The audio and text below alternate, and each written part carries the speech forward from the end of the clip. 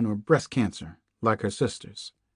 She was afraid her lovers might die, or leave her, that she would keep on losing people. We're quite the pair. I finally shook my head and smiled. Maybe we're both terrified of losing someone again, Kate said. Maybe it's better to love and lose than be afraid. Before we could really get into that thorny subject, Dr. Will Rudolph finally appeared.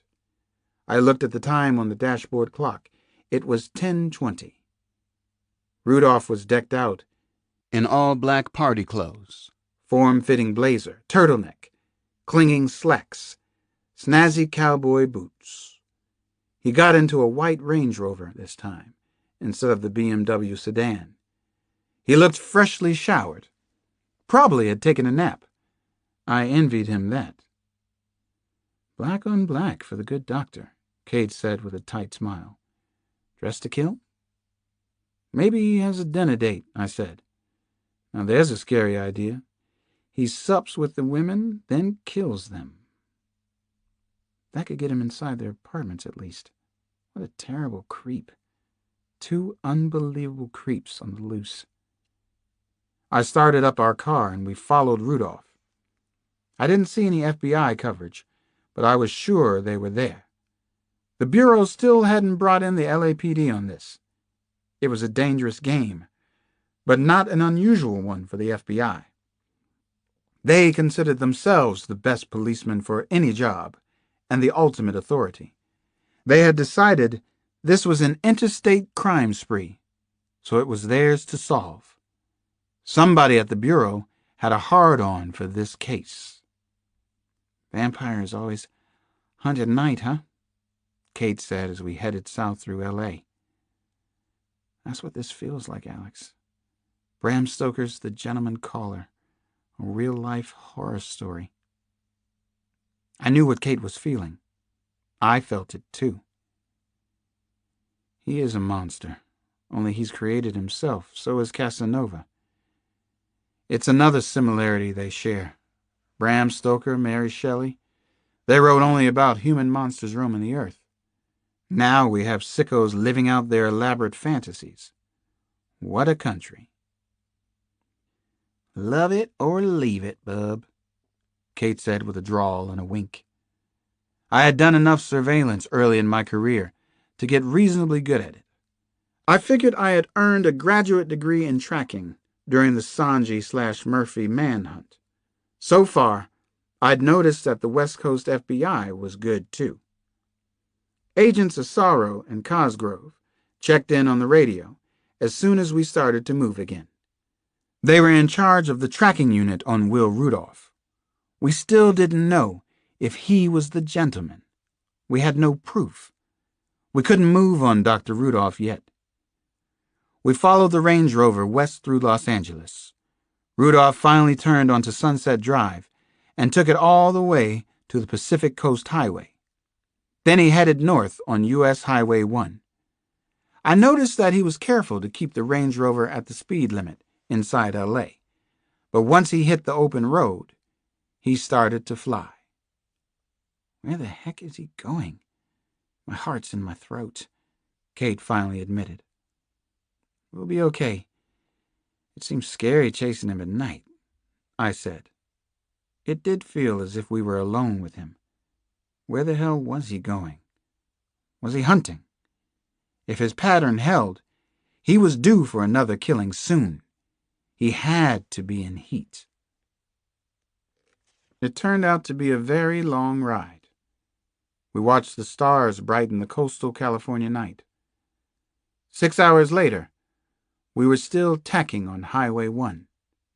The Range Rover finally pulled off at a quaint wooden signpost that read, Big Sur State Park, among other things. As if to validate that we were really in Big Sur, we passed an antique van with a bumper sticker. Visualize industrial collapse. Visualize Dr. Will Rudolph having a massive stroke, Kate growled softly. I checked my watch as we left the main highway. It's past 3. Getting late for him to get into any serious trouble tonight. I hoped that was the case. If there was ever any doubt, this may prove he's a blood-sucking vampire, Kate muttered. Her arms were crossed tightly across her chest, and had been for most of the long ride. He's going off to sleep in his favorite coffin. Right. That's when we drive a wooden stake through his heart, I told her. We were both a little groggy. I had taken a pill during the ride. Kate declined. She said she knew too much about drugs and was leery of most of them. We passed a complex of directional signs. Point Sur, Pfeiffer Beach, Big Sur Lodge, Ventana, the Esalen Institute. Will Rudolph headed in the direction of Big Sur Lodge, Sycamore Canyon, Botcher's Gap campgrounds. I was hoping he would go to Esalen, Kate quipped. Learn to meditate, deal with his inner turmoil. What in the hell is he up to tonight? I wondered out loud. What were he and Casanova doing? So far it was impossible to figure out. His hideaway might be up here in the woods, Kate. I offered a thought. Maybe he has a house of horror just like Casanova's. Twinning, I thought again. It made a lot of sense. They would be providing support systems for each other. Parallel tracks for the two monsters. Where did they meet, though? Did the two of them ever hunt together? I suspected that they had. The white Range Rover was winding along a hilly and rather rambunctious side road that branched east from the ocean. Ancient, somber redwoods flashed on either side of the narrow ribbon of highway. A pale full moon seemed to be moving directly above the Rover, following it. I let him get a safe distance ahead, so that he was actually out of our sight. The huge fir trees seemed to float past our car on either road's shoulder. Dark shadows in real life. A bright yellow sign in the headlights read, "Impassable in wet weather." He's right there, Alex. Kate's warning came a little too late. He stopped. The gentleman's hooded eyes glared at our car as we passed him and the Range Rover. He had seen us. Chapter 66. Dr. Will Rudolph had turned into a rutted dirt and gravel driveway hidden from the main road. He was stooped down inside the Rover and was gathering an armful of who knew what from the back seat. He stared up at our passing car with a cold, questioning look in his eyes. I kept speeding along on the blacktop road that was accentuated by overhanging gnarled black branches. A few hundred yards further, just around a curve, I eased over onto the narrow shoulder. I stopped in front of a dented metal road sign that promised more dangerous twists and turns in the road up ahead. He stopped at a cabin, I said, into the FBI car's two-way radio. He's on foot, out of the Rover. We saw that. We got him, Alex. John Assaro's voice came back over the two-way radio. We're on the other side of the cabin now. Looks dark inside. He's turning on the lights. El País Grande del Sur. That's what the Spanish called this place, way back when. Beautiful spot to catch this fucker. Kate and I got out of the car. She looked a little pale, understandably so. The temperature was probably in the 40s, maybe even the 30s, and the mountain air was bracing, but Kate wasn't shivering just from the damp cold. We're going to get him soon, I said to her. He's starting to make mistakes. It could be another house of horror, you were right, she said in a low voice. Her eyes stared straight ahead. I hadn't seen her this unsettled since I'd first met her in the hospital. It feels like it, Alex. Feels almost the same. Feels creepy. I'm not being very brave, am I? Believe me, Kate, I'm not feeling particularly brave right now either. The thick coastal fog seemed to roll on forever. My stomach felt icy and sour. We had to get moving.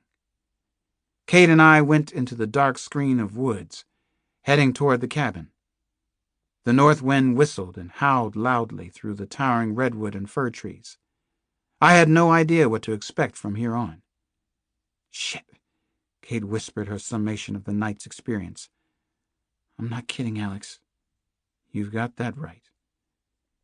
El País Grande del Sur, at 3 o'clock in the morning.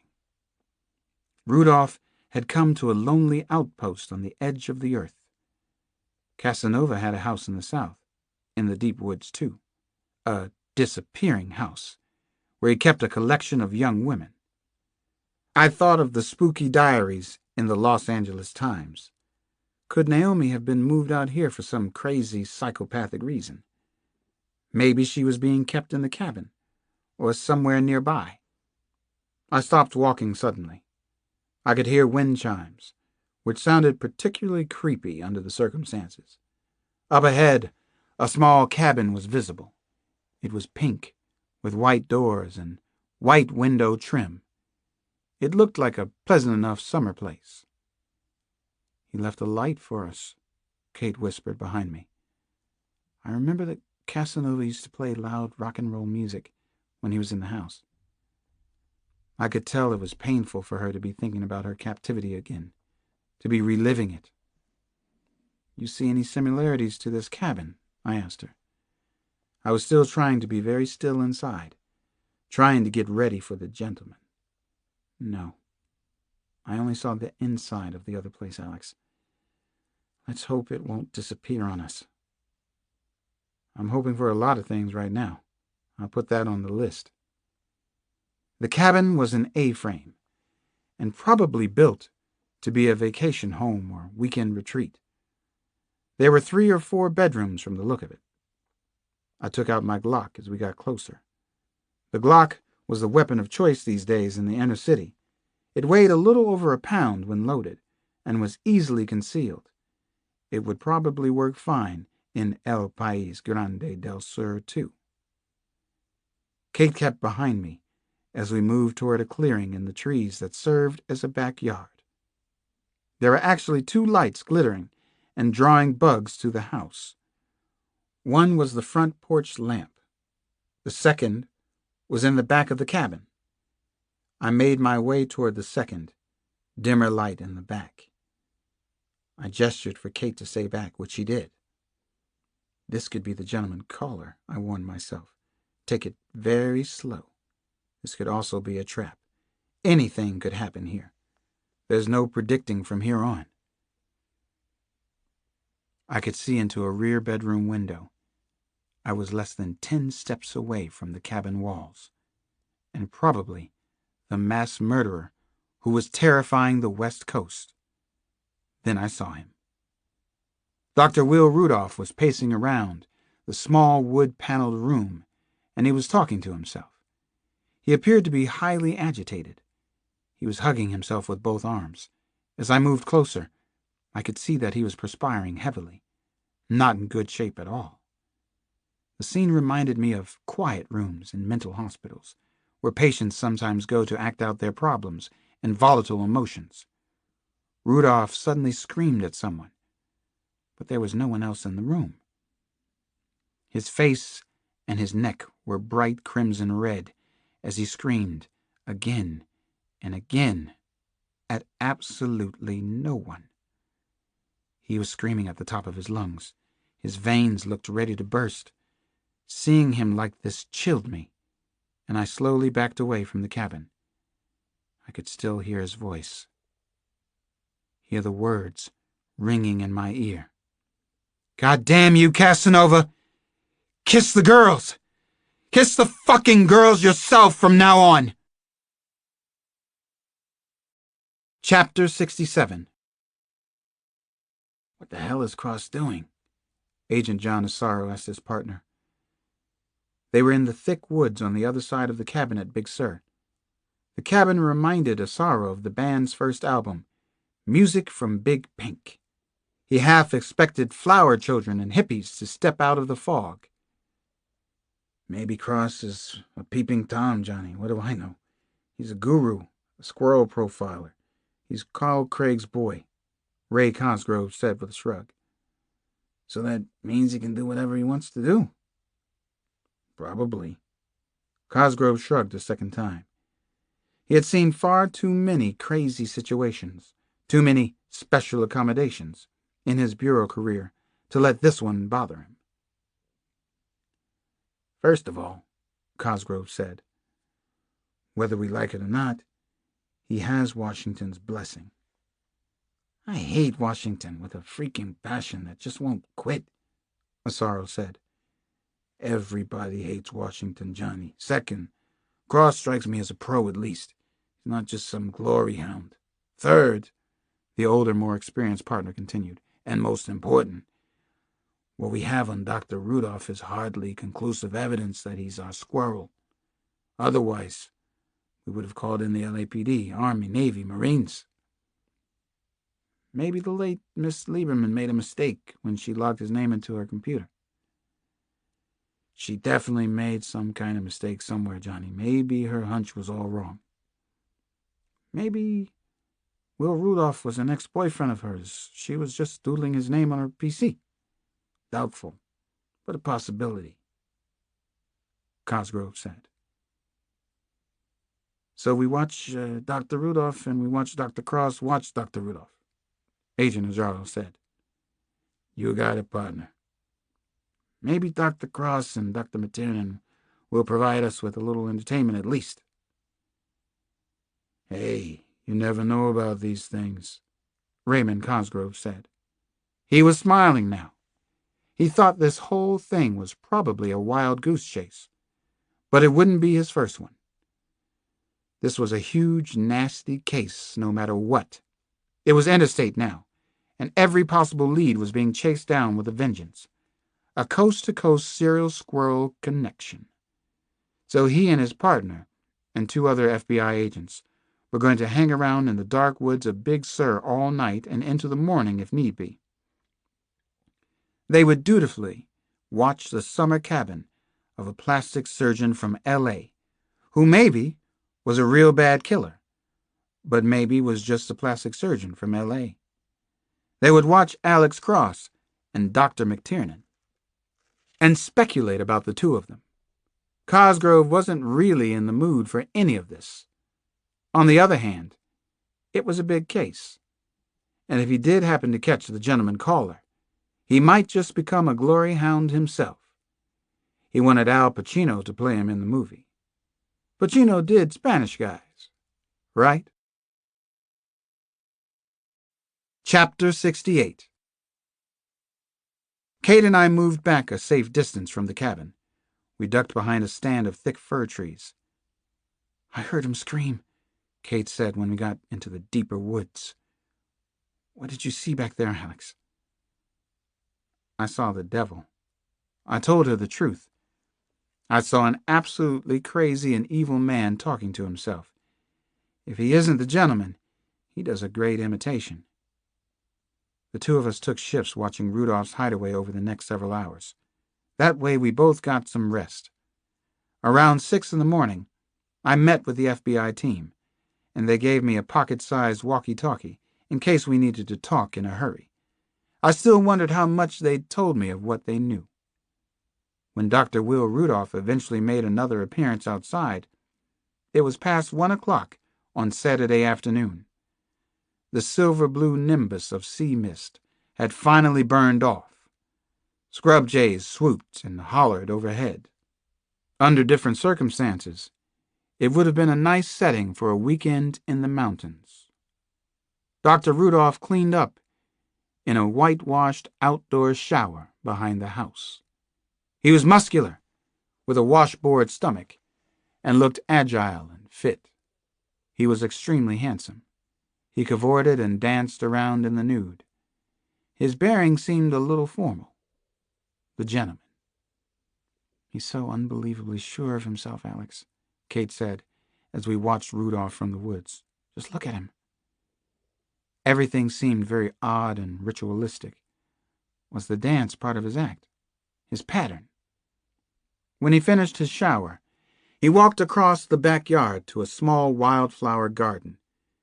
He picked about a dozen flowers and brought them into the house. The gentleman had his flowers. What now? At 4 in the afternoon, Rudolph came out of the back screen door of the cabin again. He was dressed in tight black jeans, a plain white pocket tee, black leather sandals. He hopped in the Range Rover and drove toward Highway 1. About 2 miles south, on the coast road, he pulled into a restaurant and cafe called Nepenthe. Kate and I waited on the sandy road shoulder. Then we followed the Range Rover into a large crowded parking lot. Jimi Hendrix's Electric Ladyland was playing loudly from speakers hidden in the trees. "Maybe he's just your average horny Los Angeles doctor," Kate said as we finally entered the parking area and searched for a space. "No. He's the gentleman, all right. He's our California butcher boy. I was sure of it after watching him the night before, and now today." Nepenthe was busy, filled mostly with good-looking people, in their 20s and 30s, but also a sprinkling of aging hippies, some of whom were 60 or more. Stonewashed jeans, the latest West Coast swimsuit creations, colorful flip-flops, expensive hiking boots were everywhere. So were a lot of attractive women, I noticed. All ages, all sizes, all ethnic castes. Kiss the girls. I had heard of Nepenthe, actually. It had been hot and famous in the 60s, but even before that, Orson Welles had bought the desirable, breathtakingly beautiful property for Rita Hayworth. Kate and I watched how Dr. Rudolph operated at the bar. He was polite, a smile for the bartender, shared laughter. He looked around and seriously checked out several attractive women. Apparently, they weren't attractive enough, though. He ventured out onto a large fieldstone terrace overlooking the Pacific. Rock music from the 70s and 80s was playing from an expensive sound system. The Grateful Dead, The Doors, The Eagles. This was Hotel California. "It's a beautiful spot for it, Alex. Whatever in hell he's up to." "He's up to 6. He's looking for victim number 7, I said. Far below, on an inaccessible beach, we could see sea lions, brown pelicans, cormorants. I wished that Damon and Janny were here to see them, and I wished the circumstances of my being here were completely different. Out on the terrace, I took Kate's hand. "Makes us look like we belong," I said, and winked at her. "Maybe we do." Kate gave an exaggerated wink back. We watched Rudolph approach a striking blonde woman. She was the gentleman's type, in her early 20s, shapely, beautiful face. She was also Casanova's type, I couldn't help thinking. Her wavy, sun-bleached hair fell to her tiny waist. She wore a red and yellow flowered dress from Putumayo's that flowed down to a pair of black European work boots. She flowed when she moved as well. She was drinking champagne by the glass. I hadn't spotted Agents Cosgrove or Asaro yet, which was making me a little nervous. A little nuts. "She's beautiful, isn't she? She's just perfect," Kate whispered at my side. "We can't let him hurt her, Alex. We can't let anything happen to that poor woman." "We won't," I said. "But we have to catch him in the act. Nail him for kidnapping if nothing else. We need evidence that he is the gentleman caller." I finally spotted John Asaro at the crowded main bar. He had on a bright yellow Nike t-shirt and fit in okay. I didn't spot Ray Cosgrove or any of the other agents, which was actually a good sign. Rudolph and the young blonde woman seemed to have hit it off immediately. She appeared to be gregarious and fun-loving. She had perfect white teeth, and her smile was dazzling. She couldn't help but make an impression across the crowded room. My brain was sliding into overload. We were watching the gentleman caller at work, weren't we? He's hunting. And just like that. Kate snapped her fingers. He picks them up. Gets almost any woman he wants. That's how he does it. So simple. It's the way he looks at them, Alex. Kate continued. He has a rebellious look about him, and he's very handsome. That combination is irresistible to some women. She let him think it was his line of small talk that won her over, but it's because he's such a hunk. So she just picked him up, I asked. Our killer hunk. Kate nodded. She wouldn't take her eyes off the two of them. She just picked the gentleman caller. He wanted her to, of course. I'll bet that's how he gets them, and why he never gets caught. It's not how Casanova works, though, is it? Maybe Casanova isn't good-looking. Kate turned and looked at me. That might explain the masks he wears. Maybe he's ugly or disfigured and ashamed of how he looks. I had another thought, another theory about Casanova and his masks, but I didn't want to say anything just yet. The gentleman and his new girlfriend ordered ambrosia burgers, the house specialty. So did Kate and I. When in paradise. They hung around the cafe until around 7 o'clock, and then got up to leave. Kate and I rose from our table too. Actually, I was half enjoying myself, considering the eerie circumstances. We had a table that overlooked the water. Down below, the Pacific crashed against a black wall of slippery rocks, and we could hear sea lions barking loudly. I noted that there was no touching between the two of them as they walked out to the parking lot. It suggested to me that one of them was secretly shy. Dr. Will Rudolph politely held open the door of his Range Rover, and the blonde woman was laughing as she hopped in. He performed a tiny, elegant bow at the car door. The gentleman. She chose him, I was thinking. It wasn't a kidnapping yet. She was still making choices for herself. We had nothing to go after him for, nothing to hold him on.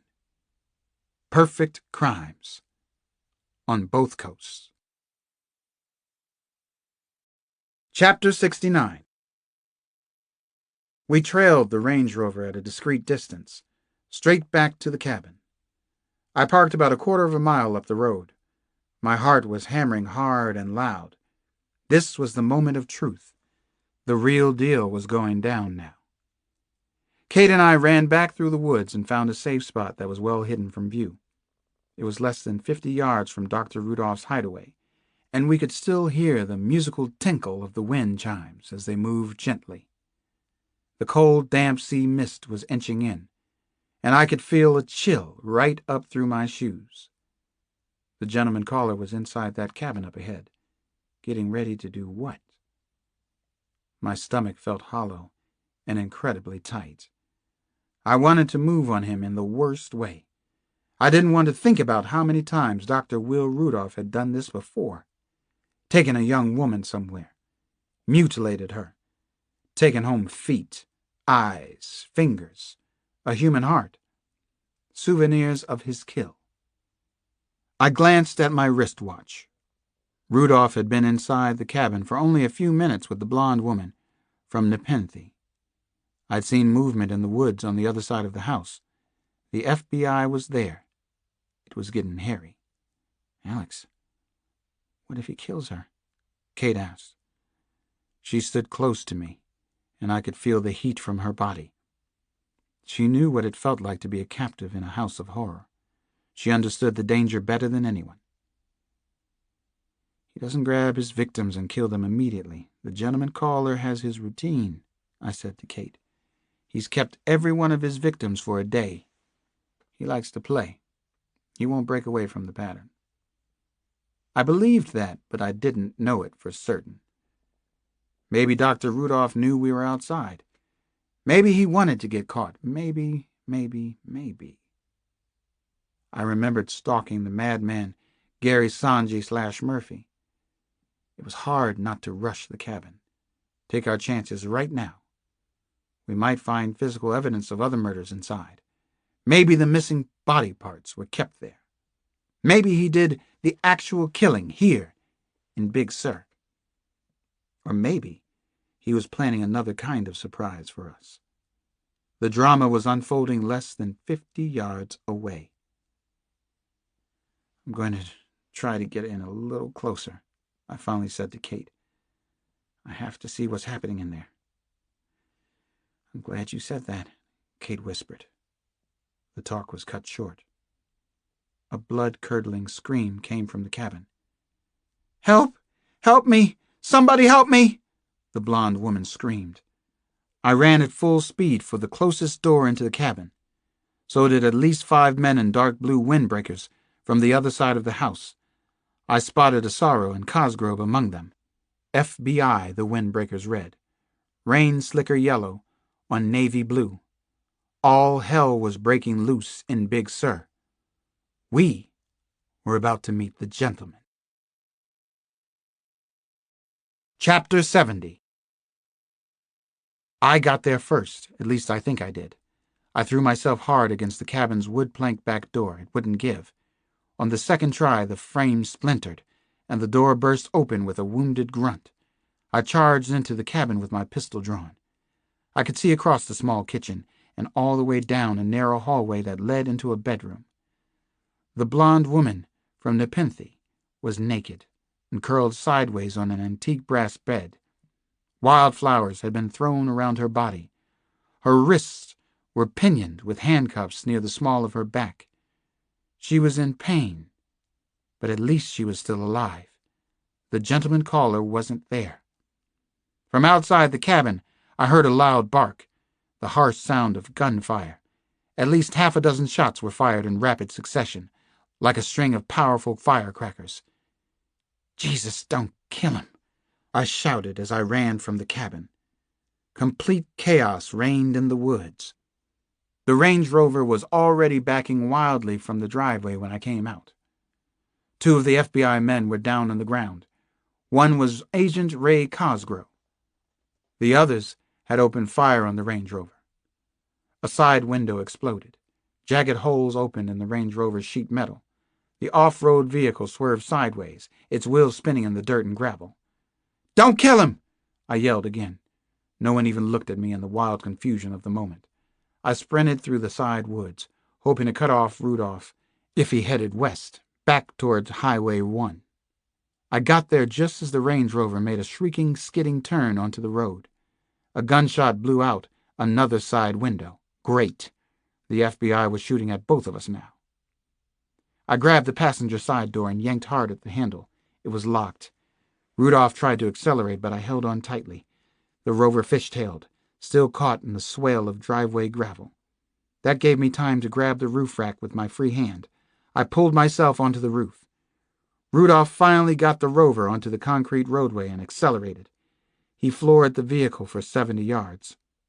Then he hit the brakes hard. I was thinking ahead, that far ahead anyway. My face was pressed tightly against the sheet metal, which was still warm from sitting in the sun and Nepenthe. My arms and legs were splayed out against the roof rack. I was wedged like a Samsonite all-nighter on the roof. I wasn't coming off there, not if I could help it. He had killed at least 6 women around Los Angeles, and I had to find out if Naomi was still alive. He knew Casanova, and he knew about Scoochie. Rudolph floored the Range Rover again, and the engine roared through its gears as he tried to shake me loose. He was weaving all over the road. Trees and ancient telephone poles zoomed past me in a blurry, fast motion. The rushing pines, redwoods, and mountain vines were like the changing patterns in a kaleidoscope. A lot of the foliage was brownish-gray, prickly as vineyards in the Napa Valley. It was a strange perspective on the world. I wasn't exactly enjoying the scenery from my perch on the Range Rover. It took all of my strength to concentrate on hugging the roof. Rudolph drove very fast along the winding, narrow road, doing 70 or 80 where 50 was dangerous. The FBI agents, what was left of them, hadn't been able to catch up. How could they? They'd had to run back to their cars. They would be several minutes behind us. Other cars passed us as we got closer to the Pacific Coast Highway. Drivers gave us the strangest looks. I wondered what Rudolph was thinking as he drove. He wasn't trying to throw me off anymore. What options did he still have? In particular, what was he planning as his next move?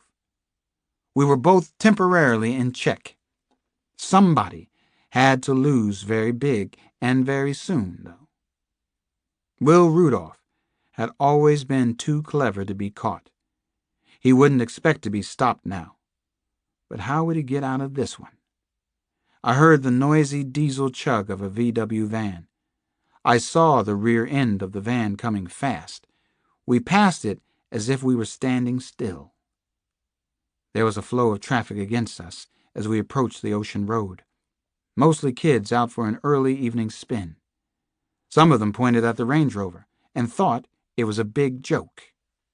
Just some major asshole from the Sur pulling a stunt, right? Some aging merry prankster high on tequila, or maybe even 20-year-old acid.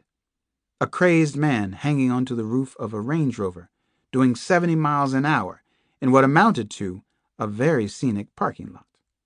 What was his next goddamn move? Rudolph didn't bother to slow down on the curvy, extremely populated blacktop road. The motorists, headed in the opposite direction, blared their horns angrily. No one did anything to stop us. What could they do? What could I do now? Hang on as tightly as I could and pray. Chapter 71. A bright flash of grayish-blue ocean broke through the scrim of fir and redwood branches. I heard rock music blasting from the slow-moving parade of cars up ahead. A collage of music was in the air. Pop 40 rap, West Coast grunge bands, acid rock from 30 years ago. Another splash of Pacific blue hit me right in the eye. The setting sun was casting its golden glow on the spreading firs. Wheeling terns and gulls passed slowly over the trees. Then I saw the full expanse of the Pacific Coast Highway up ahead. What the hell was he doing? He couldn't drive back to Los Angeles like this. Or was he crazy enough to try? Eventually he'd have to stop for gas. What would he do then? Traffic on the highway was light heading north, but heavy moving south. The Range Rover was still doing 60 or better, careening faster than anyone ought to drive on the curvy side highway, especially as it merged into the busier coast road. Rudolph didn't slow down as he approached the crowded highway. I could see family station wagons, convertibles, four-wheel drive vehicles. Just another crazy Saturday night on the Northern California shoreline, but it was about to get a whole lot crazier.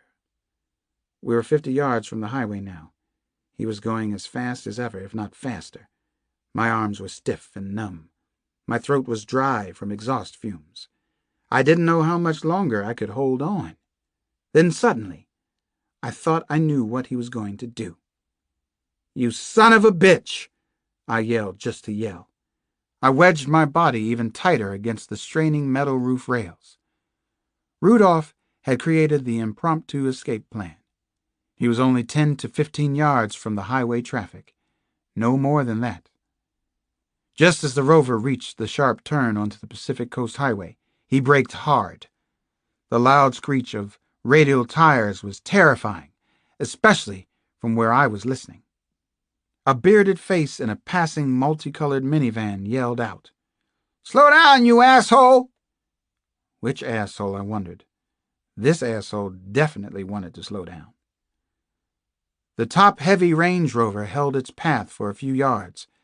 Then it started to fishtail right, then left, then right again. It was total bedlam now. Horns were blowing everywhere at once on the busy highway. Drivers and passengers couldn't believe what they were seeing, what was bearing down on them from the side road. Rudolph was doing everything wrong at the wheel on purpose. He wanted the Rover to spin out. Its tires still squealing like animals being slaughtered. The Range Rover slid left until it was facing south, but it was actually traveling west into traffic. Then the rover's tail end swerved all the way around. We were going to hit the traffic moving backward. We were going to crash. I was sure we would both be killed. Images of Damon and Janny flashed before me. I couldn't guess how fast we were going when we broadsided a silver-blue minivan. I didn't even try to hang on to the roof rack. I concentrated on relaxing my body, preparing for a bone-breaking, possibly deadly, impact in the next few seconds. I yelled, but the sound of my voice was lost in the high-pitched screeching crash, the blaring car horns, the screaming spectators. I barely missed the lineup of northbound traffic as I jetted off the roof. More horns blared. I was flying through the air with the greatest of ease. The sea wind both cooled and stung my face. It was going to be a crash landing. I flew into the smoky blue mist that was settling between the Pacific Ocean and the Pacific Coast Highway. I hit the thick branches of a fir tree. As I fell through scraping, scratching tree branches, I knew the gentleman caller was going to escape. Chapter 72. Skip forward. Cut forward. Spin. Fall head over heels forward. I was badly shaken and bruised from the car crash and fall, but apparently there were no broken bones. A crackerjack EMS team looked me over at the accident site on Highway 1. They wanted to check me into a nearby hospital for tests and observation, but I had other plans for the night. The gentleman was running loose. He had commandeered a car heading north. The car had already been found, but not Dr. Rudolph. At least not so far. When she arrived at the bad scene at the highway, Kate went ballistic. She wanted me to go to the local hospital, too. Agent Cosgrove of the FBI was already there as a patient. We had a heated discussion, but eventually Kate and I caught the last Air West shuttle out of Monterey. We were headed back to L.A. I had spoken to Kyle Craig twice already. FBI teams were camped out at Rudolph's apartment in Los Angeles, but nobody expected the gentleman to return there. They were searching the place now. I wanted to be there with them. I needed to see exactly how he lived. On the flight, Kate continued to show concern about my physical condition. She had already developed a top-notch bedside manner, warm and empathetic, but also surprisingly firm, with a stubborn patient like myself. Kate talked to me, with her hand cupped lightly under my chin. She was intense. "Alex, you have to go to a hospital as soon as we get to Los Angeles. I'm serious. As you might be able to tell, this isn't my usual humor in the face of adversity approach. You're going to a hospital as soon as we land. Hey, are you even listening to me?" "I'm listening to you, Kate. I also happen to agree with what you're saying. Basically, that is." "Alex, that's no answer. That's crap." I knew Kate was right, but we didn't have time for a hospital check-in tonight. Dr. Will Rudolph's trail was still warm, and maybe we could pick up his scent and nab him in the next few hours. It was a slim chance, but by tomorrow, the gentleman's trail could be stone cold. "You could be bleeding internally, and you wouldn't even know it," Kate continued to make her case. "You could die right here in this airplane seat." "I've got some nasty bruises and contusions, and I ache all over. I've got the makings of some first-class scabs up and down my right side, where I made my first couple of bounces. I've got to see his apartment before they take it apart, Kate. I have to see how that bastard lives." $500,000 or more a year. Trust me, he lives very well." Kate came back at me. "You, on the other hand, could be in bad shape. Human beings don't bounce." "Ah, well, black human beings do. We've had to learn that special knack for survival. We hit the ground, we bounce right back." Kate didn't laugh at my joke. She folded her arms across her chest and peered out the tiny plane's window. She was angry with me for the second time in hours. That must mean she cared. She knew she was right, and she wasn't backing down. I liked the fact that she was concerned for me. We were actually friends. What a fantastic concept for men and women in the 90s. Kate McTiernan and I had become friends during both our times of need. We were both in the process of compiling that all-important dossier of shared experiences now. It was some kind of dossier so far. I like it that we're pals, I finally told Kate in a low, conspiratorial voice. I wasn't afraid to say cute, dumb things to her, almost the way I talk to my kids. She didn't turn away from the window as she spoke, still pissed off at me. Good for her. I probably deserved it. If you were really my damn friend, you'd listen to me when I'm worried sick and frightened for you. You were in an automobile accident a few hours ago. You fell about 30 yards down a pretty steep ravine, pal. I hit a tree first. She finally turned back to me and pointed a finger at my heart like a stake. Big deal. Alex, I'm worried about your stubborn black ass. I'm worried so much my stomach hurts. That's the nicest thing anybody's said to me in months, I told her. Once when I was shot, Sampson showed some genuine concern. It lasted about a minute and a half. Her brown eyes held on to mine and wouldn't let go. Wouldn't lighten up. I let you help me in North Carolina. I let you hypnotize me, for God's sake. Why won't you let me help you here? Let me help, Alex. I'm working up to it, I told her. That was true enough. Macho policemen have a tough field to hoe. We abhor being helped. We're classic enablers. Most of the time, we like it like that, too. Oh, cut the psychobabble, Doctor.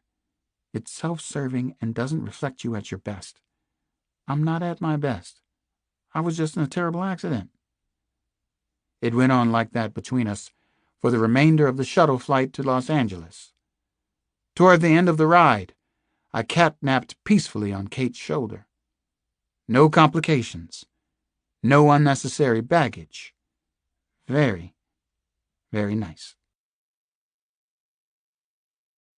Chapter 73.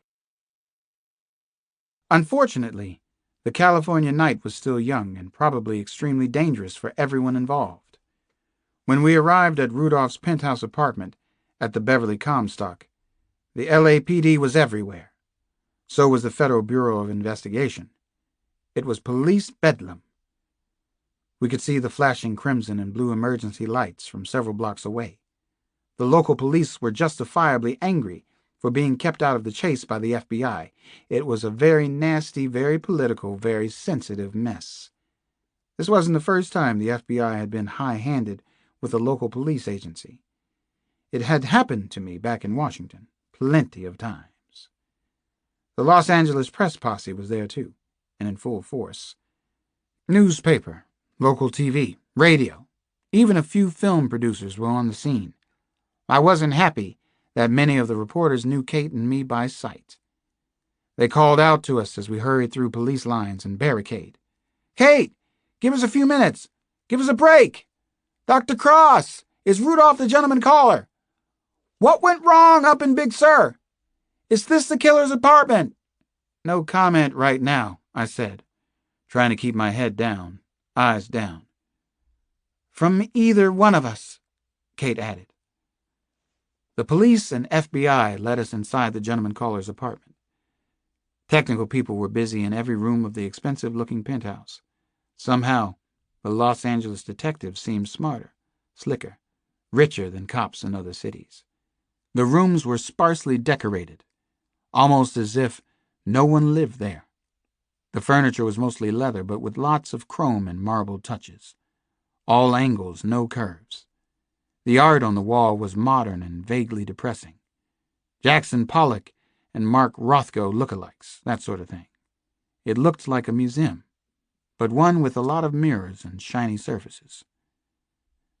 There were several interesting touches, possible clues about the gentleman caller. I noted everything.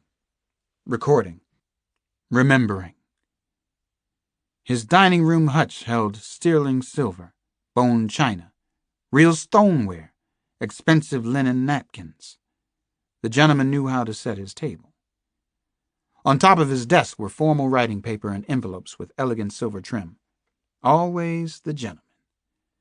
A copy of Hugh Johnson's Pocket Encyclopedia of Wine was sitting out on the kitchen table. Among his dozen expensive suits were 2 tuxedos. The suit closet was small, narrow, and oh so neat. It was less a closet than a shrine for his clothes. Our strange, strange gentleman.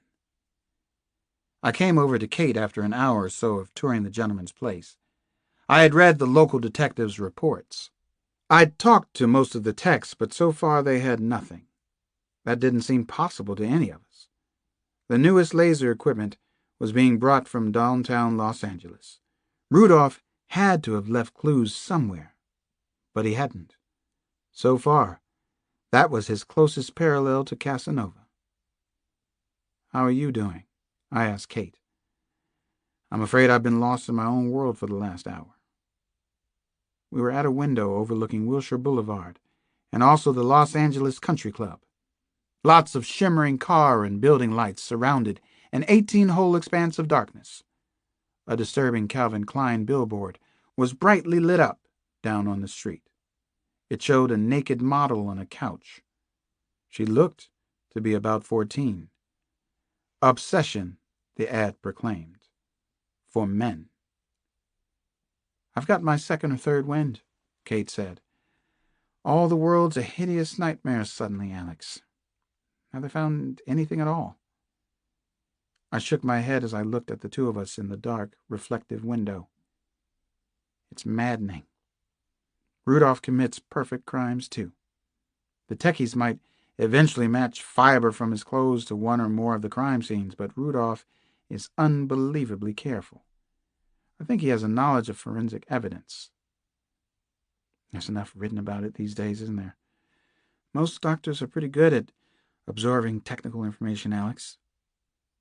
I nodded at the truth of her statement. I'd thought the same thing. Kate had the makings of a detective. She looked tired. I wondered if I looked as exhausted as I felt. "Don't even say it." I dialed up a smile. "I'm not going to a hospital now. I think we're done here for the night, though. We lost him, goddammit. We lost them both." Chapter 74. We left Will Rudolph's penthouse apartment at just past 2 in the morning. That made it 5 a.m. our time. I was reeling. So was Kate. We called ourselves the Bruise Brothers. We were both out of it. Grogginess, exhaustion, possible internal injuries. They were one and the same. If I had ever felt this badly before, I couldn't remember the time, and didn't want to. We collapsed into the first of our rooms when we reached the Holiday Inn on Sunset. "You all right? You don't look so good to me." Not unexpectedly, Kate resumed her advertisement for the McTiernan Medical Group. She was a compelling spokeswoman, actually. She had a way of crinkling her forehead that made her look thoughtful and wise, and highly professional. "I'm not dying, I'm just dead tired," I groaned and slowly lowered myself onto the edge of the comfy bed. "Just another tough day at the office." "You're so damn stubborn, Alex. Always the macho big city detective. All right. I'm going to examine you myself. Don't try to stop me or I'll break your arm, which I'm entirely capable of doing." Kate pulled a stethoscope and sphygmomanometer out of one of her travel bags. She wasn't taking no, absolutely not, or no way as an answer. I sighed. I'm not having a physical exam now, and especially here. I told her with as much resolve as I could muster under the circumstances. I've seen it all before. Kate rolled her eyes and frowned. Then she smiled. No, actually, she laughed. A doctor with a smile and a nice sense of humor. Imagine that. "Take your shirt off, Detective Cross," Kate said to me. "Make my day, my night, anyway." I started to pull my shirt over my head. I half moaned, half yelled. Just taking the shirt off hurt like hell. Maybe I was seriously hurt. "Oh, you're just fine and dandy," Dr. McTiernan pronounced with a wicked chuckle. "Can't even get your shirt off." She bent in close, extremely close, and listened to my breathing with the stethoscope. I could hear her breathing without the help of any machine. I liked the sound of her heartbeat up close like this. Kate probed my shoulder blade. Then she moved my arm back and forth, and it hurt. Maybe I was banged up a lot worse than I thought. More likely, she wasn't using her gentlest touch while she examined me. She poked my abdomen and ribs next. I saw stars, but not a peep came from me in protest. "That hurt at all?" she asked. Doctor to patient talk. Detached. Professional. "No, maybe. Yes, a little. Okay, quite a lot. Ow. That wasn't so bad. Ow! Getting hit by a train isn't the way to keep the average human body in excellent running shape," she said. She touched my ribs again, gentler this time. "That wasn't my plan," I said, offering the only defense I had. "What was your plan?" My fleeting thought up at Big Sir was that maybe he knew where Naomi was, and I couldn't let him get away. My ultimate plan was to find Naomi. It still is. Kate used both her hands to feel my rib cage. She applied pressure, but nothing too extreme. She asked me if it hurt to take a breath. "To tell the truth, I kind of like this part," I told her. "You have a nice touch." "Uh-huh. Now the trousers, Alex. You can keep your drawers on if it makes you feel better." A little of her drawl was creeping into her speech. "My drawers?" I grinned. "Your bikini underwear from Gentleman's Quarterly. Whatever you're wearing today, let's see the goodies, Alex. I'd like to see a little skin." "You don't have to show such obvious damn glee about this." I was very much awake all of a sudden. I did like the way Kate touched me, though. I liked it a lot, in fact. Different kinds of sparks were starting to fly. I pulled off my pants. I could not get to my socks. Not even close. Not so bad, actually." She offered her opinion of something or other. I began to feel hot, uncomfortably warm in the hotel room, under these circumstances anyway. Kate applied gentle pressure against my hips, then against my pelvis. She asked me to slowly raise my feet off the bed, one at a time, while she kept her hands firmly on my hip joints. Very carefully, she felt my legs from the groin area, all the way down to my feet. I mostly liked that, too. "Lots of abrasions," she said. "I wish I had some bacitracin ointment on hand. It's an antibiotic." I was just thinking the same thing. Finally, Kate stopped all the probing and poking and pulled away from me. She frowned and wrinkled her nose, nibbled her upper lip. She looked smart, academic, professional, as the Surgeon General. "Blood pressure's a little high, borderline, but I don't think anything's broken," she pronounced. "I don't like the discoloration on your abdomen and your left hip, though. Tomorrow you'll feel sore and stiff, and we will have to go over to Cedars-Sinai and get a few x-rays taken. Do we have a deal?" Actually, I felt a little better after Kate examined me and pronounced that I wouldn't die suddenly during the night. Yes, it wouldn't be a complete day without one of our deals. "Thank you for the examination, Doctor." "Thank you, Kate," I said. "You're quite welcome. It was an honor." She finally smiled. "You look a little like Muhammad Ali, you know, the great one." "So I have been told." "In his prime," I joked. "I do dance like a butterfly." "I'll bet. I sting like a bee." She winked and crinkled her nose again, a nice tick of hers. Kate lay back on the bed. I stayed there beside her. Close, but not close enough to touch. We were at least a foot apart. Very strange, but nice strange. I missed her touch already. We were quiet for the next minute or so. I glanced over at her. Maybe it was more than a glance. Kate had on a black skirt with black tights, a red peasant blouse. The bruises on her face had faded. I wondered about the rest of her. I held in a sigh. "I'm not Nanu the ice cream," she said softly. "Trust me. I'm normal as they come. Frisky, fun, a little crazy. At least I was a month ago." I was surprised that Kate thought I might be feeling that way about her. She was the opposite, warm and compassionate. "I think you're great, Kate. Truth be told, I like you an awful lot." There. It was out. Probably an understatement at that. We kissed gently. Just the briefest kiss. There was something right about it. I liked the feel of Kate's lips, her mouth on mine.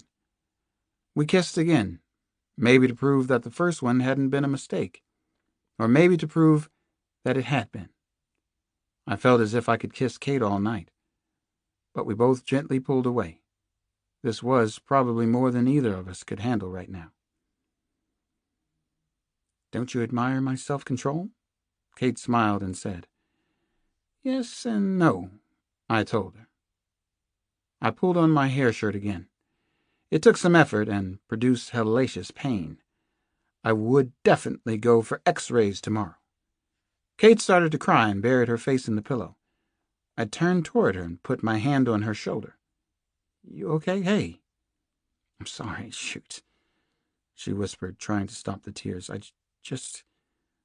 know I don't seem like it most of the time, but I am freaking out, Alex. I've been freaking out. I've seen so many horrible things. Is this case as bad as your last one, the child kidnappings in D.C.? She asked me. I held Kate very gently in my arms. I hadn't seen her quite so vulnerable, so open about it anyway. Everything suddenly became more relaxed between us. I whispered into her hair. "This case is as bad as anything I've seen. It's actually worse because of Naomi. And because of what happened to you.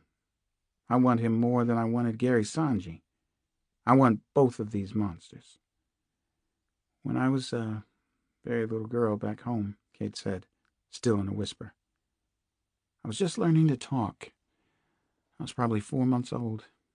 She smiled at the exaggeration. "No, I was around 2. When I would get cold and I wanted to be held, I'd combine the two ideas. I used to say, 'Cold me.' It meant, 'Hold me, I'm cold.' Friends can do that. Cold me, Alex." "Friends should," I whispered back. We cuddled on top of the covers and kissed a little more, until we both finally fell asleep. Merciful sleep. I was the one who woke up first. It was 5:11 a.m. on the hotel room clock. "You awake, Kate?" I whispered. I'm awake now." "We're going back to the gentleman's apartment," I told her. I called ahead and talked to the FBI agent in charge. I told him where to look and what to look for. Chapter 75. Dr. Will Rudolph's once orderly and pristine penthouse apartment had ceased to exist as such. The 3-bedroom penthouse looked like a state-of-the-art crime lab. It was a little past 6 when Kate and I arrived back there. I was pumped about my hunch. "Did you dream about the gentleman?" Kate wanted to know. "Your hunch." "Uh-huh. I was processing information. It's all processed now." A half-dozen or so FBI techies and LAPD homicide detectives were still on the scene. The latest Pearl Jam played from somebody's radio. The lead singer seemed to be in terrible pain. Dr. Rudolph's widescreen Mitsubishi TV was on, but with the sound turned off. One of the techies was eating an egg sandwich off greasy paper. I went searching for an agent named Phil Becton, the FBI's suspect profiler. The man. He had been called down from Seattle to gather all the available information on Rudolph, then match it against known data on other psychopaths. A profiler, if he or she is good, is actually invaluable in an investigation of this kind. I'd heard from Kyle Craig that Becton was spooky good. He had been a sociology professor at Stanford before he joined the Bureau. "You fully awake? Ready for this?" Becton asked when I finally located him in the master bedroom. He was at least 6'4", with another 3 inches of wiry red hair. Plastic evidence pouches and manila evidence envelopes were spread all around the room. Becton wore one pair of eyeglasses and had another pair on a chain around his neck. "I'm not sure if I'm awake," I told Becton. "This is Dr. Kate McTiernan." "Nice to meet you." Becton shook hands with her, studying Kate's face at the same time. She was data for him. He seemed a weird man, perfect for his job. "See here?" he said, pointing across the bedroom. The FBI had already taken apart the gentleman's clothes closet. "You were right on the money. We found a fake wall that Dr. Rudolph Hess built behind his skinny clothes closet. There's about 1.5 feet of extra space in there." The clothes closet for his suits had been too skinny and peculiar. I'd made the connection in that strange region of the edge of sleep. The closet had to be his hiding spot. It was a shrine, but not to his expensive suits. "That's where he kept his souvenirs." I made an educated guess. "You got it. Little waist-high refrigerator freezer back there. It's where he kept the body parts he collected." Becton pointed to the sealed containers. "Sonny Ozawa's feet, fingers, 2 ears with different earrings, 2 separate victims." "What else was in his collection?" I asked Phil Becton. I wasn't in a hurry to look at feet, ears, fingers. His trophies from the murders of young girls around L.A. "Well, as you'd expect from reading the murder scene briefs, he liked to collect their underwear as well. Freshly worn panties, bras, pantyhose, a woman's t-shirt that says Dazed and Confused and still smells of opium perfume. He likes to keep photographs, a few locks of auburn hair. He's so neat. He kept each specimen in its own plastic bag, 1 through 31. He's labeled them with numbers." "Preserve the smells," I muttered. "The sandwich bags." Becton nodded, and he also grinned like a gawky, goofy teenager. Kate looked at the two of us as if we were both a little nuts, which we were. "There's something else I think you should see, though. This you're going to appreciate. Come over to my office."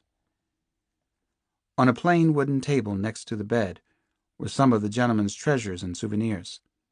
Most of the paraphernalia had already been marked. It takes an organized task force to catch an organized killer. Spooky good Phil Becton emptied out one of the 5-by-7-inch envelopes so I could see the contents. A single photograph fell out of the envelope. It was of a young male, probably in his early 20s. The condition of the photo, as well as the male's clothing, suggested it had been taken years earlier. 8 to 10 years was my quick guess. The hair on my neck was starting to rise. I cleared my throat. "Who's this supposed to be?" "Do you know this man, Dr. McTiernan?" Phil Becton turned to Kate. "Ever see this man before?" I don't know," Kate answered Phil Becton. She swallowed hard. The gentleman's bedroom was quiet. Outside on the streets of Los Angeles, the orangish-red glow of morning had fallen over the city. Becton handed me metal tweezers that he kept handy in his breast pocket. "Flip it over for all the vital stats, just like those Topps baseball cards we used to collect as kids. At least we did in Portland." I figured that Becton had collected a lot more baseball cards in his life and times. I carefully turned over the photo. A neatly handwritten legend was on the back. It reminded me of the way Nana Mama identified every single old photo in our house. "Sometimes you forget who people are, Alex. Even people in photographs with you," she told me. "You don't believe me, but you'll see as time passes you by." I didn't think that Will Rudolph was likely to forget the person in the picture. But he had handwritten a legend all the same. My head was spinning a little. We finally had an unbelievable break in the case. I was holding it right under my nose with crime scene tweezers. Dr. Wick Sachs, the handwriting on the photo read. A doctor, I thought. Another doctor, imagine that. Durham, North Carolina. The legend continued. He was from the Research Triangle area. He was from the South. Casanova, Rudolph had written.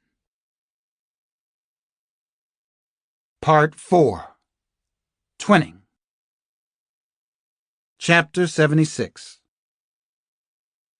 Naomi Cross was awakened by rock music blaring from the wall speakers.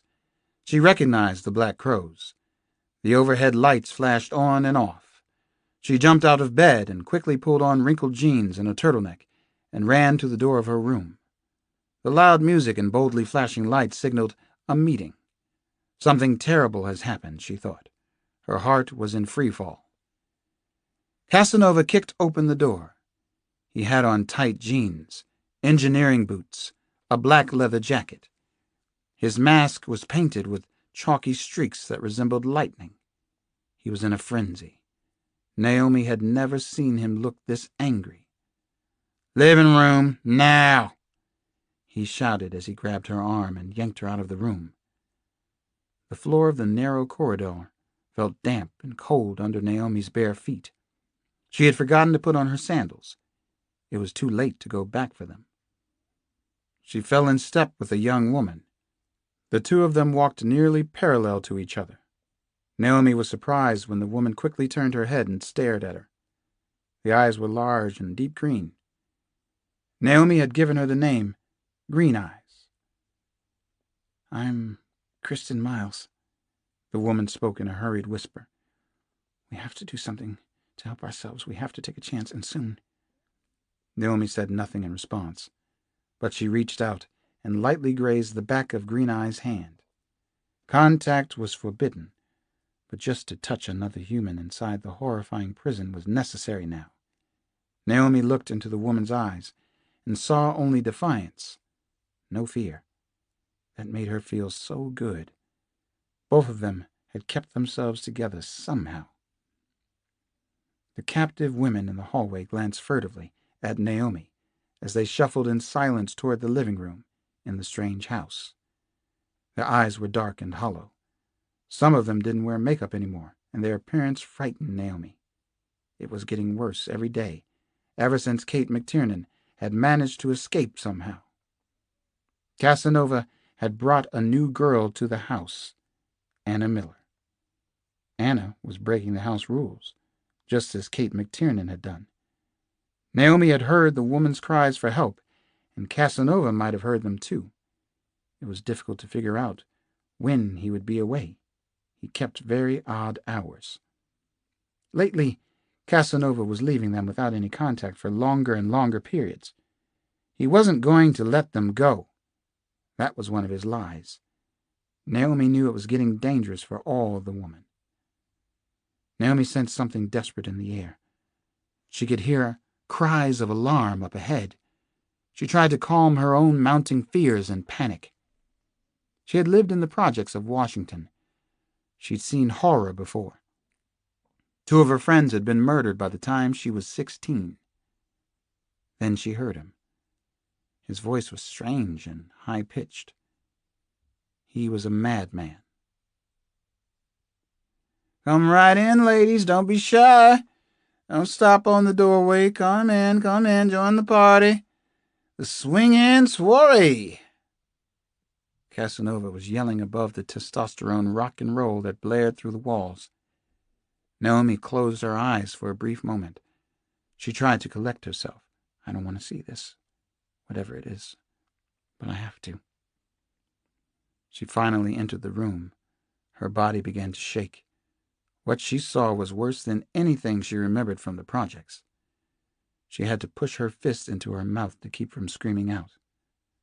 A long, slender body twirled in lazy circles from the ceiling beams. The woman was naked, except for silver blue stockings running up her long legs.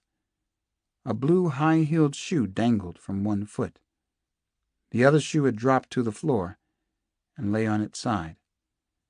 The girl's lips were already purplish blue, and her tongue protruded sideways from them. The eyes were stretched wide with terror and pain. It must be Anna, Naomi thought. A girl had been calling out for help. She'd broken the house rules. She said her name was Anna Miller. Poor Anna. Whoever you were before he kidnapped you. Casanova turned off the music and spoke calmly from behind his mask. He talked as if nothing much had happened. Her name is Anna Miller, and she did this to herself. You all understand what I'm saying?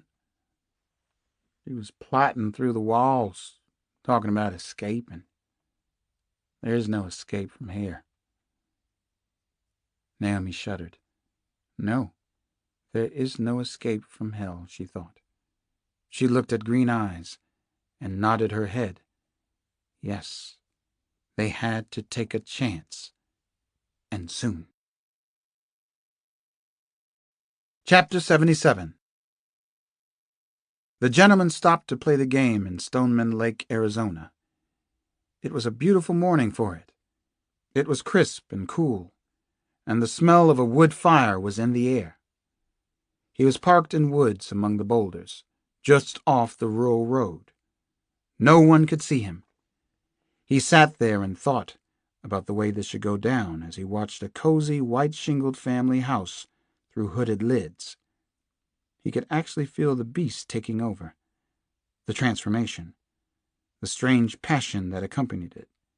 Jekyll and Hyde. He saw a man leave the house and get into a silver Ford Aerostar. The husband seemed in a hurry, probably late for work. The wife was alone now, maybe still in bed. Her name was Juliet Montgomery. At a little past 8, he carried an empty gas container up to the house. If anybody happened to see him, no problem. He needed fuel for his rented car. No one saw him. Probably nobody around for miles. The gentleman climbed the front porch steps. He paused for a moment, then gently turned the doorknob. He found it amazing that people didn't lock their doors in Stoneman Lake.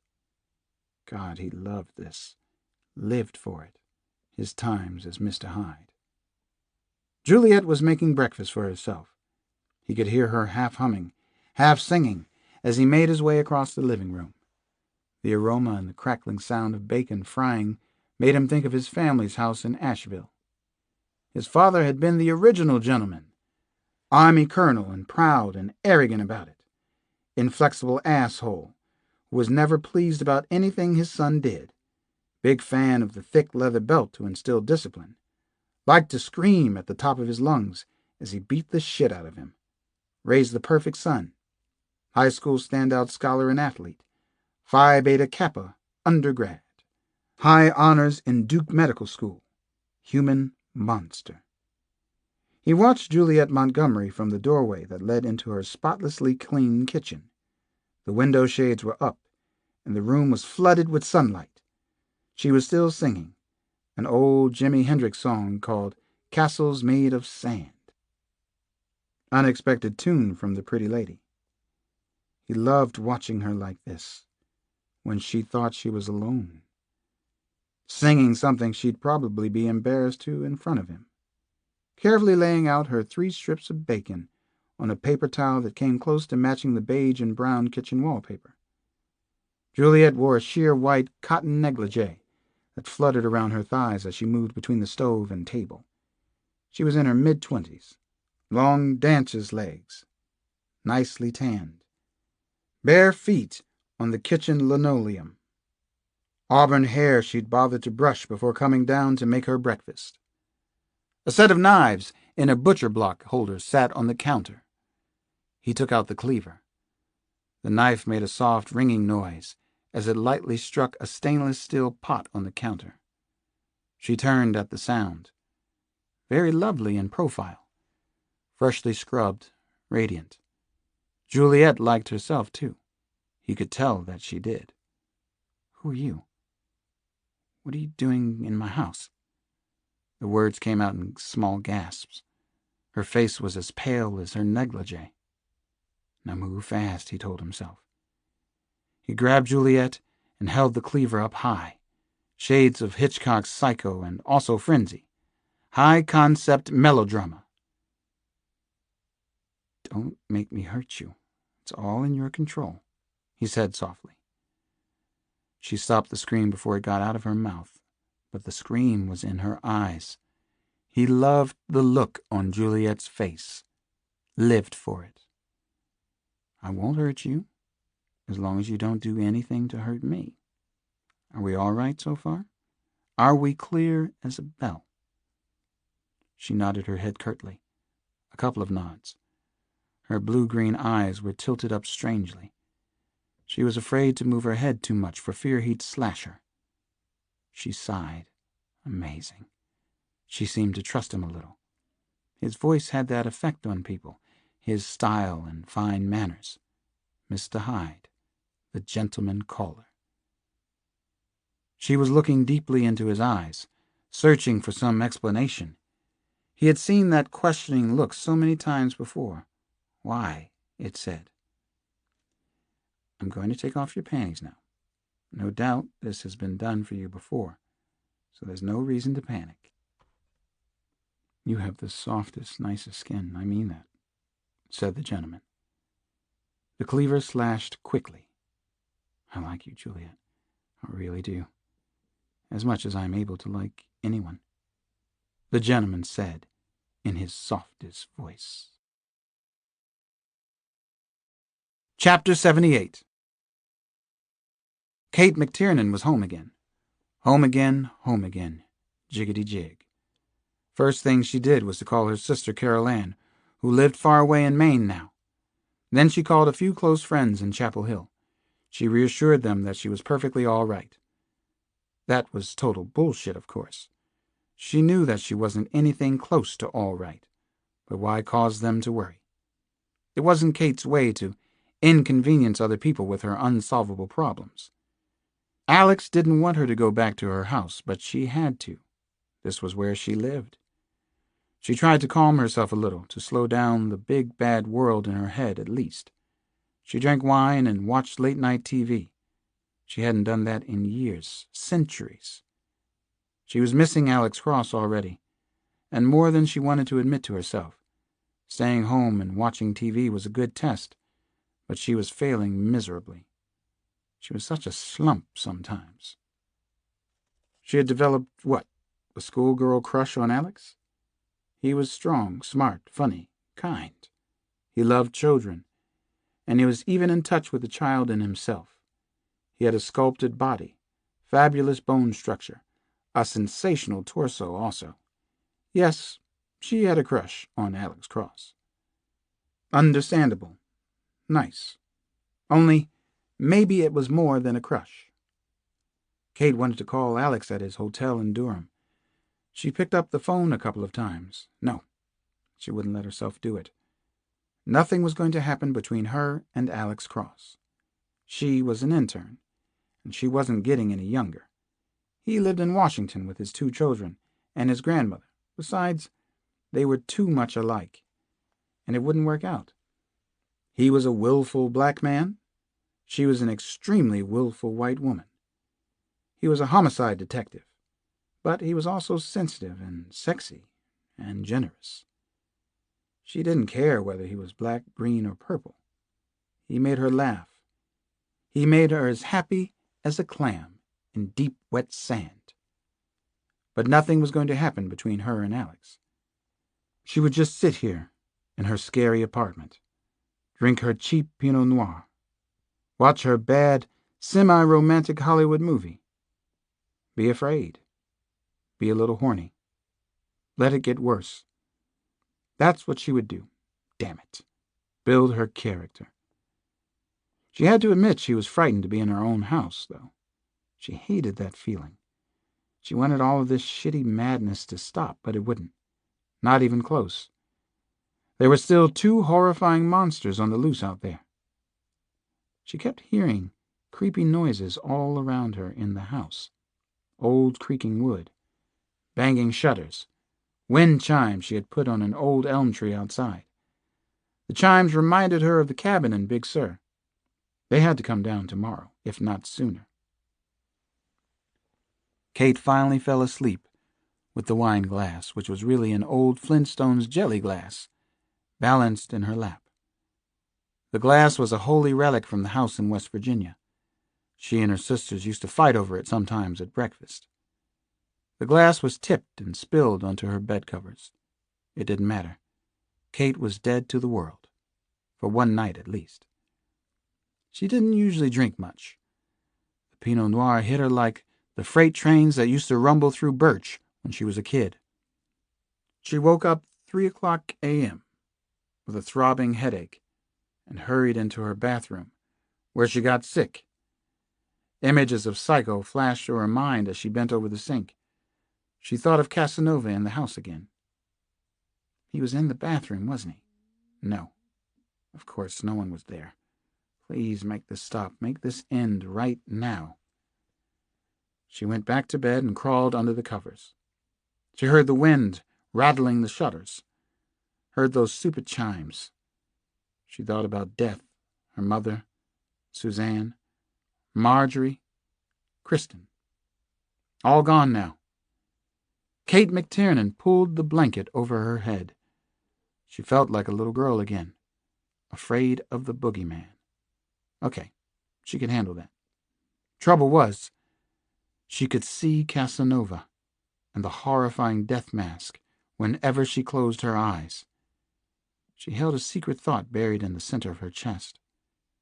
He was coming for her again, wasn't he? At 7 a.m, her phone rang. It was Alex. "Kate, I was in his house," he said. Chapter 79. Around 10, the night we returned from California, I drove to the Hope Valley residential area of Durham. I went alone to see Casanova. Dr. Detective Cross was back in the saddle again. There were 3 clues that I considered essential to solving the case. I reviewed them again as I drove. There was the simple fact that they both committed perfect crimes. There was the aspect of twinning, the codependence of Casanova and the gentleman. There was the mystery of the disappearing house. Something had to come from one or all of those bits of information. Maybe something was about to happen in the Hope Valley suburb of Durham. I hope so. I drove slowly along Old Chapel Hill Road until I reached a formal, white brick, portal-type entrance into the upscale Hope Valley estates. I got the feeling that I wasn't supposed to intrude beyond the gate, that just maybe I was the first black man not in working man's overalls to pass through here. I knew I was taking a chance, but I had to see where Dr. Wick Sachs lived. I needed to feel things about him, needed to know him better, and in a big hurry. The streets of Hope Valley didn't run in straight lines. The road I was on didn't have curbs or gutters, and there were not many street lamps. The neighborhood was unpleasantly hilly, and as I drove, I began to have the sense of being lost, of moving in a great looping circle. The houses were mostly upscale Southern Gothic, old and expensive. The notion of the killer next door had never been more powerful. Dr. Wick Sachs lived in a stately red brick house set back on one of the highest hills. The shutters were painted white, matching the gutters. The house looked too expensive for a university professor, even one at Duke, the Harvard of the South. The windows were all dark and looked as shiny as slate. The only lights came from a single brass carriage lamp dangling over the front door. I already knew that Wick Sachs had a wife and 2 small children. His wife was a registered nurse at Duke University Hospital. The FBI had checked her credentials. She had an excellent reputation, and everyone spoke very highly of her. The Sachs' daughter, Fay Ann, was 7, and their son Nathan was 10. I figured that the FBI was probably watching me, as I drove up to the Sachses' house, but I didn't much care. I wondered if Kyle Craig was with them. He was deeply involved in the Grizzly case, almost as much as I was. Kyle had also gone to Duke. Was this case personal for him, too? How personal? My eyes very slowly ran up and down the front of the house, then along the well-tended grounds. Everything was extremely orderly, actually quite beautiful, perfect as could be. I had already learned that human monsters can live anywhere, that some of the clever ones chose ordinary, all-American-looking houses, just like the house I was examining now. The monsters are literally everywhere. This is an epidemic running out of control in America, and the statistics are frightening. We have nearly 75% of the human hunters. Europe has almost all the rest, led by England, Germany, and France. Mass murderers are changing the face of modern homicide investigations in every American city, village, and town. I studied everything I could about the house's exterior.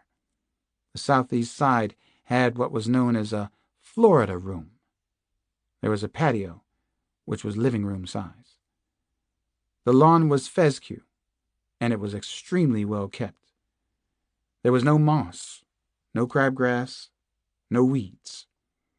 The cobbled brick walkway from the driveway was carefully edged, and not a single stray blade of grass peeked through the stones.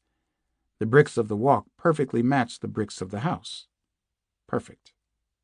Meticulous. As I sat in the car, my head was pounding from too much tension and stress. I kept the motor running, in case the family Sachs suddenly came home. I knew what I wanted to do, what I had to do, what I'd been planning to do for the last few hours.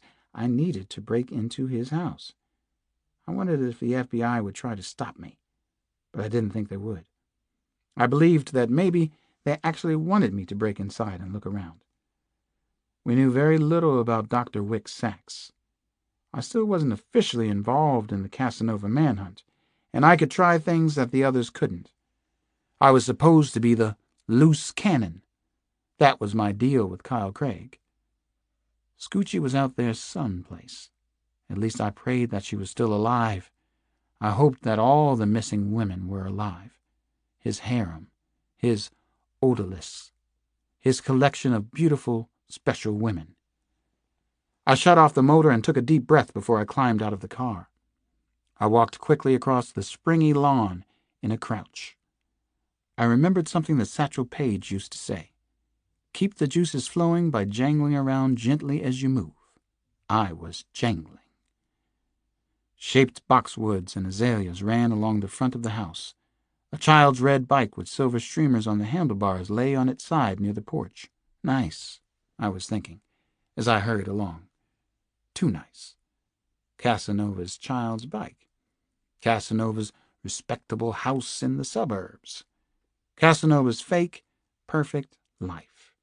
His perfect disguise, his big, ugly joke on all of us. Right in the city of Durham. His middle finger extended to the world. I carefully made my way around to the patio, which was built with white tile. It was bordered with the same brick as the house and the front walk. I noticed that creeping tendrils had invaded the red brick walls. Maybe he wasn't so perfect after all. I quickly crossed the patio, moving toward the Florida room. There was no turning back now. I'd done a little breaking and entering in the name of duty before this. That didn't make it right. Just easier. I broke a small window pane in a door and let myself in. Nothing. Not a sound. I didn't think that Wick Sachs would have any use for an alarm system. I seriously doubted that he wanted the Durham police to investigate a breaking and entering. The first thing I noticed was the familiar, cloying smell of lemon furniture polish. Respectability, civility, order. It was all a facade, a perfectly designed mask. I was inside the monster's house. Chapter 80. The house was as neat and orderly as the outside grounds. Maybe even more so. Nice, much too nice. I was nervous and afraid, but that didn't matter anymore. I was used to living with the feelings of fear and uncertainty. Carefully I roamed from room to room. Nothing seemed out of place, even with 2 small children living there. Strange, very strange. The house reminded me a little of Rudolph's apartment in Los Angeles. It was as if no one really lived there. Who are you? Show me who you really are, fucker. This house isn't the real you, is it? Does anyone know you without your mask? The gentleman does, doesn't he?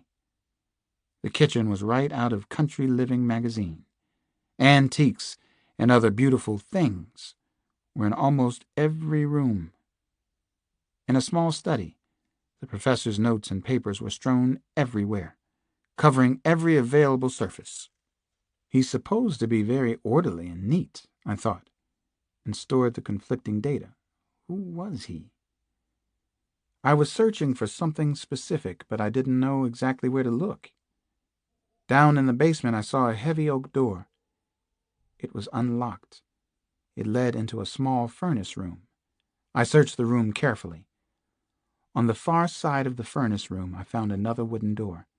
It looked like a door to a closet, to some small, insignificant space. The second door was closed with a hook, which I removed as quietly as I could. I wondered if there could be more rooms in here. Maybe an underground space. Maybe the house of horror. Or a tunnel. I pushed open the wooden door. Pitch blackness. I switched on the lights and entered a single room that must have been 25 by 40. My heart skipped a beat, my knees got weak, and I felt a little sick. There were no women in here, no harem, but I had found Wick Sax's fantasy room. It was right in his house, hidden in a secret corner of his basement. The room didn't fit in with the design of the rest of the house. He had built this room specifically for himself. He liked to build things, to be creative, didn't he? The special room was laid out like a library. There was a heavy oak desk, and 2 red leather club chairs were on either side of it. The 4 walls of bookcases were filled with books and magazines from floor to ceiling. My blood pressure must have soared 50 points. I tried to be still inside, but I couldn't. This was a collection of pornography and erotica, the most extraordinary I had ever seen or even heard described. There were at least 1,000 books in the room. I read titles as I quickly roamed from wall to wall, shelf to shelf. Strangest Sex Acts in Modes of Love of All Races. Illustrated Cherries, printed for the Erotica Biblion Society of New York. Humiliations of Anastasia and Pearl. The Harem Omnibus, a reader. Until She Screams. The Hymen, a medico-legal study in rape. I concentrated and tried to focus on what I needed to do here. First, I tried to quiet the roaring noise in my head. I wanted to leave Wick Sax a sign that I had been here, that I knew about his dirty little secret place, that he had no more secrets. I wanted him to experience the same kind of pressure, stress, and fear that all of us were going through. I wanted to hurt Dr. Wick Sax. I hated him beyond anything I could have imagined. On the desk was a copy of a pamphlet from a supplier of erotic books and magazines. Nicholas J. Sauberhagen, 1115 Victory Boulevard, Staten Island, New York. By appointment. I made a quick note. I wanted to hurt Nicholas Sauberhagen, too. Sax, or someone else, had checked off several books on the pamphlet's pages. I leafed quickly through it, reading with an ear cocked for sounds of a car on the street. Time was short now. The Special Orders of St. Teresa, not to be missed. This reprint of an extremely rare original edition was issued in the 1880s. Here are the actual recollections on the proper use of the rod at a Spanish nunnery outside Madrid. The Love Master. Lively sexual adventures of a dancer in Berlin. The various sex maniacs she encounters. For every serious collector. Release. An interpretive first novel based on the actual imagined life of the French serial murderer, Gilles de Rais. I scanned the rows of wooden shelves directly behind the work desk. How long should I push my luck inside the house? It was getting late for Sachs and his family to be out. I stopped at a shelf behind his chair. My heart tightened when I saw several books on Casanova. I read the titles under my breath. Memoirs by Casanova. Casanova. 102 erotic engravings. The Most Wonderful Nights of Love of Casanova. I thought of the two small children who lived in this house, Nathan and Fay Ann, and I felt bad for them. Their father, Dr. Wick Sachs, had his delirious evil fantasies in this room. Stimulated by his dirty books, his collection of erotica, he decided which fantasy to act out in real life, didn't he? I could feel Sachs's presence in this room. I was getting to know him, finally. Was it possible that he kept the women somewhere nearby? Somewhere in town where we would never expect to look? Was that why none of his searches had uncovered the House of Horror? Was it somewhere right in suburban, highly respectable Durham? Was Naomi close by, waiting for someone to find her? The longer she was kept, the more dangerous her situation would become. I heard a noise upstairs and listened closely, but there was no sound. It might have been an electrical appliance or just the wind, or a loose part in my skull. It was past time to get out of the house. I hurried upstairs and back out across the patio. I had been tempted to draw a cross on the pamphlet on Sachs's desk to leave my mark. I resisted the impulse. He knew who I was. He had contacted me as soon as I arrived in Durham. But I was the one in heat now. I was back in my hotel room at a little past midnight. I felt empty and numb. Adrenaline was pumping through my body at a furious rate. The phone rang almost as soon as I walked in the door. A nasty, insistent hotel phone ring that demanded to be picked up. Who the hell? I muttered. I was half crazed by now. I wanted to race out into the southern night to search helter-skelter for Naomi. I wanted to grab Dr. Wick Sachs and beat the truth out of him. Whatever it takes. Yes, who is this? I spoke a little too loudly onto the phone. It was Kyle Craig. Well, he began. What did you find out? Chapter 81. Morning had broken again. Nothing had really changed about the ghoulish investigation. Kate was still my partner in crime. That was her choice, but I approved. She knew Casanova better than the rest of us combined. She and I spied on the big, beautiful Sachs house from the triangle of dense fir woods off Old Chapel Hill Road. We had already seen Wick Sachs once that morning. Our lucky day. The beast was up, bright and early. He was tall and professorial-looking, with sandy blonde hair brushed straight back and horn-rimmed glasses. He appeared to have a very good build. He had ventured out to the porch and around 7 to pick up the Durham paper. The headline read, Casanova Watch Continues. The local newspaper editors could have had no idea, no clue, how accurate those words were. Sachs glanced at the front page, then casually folded it under his arm. Nothing of interest for him today. Another ho-hum day at the serial killer office. At a little before 8, he came out with his children in tow. He had a big, toothy smile turned on for the kids. The good father was taking them to school. His little boy and girl were outfitted as if they belonged in the front window of Gap for Kids or Esprit. They looked like adorable little dolls. The FBI would follow Sachs and the children to the school. Is this a little unusual, Alex? 2 surveillance jobs in a row like this? Kate asked me. She was analytical, and her mind never stopped working all the angles. She was as obsessive about the case as I was. That morning she was dressed down as usual. Tatty jeans, a navy blue t-shirt, sneakers. Her beauty shone through anyway. She couldn't hide it. Investigations of repeat killers are almost always unusual. This one is stranger than most, I admitted.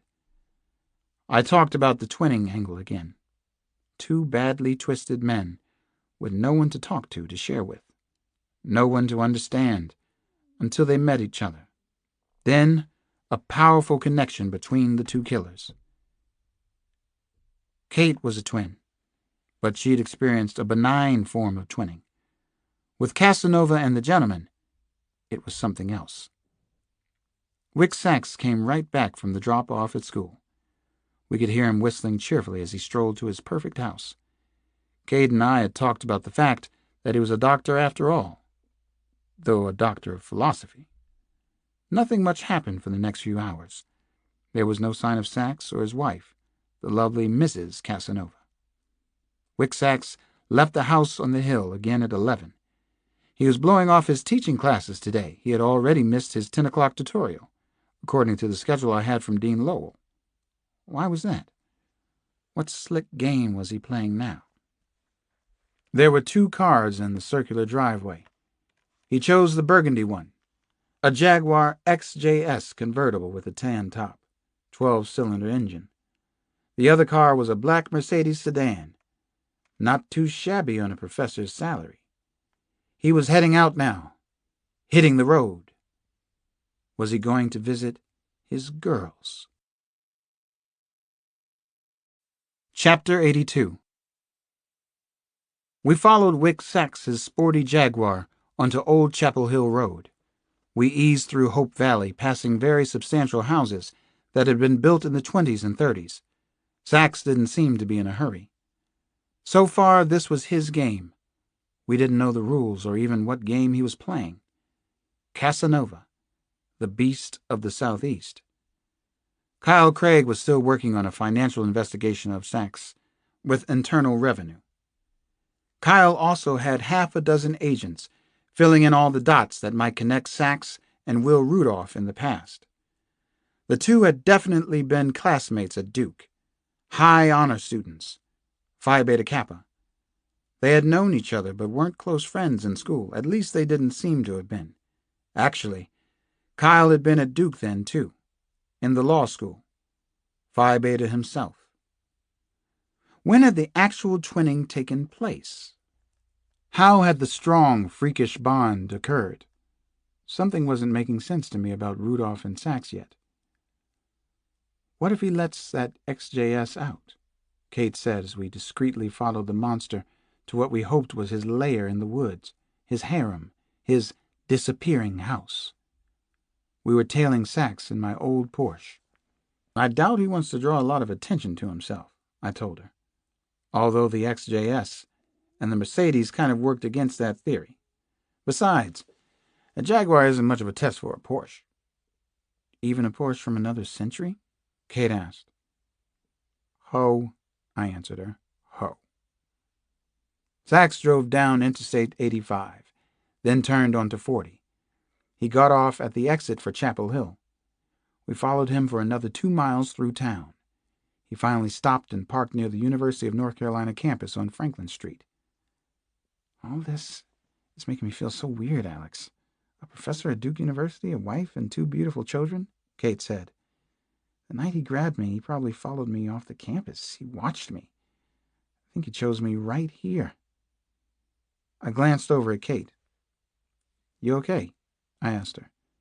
Tell me if you're not up to this. Kate looked at me. Her eyes were intense, troubled. Let's get this the hell over with. Let's get him today. Deal? Deal, I agreed. We've got you, butthead, Kate muttered into the car windshield. The quaint and pretty Chapel Hill street was already busy at 11:45. College kids and profs were sliding in and out of the Carolina coffee shop, Pepper's Pizza, and the newly rebuilt Intimate Bookstore. All the favorite Franklin Street haunts were doing a pretty good business. The college town atmosphere was appealing. It took me back to my days at Johns Hopkins, Cresmont Avenue in Baltimore. Kate and I were able to follow Wick Sachs from about a block and a half away. It would be easy for him to lose us now, I knew. Would he run to the house in the woods? Would he go see his girls? Was Naomi still there?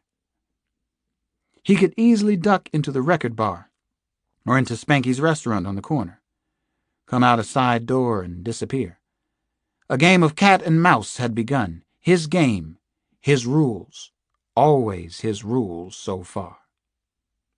He seems too smug, too self-satisfied, I said, as we tailed along at a reasonable distance. He hadn't even turned to see if he was being followed. He looked like a tweedy, jaunty prof on a lunchtime errand. Maybe that was all this was. You still okay? I checked on Kate again. She was watching Sachs like a scrapyard dog with a grudge to settle. I remembered that she took karate lessons somewhere near here in Chapel Hill. A lot of bad memories stirred up, though. Scene of the crime and all that, Kate muttered.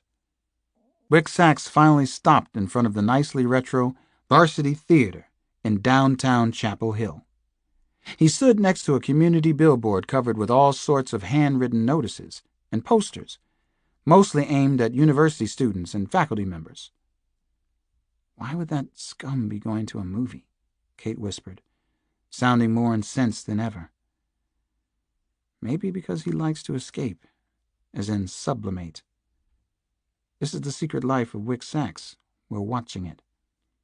I'd kind of like to go after him right now. Rumble, Kate said. Yeah, me too. Me too, Kate. I had noticed the cluttered community billboard on one of my walks here before. There were several notices about missing persons in the Chapel Hill area. Missing students. All of them were women. It struck me that this was a cruel plague that had come to the community, and no one had been able to do anything to stop it. No one had the cure. Wick Sachs seemed to be waiting for something or somebody. Who the hell is he going to meet here in Chapel Hill? I muttered. Will Rudolph, Kate said without missing a beat. His old school chum. His best friend. I'd thought about Rudolph coming back to North Carolina, actually. Twinning could be an almost physical addiction. In its negative form, it was based on codependency or enabling behavior. The two of them abducted beautiful women and then tortured or killed them. Was that their shared secret, or was there even more to it than that? He looks like Casanova would look without the mask, Kate said. We had slipped inside a small cutesy pie shop called School Kids. He has the same color hair. Why wouldn't he disguise his hair? She muttered. Why only a mask? Maybe the mask isn't a disguise at all. It might mean something different in his private fantasy world, I suggested. It's possible that Casanova is his real persona. The mask, the whole human sacrifice aura, the symbolism, all of that would be very important for him. Sachs was still waiting in front of the community billboard. Waiting for what? I had a gut feeling that something wasn't right with this picture. I sneaked a peek at him through the binoculars. His face was unconcerned, almost serene. A day in the park for the vampire Lestat. I wondered if he might be high on some kind of drug. He certainly knew about sophisticated tranquilizers.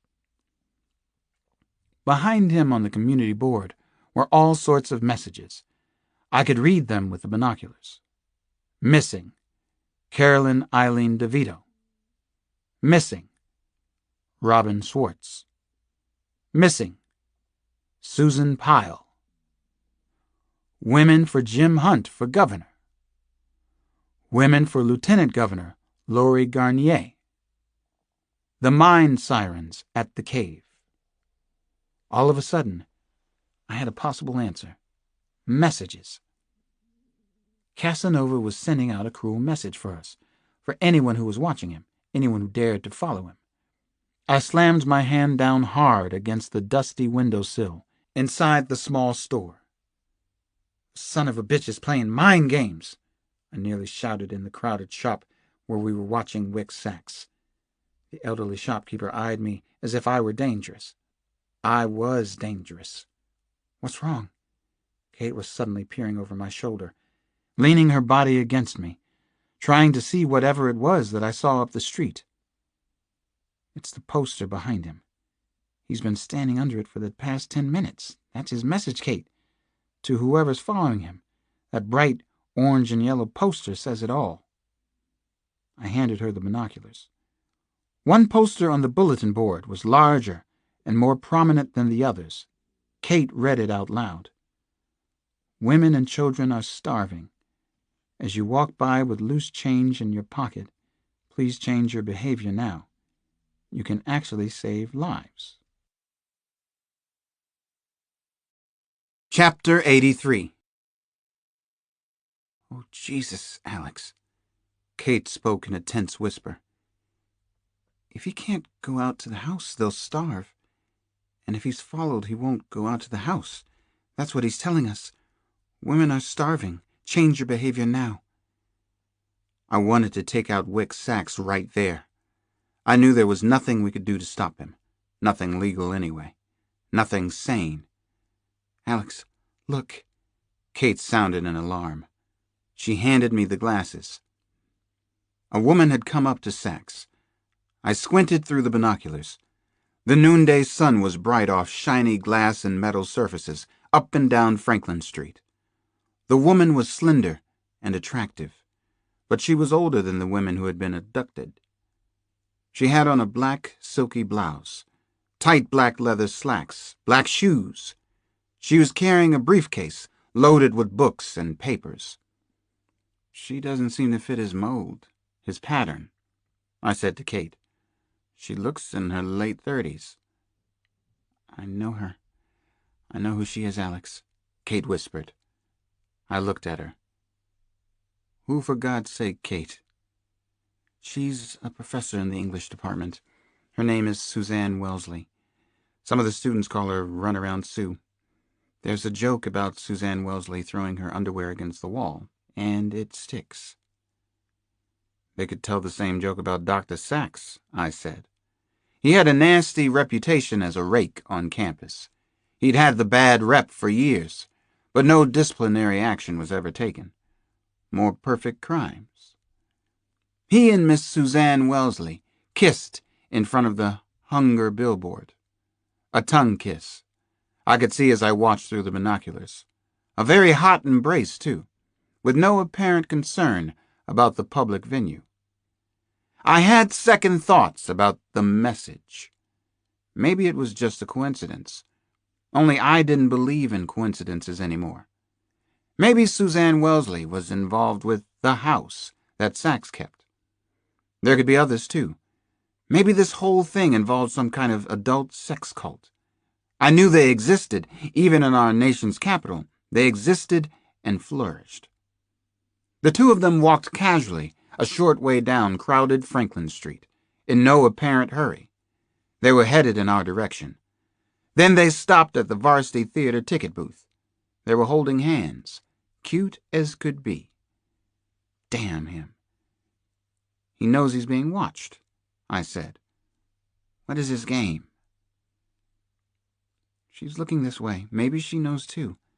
Hello, Suzanne. What the hell are you up to, Dragon Lady?"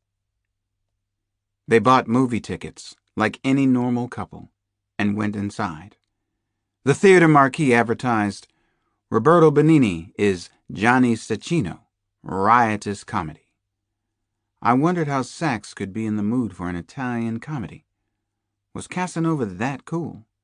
Yes, he probably was, especially if this was all part of some plan of his. Is the movie marquee a message, too? What is he telling us, Alex? that this is all a riotous comedy for him. It just might be, I said. He does have a sense of humor, Alex. I can vouch for that. He was capable of laughing at his own bad jokes. I called Kyle Craig from a payphone in a nearby Ben & Jerry's ice cream. I told him about the woman and children are starving poster. He allowed that it could be a message for us. Anything was possible with Casanova.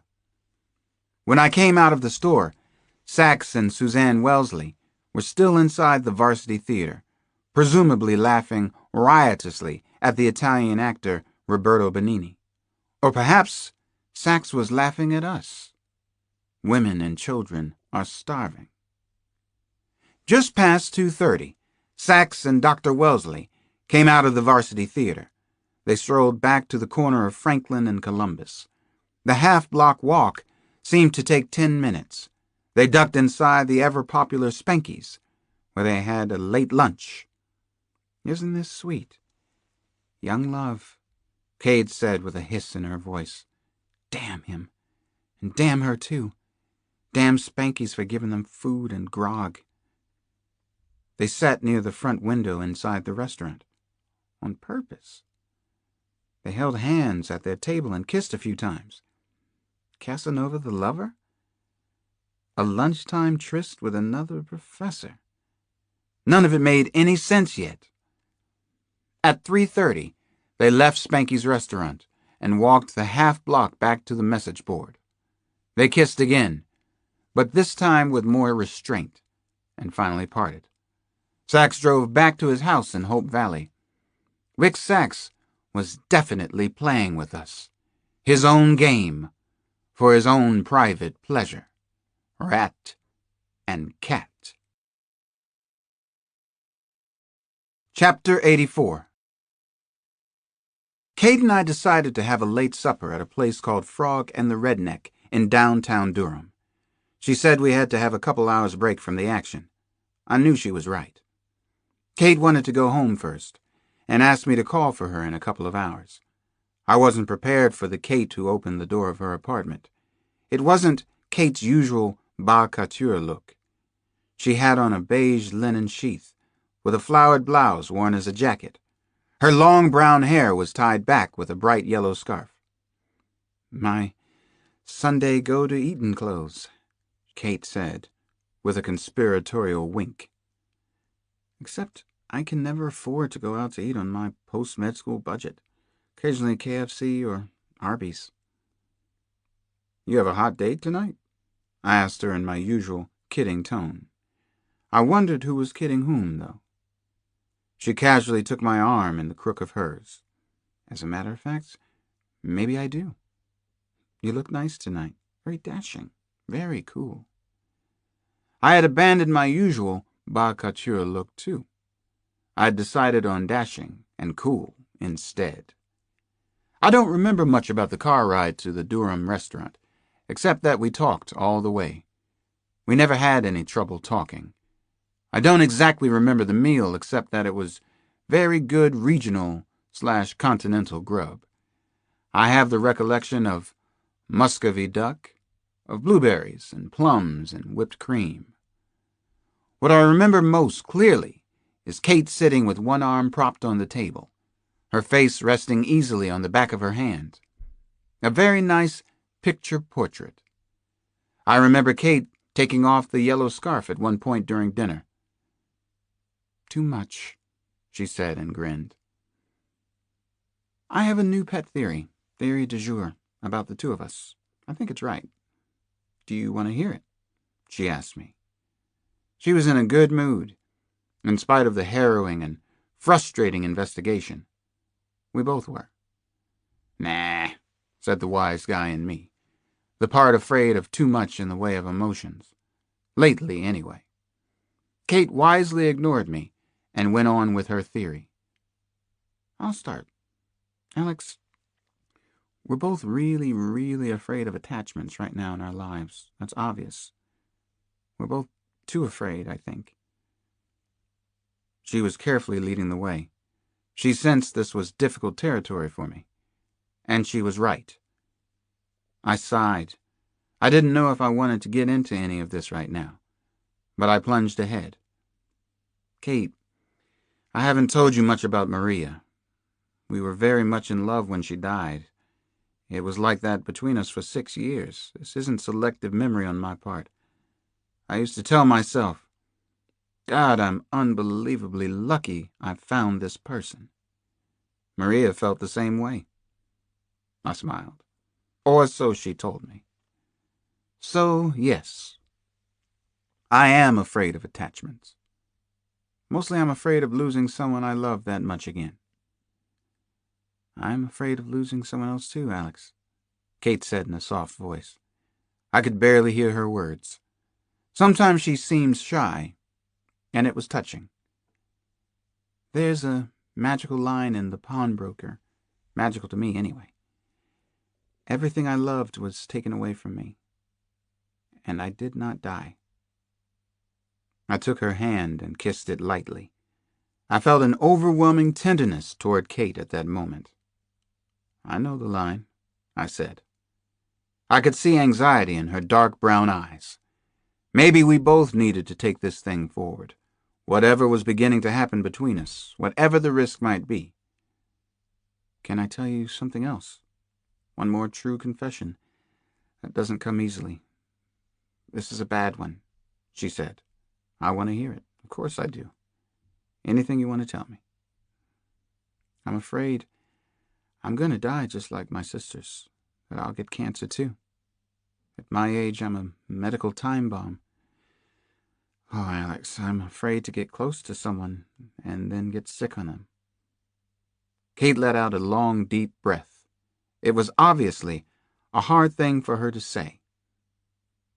We held hands for a long time in the restaurant. We sipped port wine. We were both a little quiet, letting powerful new feelings wash over us, getting used to them. After dinner, we went back to her apartment in Chapel Hill. The first thing I did was to check around for uninvited house guests. I had tried to talk her into a hotel room during the car ride, but as usual, Kate said no. I remained paranoid about Casanova and his games. You're so damn stubborn, I told her, as we both checked all the doors and windows. Fiercely independent is a much better description, Kate countered. It comes with the black belt in karate, 2nd degree. Watch yourself. I am. I laughed. I've also got 80 pounds on you. Kate shook her head. Won't be enough. You're probably right. I laughed out loud. No one was hiding in the apartment on Old Ladies Lane. No one was there except the two of us. Maybe that was the scariest thing of all. Please don't run off now. Stay for a while. Unless you want to or have to, Kate said to me. I was still standing in her kitchen. My hands were awkwardly jammed into my pockets. I've got nowhere I'd rather be, I told her. I was feeling a little nervous and keyed up. I have a bottle of Chateau de la Chasse. I think that's the name. It only costs $9, but it's decent wine. I bought it just for tonight, even though I didn't know it at the time. Kate smiled. 3 months ago when I made the purchase. We sat on Kate's couch in the living room.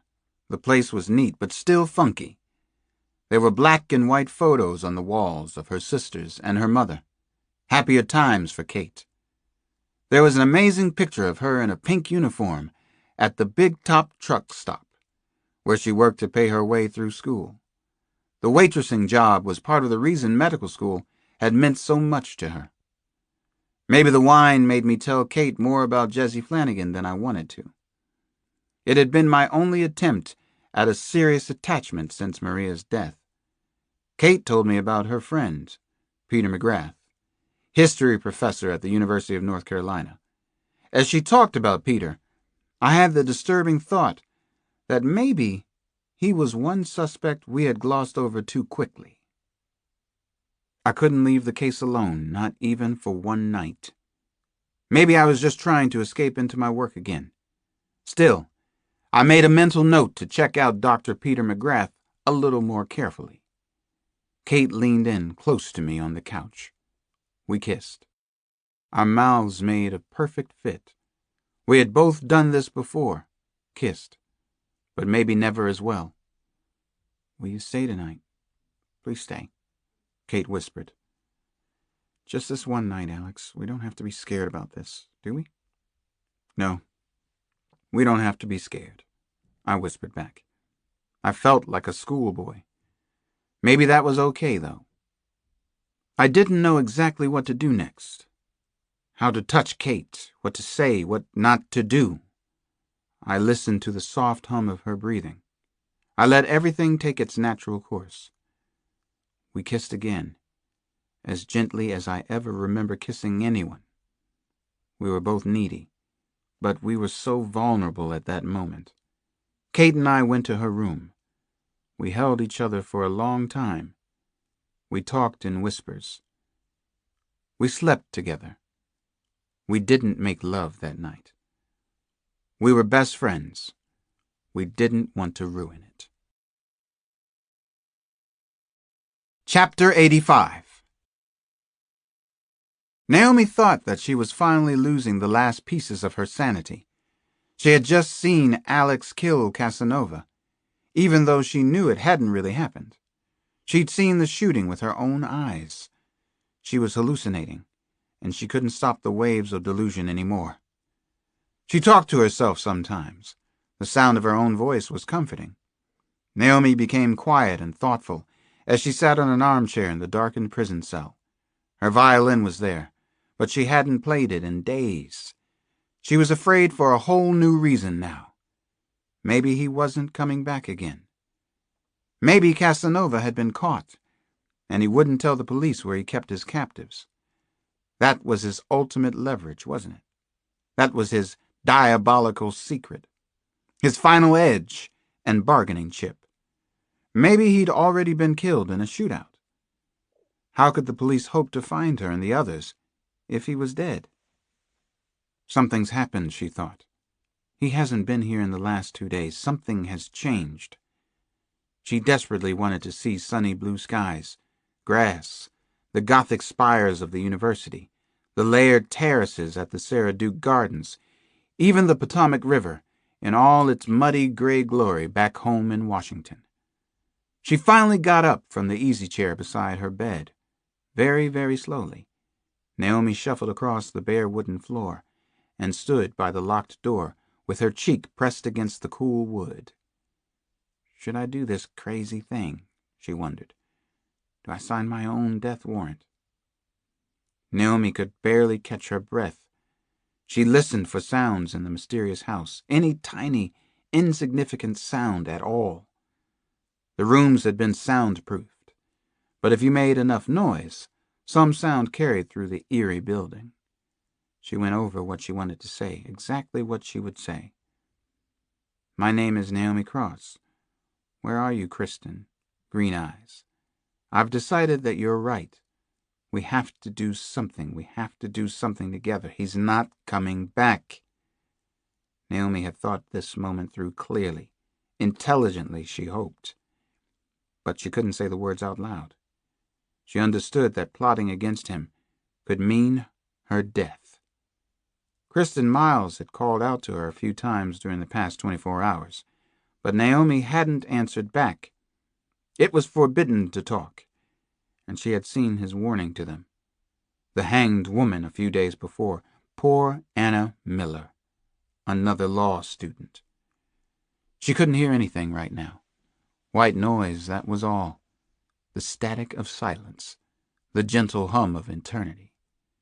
There was never even the sound of a car, not a single backfire or a distant horn, not even the boom of an airplane passing overhead. Naomi had decided they must be underground, at least a couple of levels down into the earth. Had he built this underground complex, this Cineplex? Had he thought it all through, dreamed about it, and then done it in some burst of psychopathic fury and energy? She thought that he had indeed. She was getting herself ready to break the silence. She had to talk to Kristen, to Green Eyes. Her mouth was so dry. It felt like cotton wool. Naomi finally licked her lips. I would kill for a Coke. I would kill him for a Coke, she whispered to herself. I could kill him, if given the chance. I could kill Casanova. I could commit a murder. I'm that far gone, aren't I? She thought, and had to stifle a sob. Naomi finally called out in a loud, strong voice. Kristen! Can you hear me? Kristen! It's Naomi Cross! She was shivering, and warm tears streamed down her cheeks. She'd gone against him and his shitty, sacred rules. Green Eyes called back immediately. The other woman's voice sounded so good. I can hear you, Naomi! I think I'm only a few doors away from you. I hear you fine. Keep talking. I'm sure he's not here, Naomi. Naomi didn't think any more about what she was doing. Maybe he wasn't there. Maybe he was. It didn't matter now. He's going to kill us, she called back. Something's different about him. He's going to kill us for sure. If we're going to do anything, we have to do it the first chance we get. Naomi's right! Kristen's voice was slightly muffled, as if she were talking from the bottom of a well. Do you all hear Naomi? Of course you do. I have one idea for everyone to consider. Naomi spoke even more loudly this time. She wanted to keep this communication going now. They all had to hear her, all the trapped women. The next time he gets us together, we have to go for it. If we rush him all at once, he might hurt some of us, but he can't stop all of us. What do you think? Just then, the heavy wooden door to Naomi's room opened a crack. Light streamed in. Naomi watched in stark horror as the door swung open. She couldn't move, couldn't speak a word. Her heart beat painfully in her chest, pounding, and she couldn't get a breath. It felt as if she were about to die. He'd been there, waiting, listening, all this time. The door opened all the way. Hello, my name is Will Rudolph, the tall, good-looking man in the doorway said in a pleasant voice. I like your plan very much, but I don't think it will work. Let me tell you why. Chapter 86. I was at Raleigh-Durham International Airport a little before 9 on Wednesday morning. The cavalry was arriving. Fresh troops were here. Team Sampson was back in town. In contrast to the creeping terror and paranoia that were present everywhere on the streets of Durham and Chapel Hill, the early morning business people at the airport seemed oblivious to harm in their dark press suits, their floral print dresses from Neiman Marcus and Dillard. I liked that. Good for them. Denial is an approach. I finally saw Sampson looping through the U.S. Air Gate with long, determined strides. I waved my local newspaper at him. It was a characteristic of me to wave, and for Man Mountain not to.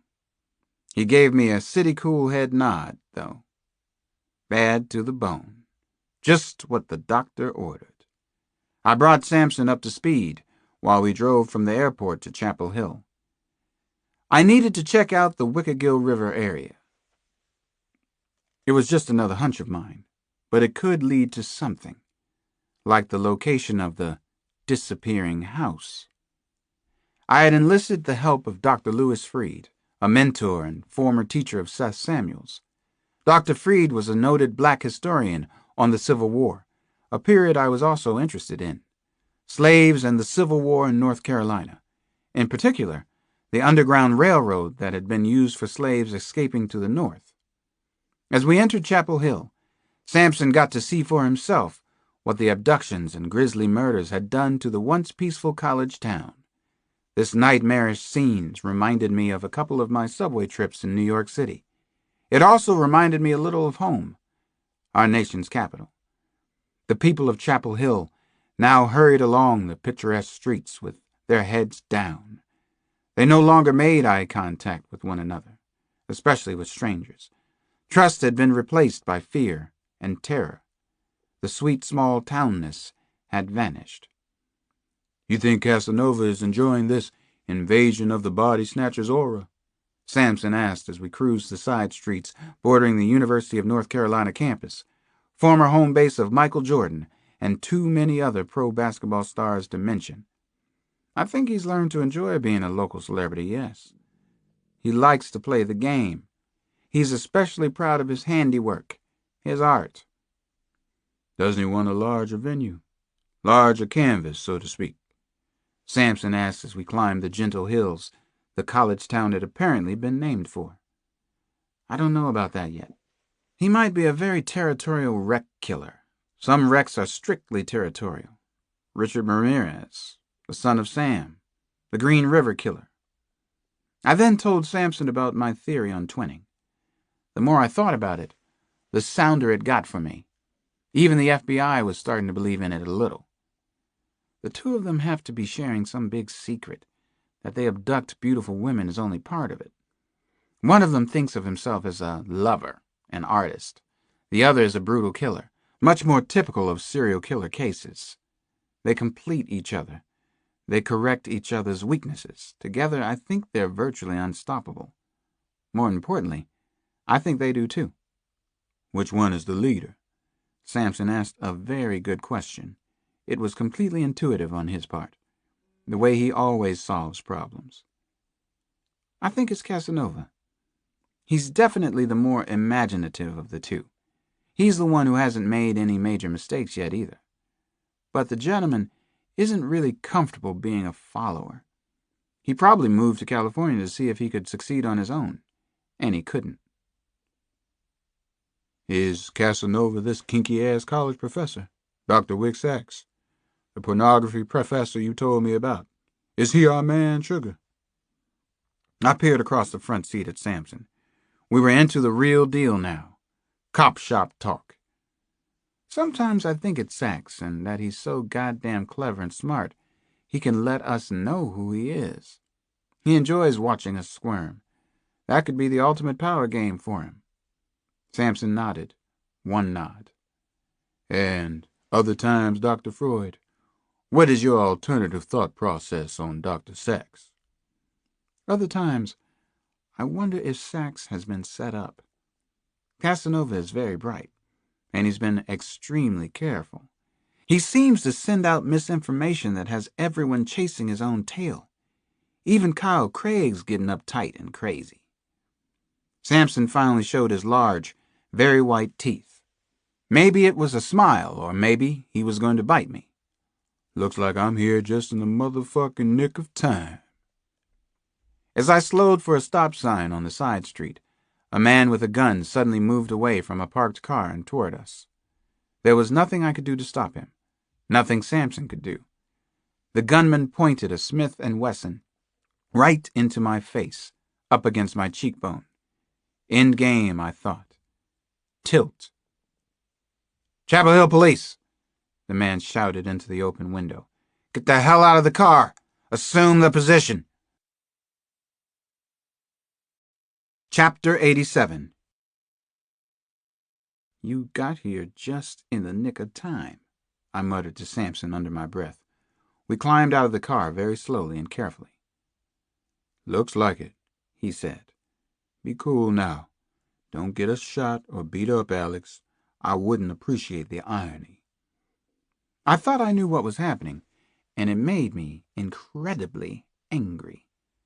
Sampson and I were suspects. Why were we suspects? Because we were a couple of black males riding on the side streets of Chapel Hill at 10 o'clock in the goddamn morning. I could tell that Sampson was furious too, but he was angry in his own way. He was smiling thinly and shaking his head back and forth. "This is rich," he said. "This is the best yet." Another Chapel Hill detective appeared to assist his partner. They were tough-looking studs in their late 20s, longish hair, full mustaches, hard, muscular bodies from Workout Central. Nick Ruskin and Davy Sykes in training. "You think this is funny?" The second officer's voice was disembodied. so low I could barely hear the words. "You think you're a laugh riot, home?" he asked Samson. He had a lead sap out and was holding it close to his hip, ready to strike. "Best I could come up," Samson said, keeping his smile turned on low.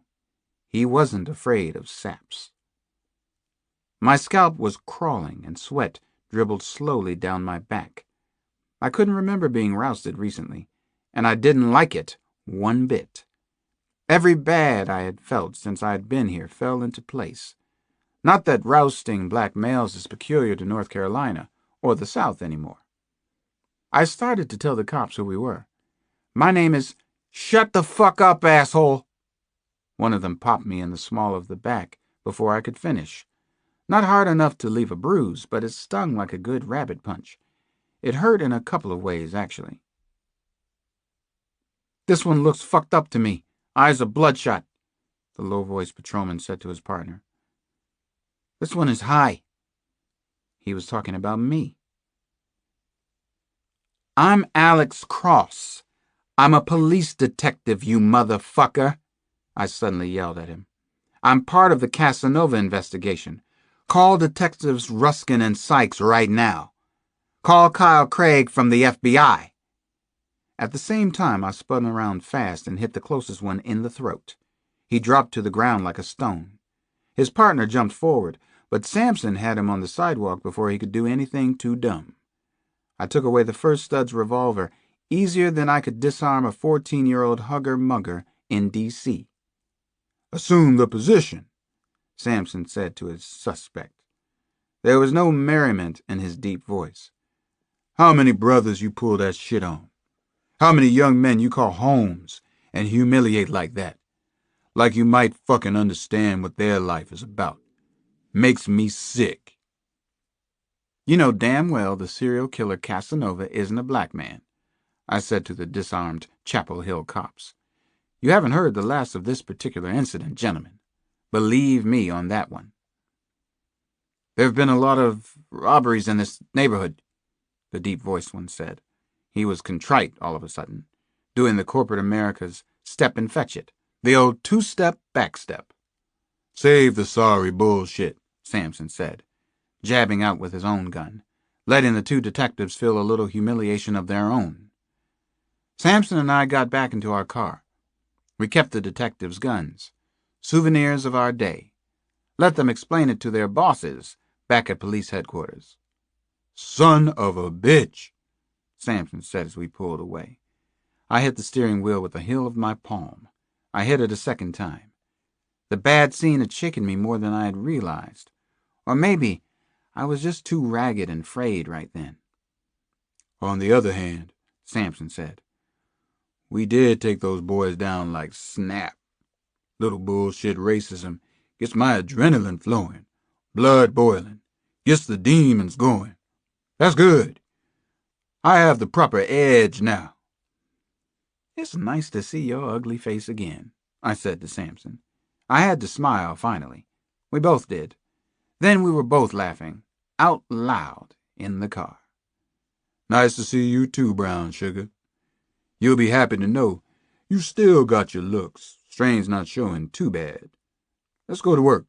You know, I pity the poor psycho if we catch him today, which is likely, I might add." Samson and I were twinning too. It felt as good as ever. Chapter 88. Samson and I found Dean Browning Lowell working out at the new faculty gym in Allen Hall on the Duke campus. The gym was filled with the latest and greatest muscle building and toning equipment. Shiny new rowing machines, stairmasters, treadmills, gravitrons. Dean Lowell was working with free weights. We needed to talk to him about Wick Sachs, doctor of pornography. Samson and I watched Browning Lowell do a tough set of lateral raises, then some leg curls and presses. It was an impressive workout, even by the standards of two dedicated gym rats like ourselves. Lowell was quite a physical specimen. "So this is what an Olympian god looks like up close," I said, as we finally strolled across the gym floor toward him. Whitney Houston was playing from speakers in the gym walls. Whitney was getting all the professor types pumped up to the max. "You're walking with an Olympian god," Sampson reminded me. "It's easy to forget in the presence of the great, yet humble ones," I said and grinned. Dean Lowell looked as he heard our street shoes tattooing on the gymnasium floor. His smile was friendly and welcoming. That nice guy Browning Lowell. Actually, he did seem like a nice man. He went out of his way to create that impression. I needed as much insider's detail as I could get from him in a hurry. Somewhere in North Carolina, there had to be a missing puzzle piece that would begin to make sense out of all this murder and intrigue. I introduced Sampson, and we skipped the polite small talk. I asked Lowell what he knew about Wick Sachs. The dean was extremely cooperative, as he'd been on our first meeting. "Sachs is our campus skell, has been for a decade. Every university seems to have at least one," Dean Lowell said and frowned deeply. I noticed that even his frown lines had muscles. "Sachs is widely known as Dr. Dirt. He's got tenure, though, and he's never been caught at anything completely untoward. I guess I should give Dr. Sachs the benefit of the doubt, but I won't." "You ever hear about an exotic book and film collection that he owns? Keeps at his house? Pornography masquerading as erotica?" Sampson decided to ask my next question for me. Lowell stopped his vigorous exercises. He looked at both of us for a long moment before he spoke again. "Is Dr. Sachs a serious suspect in the disappearances of these young women?" "There are a lot of suspects, Dean Lowell. I can't say any more than that right now." I told him the truth. Lowell nodded. "I respect your judgment, Alex. Let me tell you some things about Sachs that might be important," he said. He had stopped exercising by now. He began toweling off his thick neck and shoulders. His body looked like polished rock. Lowell continued to talk as he dried himself meticulously. "Let me start at the beginning. There was an infamous murder of a young couple here a while back. This was in 1981. Wick Sachs was an undergrad at the time, a liberal arts student, very brilliant mind. I was in the graduate school then. When I became dean, I learned that Sachs had actually been one of the suspects in the murder investigation. But he was definitely cleared. There wasn't any evidence that he was involved in any way. I don't know every detail, but you can check it for yourself with the Durham police. It was in the spring of '81. The murdered students were Rode Tierney and Tom Hutchinson. It was a huge scandal, I remember. In those days, a single murder case could still actually shock a community. Thing is, the case was never solved." "Why didn't you bring this up before?" I asked Lowell. "The FBI knew all about it, Alex. I told them myself. I know that they talked to Dr. Sachs several weeks ago. It was my impression that he wasn't under suspicion, and that they had decided there was no connection with the earlier murder case. I'm absolutely sure of it." "Fair enough," I said to the dean. I asked him for another big favor. Could he dredge up everything on Dr. Sachs that the FBI had originally requested? I also wanted to see the Duke yearbooks from the time when Sachs and Will Rudolph had both been students. I needed to do some important homework on the class of '81. Around 7 that night, Sampson and I met with the Durham police again. Detectives Ruskin and Sykes showed up, among others.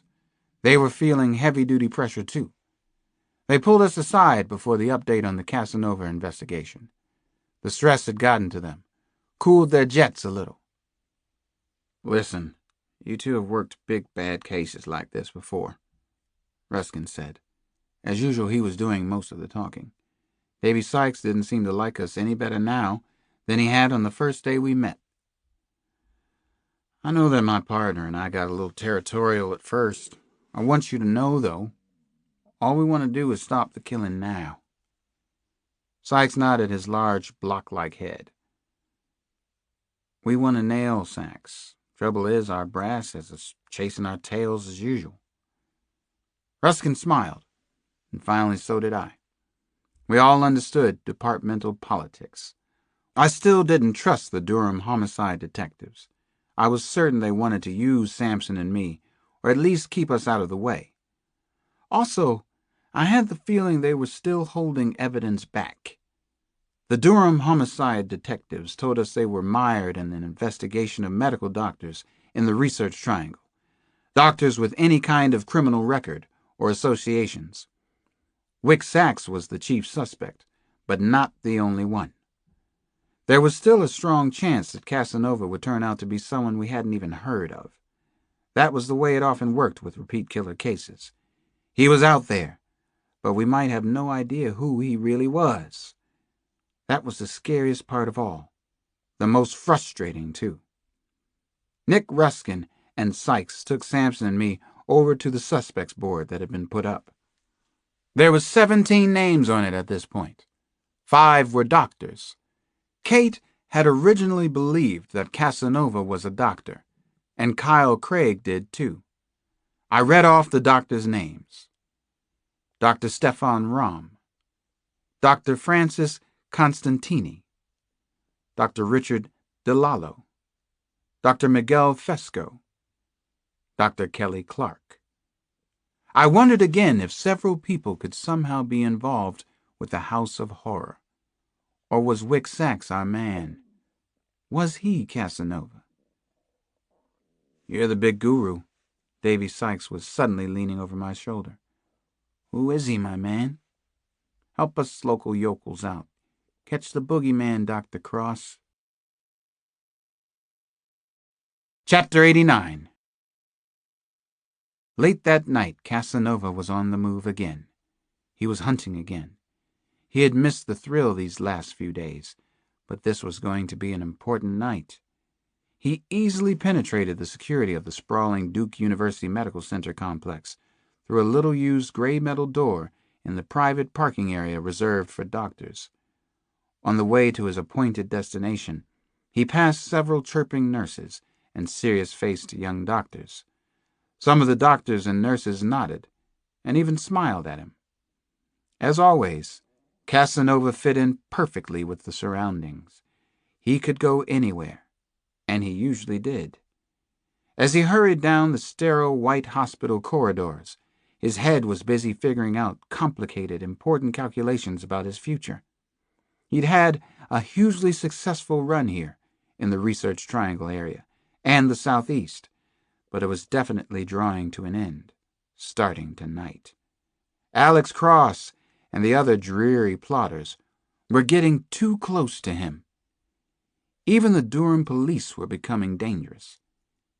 He was a territorial wreck. He knew their inadequate terminology for him. Eventually, someone would find the house, or worse, someone would probably find him through dumb luck. Yes, it was time to move on. Maybe he and Will Rudolph should go to New York City, he thought, or sunny Florida, which had drawn Ted Bundy. Arizona might be pleasant.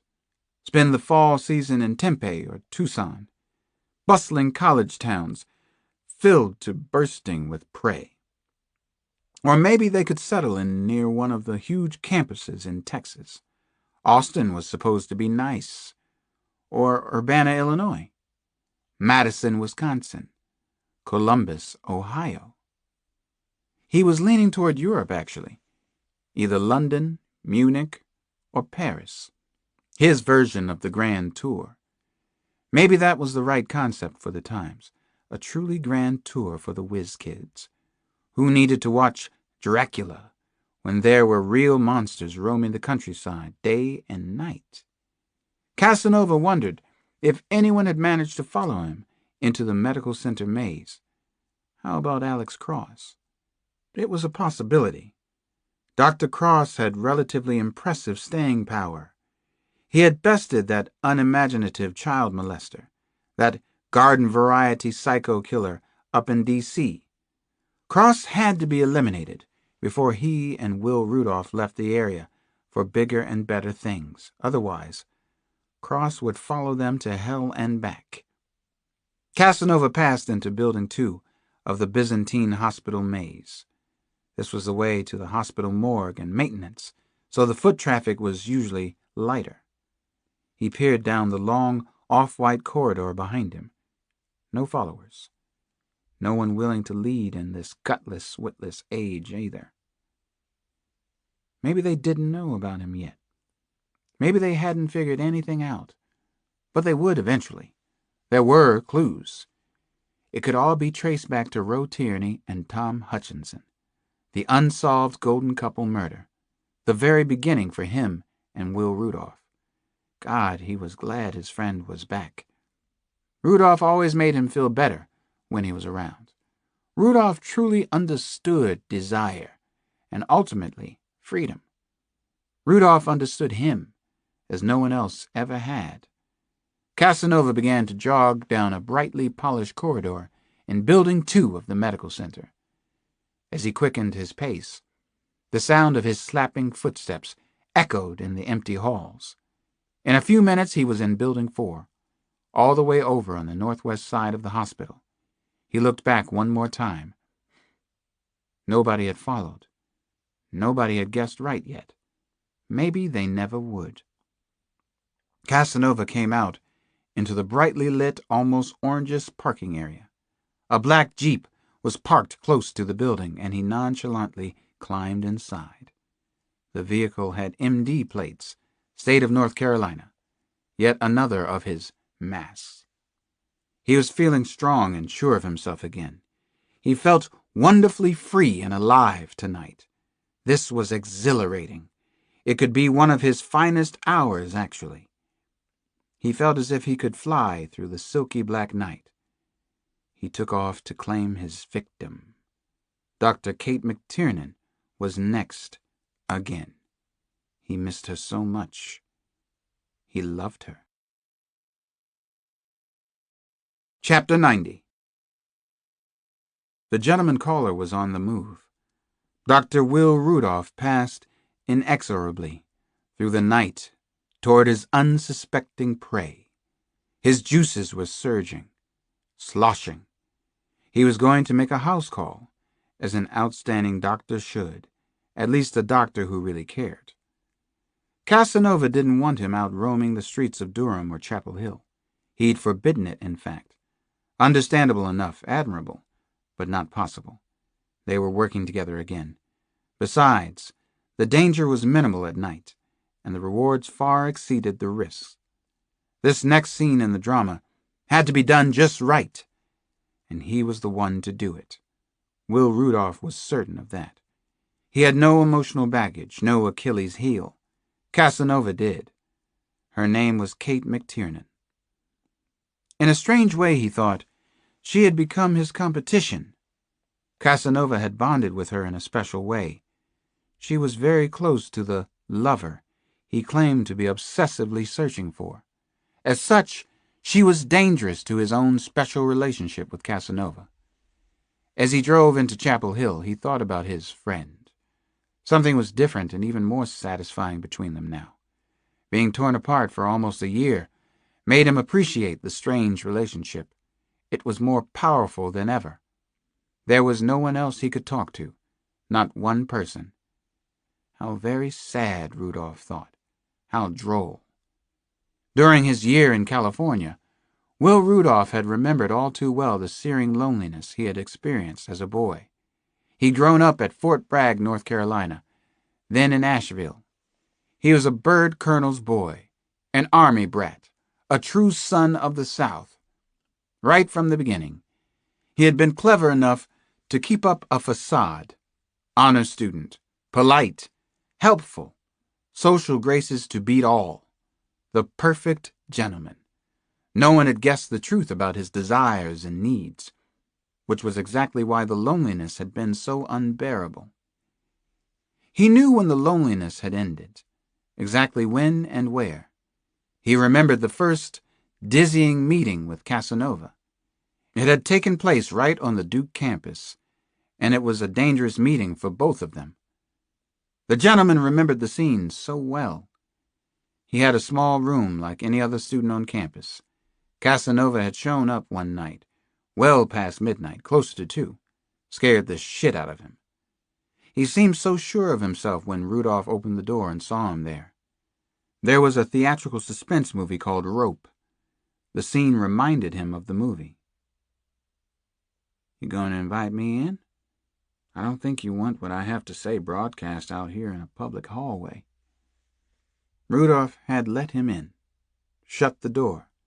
His heart was thundering. "What do you want? It's almost 2 a.m, Christ." The smile again, so cocksure, knowing. "You killed Roe Tierney and Thomas Hutchinson. You were stalking her for over a year. You have a loving remembrance of Roe right here in this room. Her tongue, I believe." It was the most dramatic moment in Will Rudolph's life. Someone actually knew who he was. Someone had found him out. Don't be frightened. Also know there's no way they'll ever prove you committed the murders. You committed perfect crimes. Well, near perfect. Congratulations. Acting as well as he could under the circumstances, Rudolph had laughed in his accuser's face. "You're completely out of your mind. I'd like you to leave now. That's the craziest thing I've ever heard." "Yes, it is," the accuser said. "But you've been waiting to hear it all your life. Let me tell you something else you've wanted to hear. I understand what you did and why. I've done it myself. I'm a lot like you, Will." Rudolph had felt a powerful connection immediately. The first real human connection of his life. Perhaps that was what love was. Did ordinary people feel so much more than he did? Or were they deluding themselves, creating grandiose romantic fantasies around the mundane exchange of seminal fluids? He was at his final destination before he knew it. He stopped the car under a towering old elm and switched off the headlamps. 2 black men were standing on the porch of Kate McTiernan's house. One of them was Alex Cross. Chapter 91. At a little past 10, Sampson and I rode down a dark, winding street on the outskirts of Chapel Hill. It had been a long day in the tank for both of us. I'd taken Sampson to meet Seth Samuel Taylor earlier that evening. We had also spoken to one of Seth's former teachers, Dr. Lewis Freed. I gave Dr. Freed my theory about the disappearing house. He agreed to help me with some important research for the investigation on where it might be located. I hadn't told Sampson too much about Kate McTiernan yet. It was time for them to meet, though. I didn't know exactly what our friendship was about, and neither did Kate. Maybe Sampson could add a few thoughts after he saw her. I was sure he would. "You working late hours like this every night?" Sampson wanted to know, as we eased down Kate Street, Old Ladies' Lane, as she called it. "Until I find Scoochie, or admit that I can't," I told him. "Then I plan to take a whole night off." Sampson chortled. "You devil, you." We hopped out of the car and went to the door. I rang the bell. "No key?" Sampson deadpanned. Kate flipped on the outdoor light for us. I wondered why she didn't keep it on all the time. Because she would save 5 cents a month if she didn't use the light? Because the light would attract bugs? Because she was stubborn and maybe wanted another shot at Casanova? That was more like it. Knowing Kate the way I was starting to, she wanted Casanova as badly as I did. She came back to the door in an old gray sweatshirt, tattered, holey jeans, bare feet with playfully red toenails. Her dark hair was bobbed at shoulder length, and she looked beautiful. No getting away from that.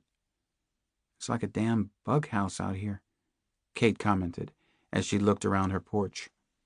She hugged me and gave me a kiss on the cheek. I had thought about the two of us holding each other the night before. Where was this going, I wondered. Did it have to be going anywhere? "Hi, John Sampson," she greeted him with a pumping handshake. "I know a few things about you ever since you two met when you were 10. You can fill me in on the rest over a cold beer or two. Tell your side." She smiled then. It always felt good to be on the other side of one of her smiles. "So you're the famous Kate." Sampson held on to her hand and stared into the deep pools of her brown eyes. "I hear you worked your way through medical school at a truck stop, or some such apocryphal nonsense. Second-degree black belt, too. A neat-on." He started to smile and bowed respectfully. Kate grinned at Sampson as she bowed back. "Come in out of the eternal bugs and infernal heat. Looks like Alex has been talking behind our backs. We'll get him for that. Let's both gang up on him." "That's Kate," I said to Sampson as I followed him inside. "What do you think?"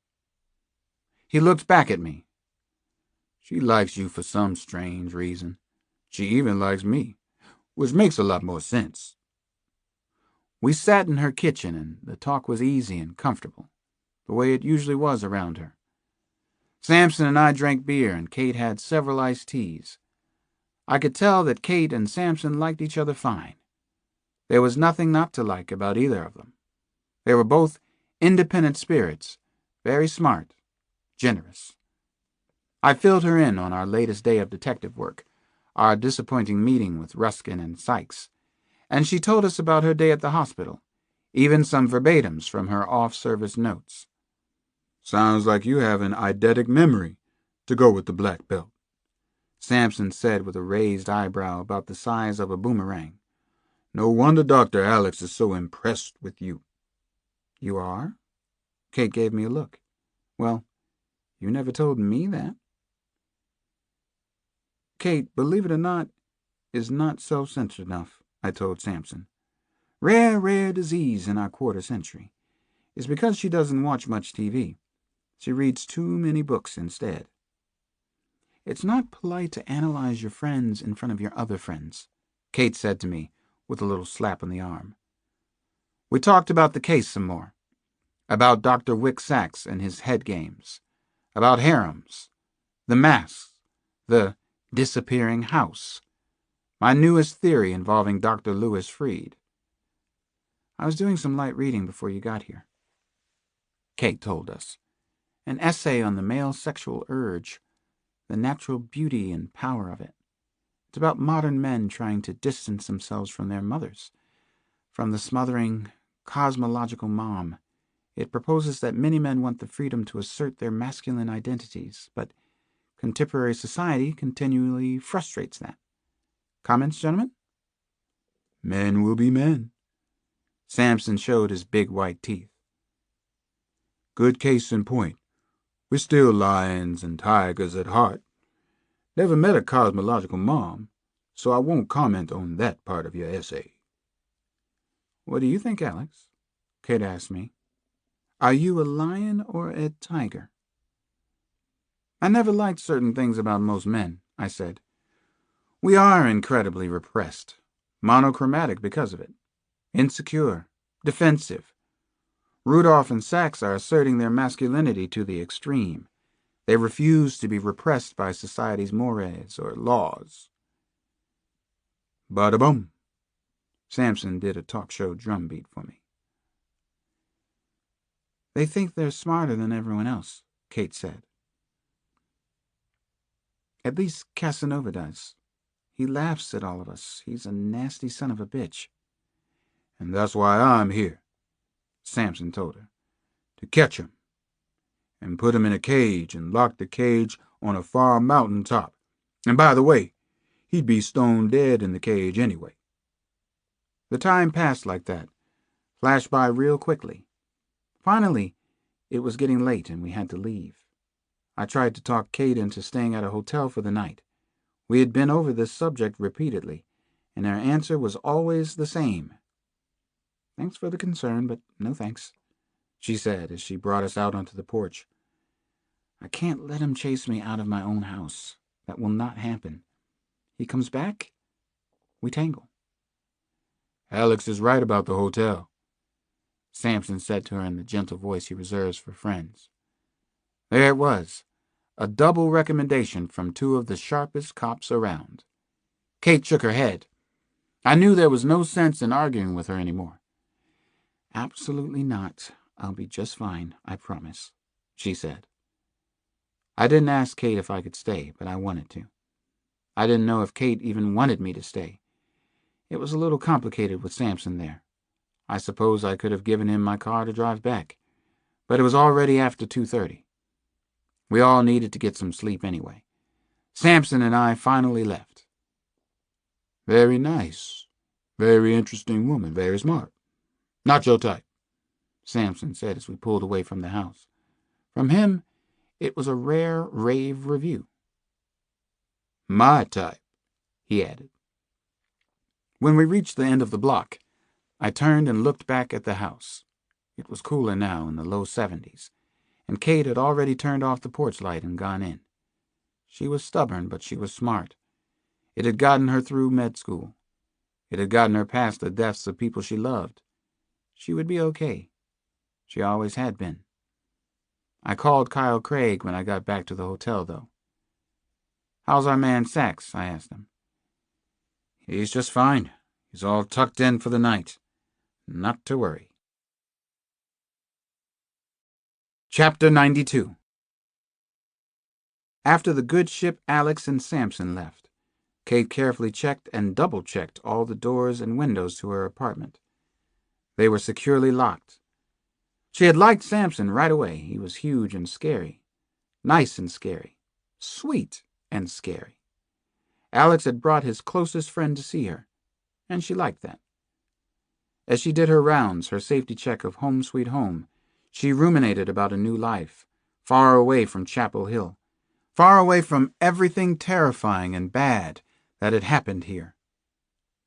Hell, I'm living in a Hitchcock movie, she thought. If Alfred Hitchcock had stayed alive long enough to see and react to the madness and horror of the 1990s. Exhausted, she finally climbed into bed. Yuck.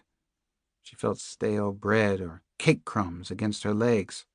She hadn't made the bed that morning.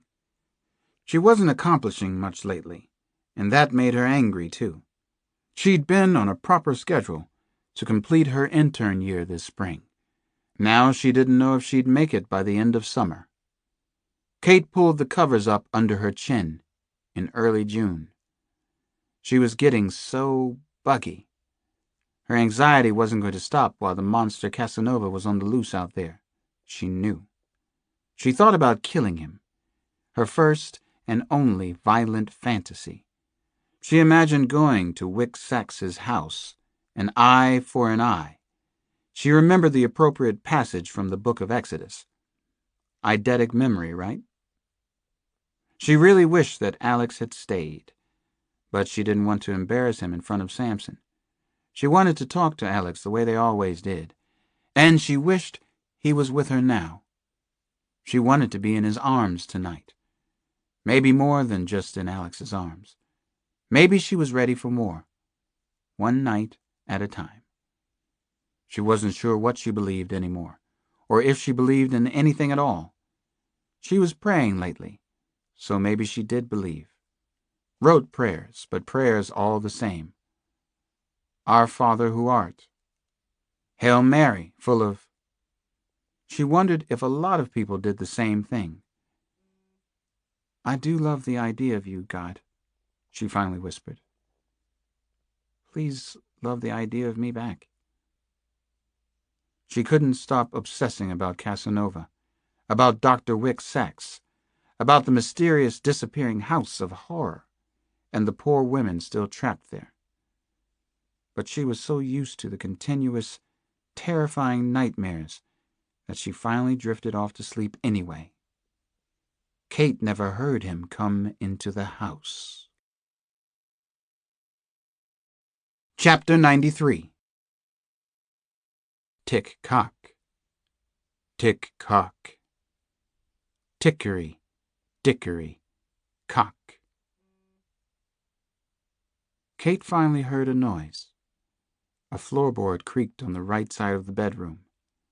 Tiny, tiny sound, but unmistakable. That wasn't her imagination, wasn't a dream. She sensed that he was there in her bedroom again. Let it be a crazy thought, let it be a scene in a nightmare. Let this whole past month be a nightmare I'm having. Oh, Jesus.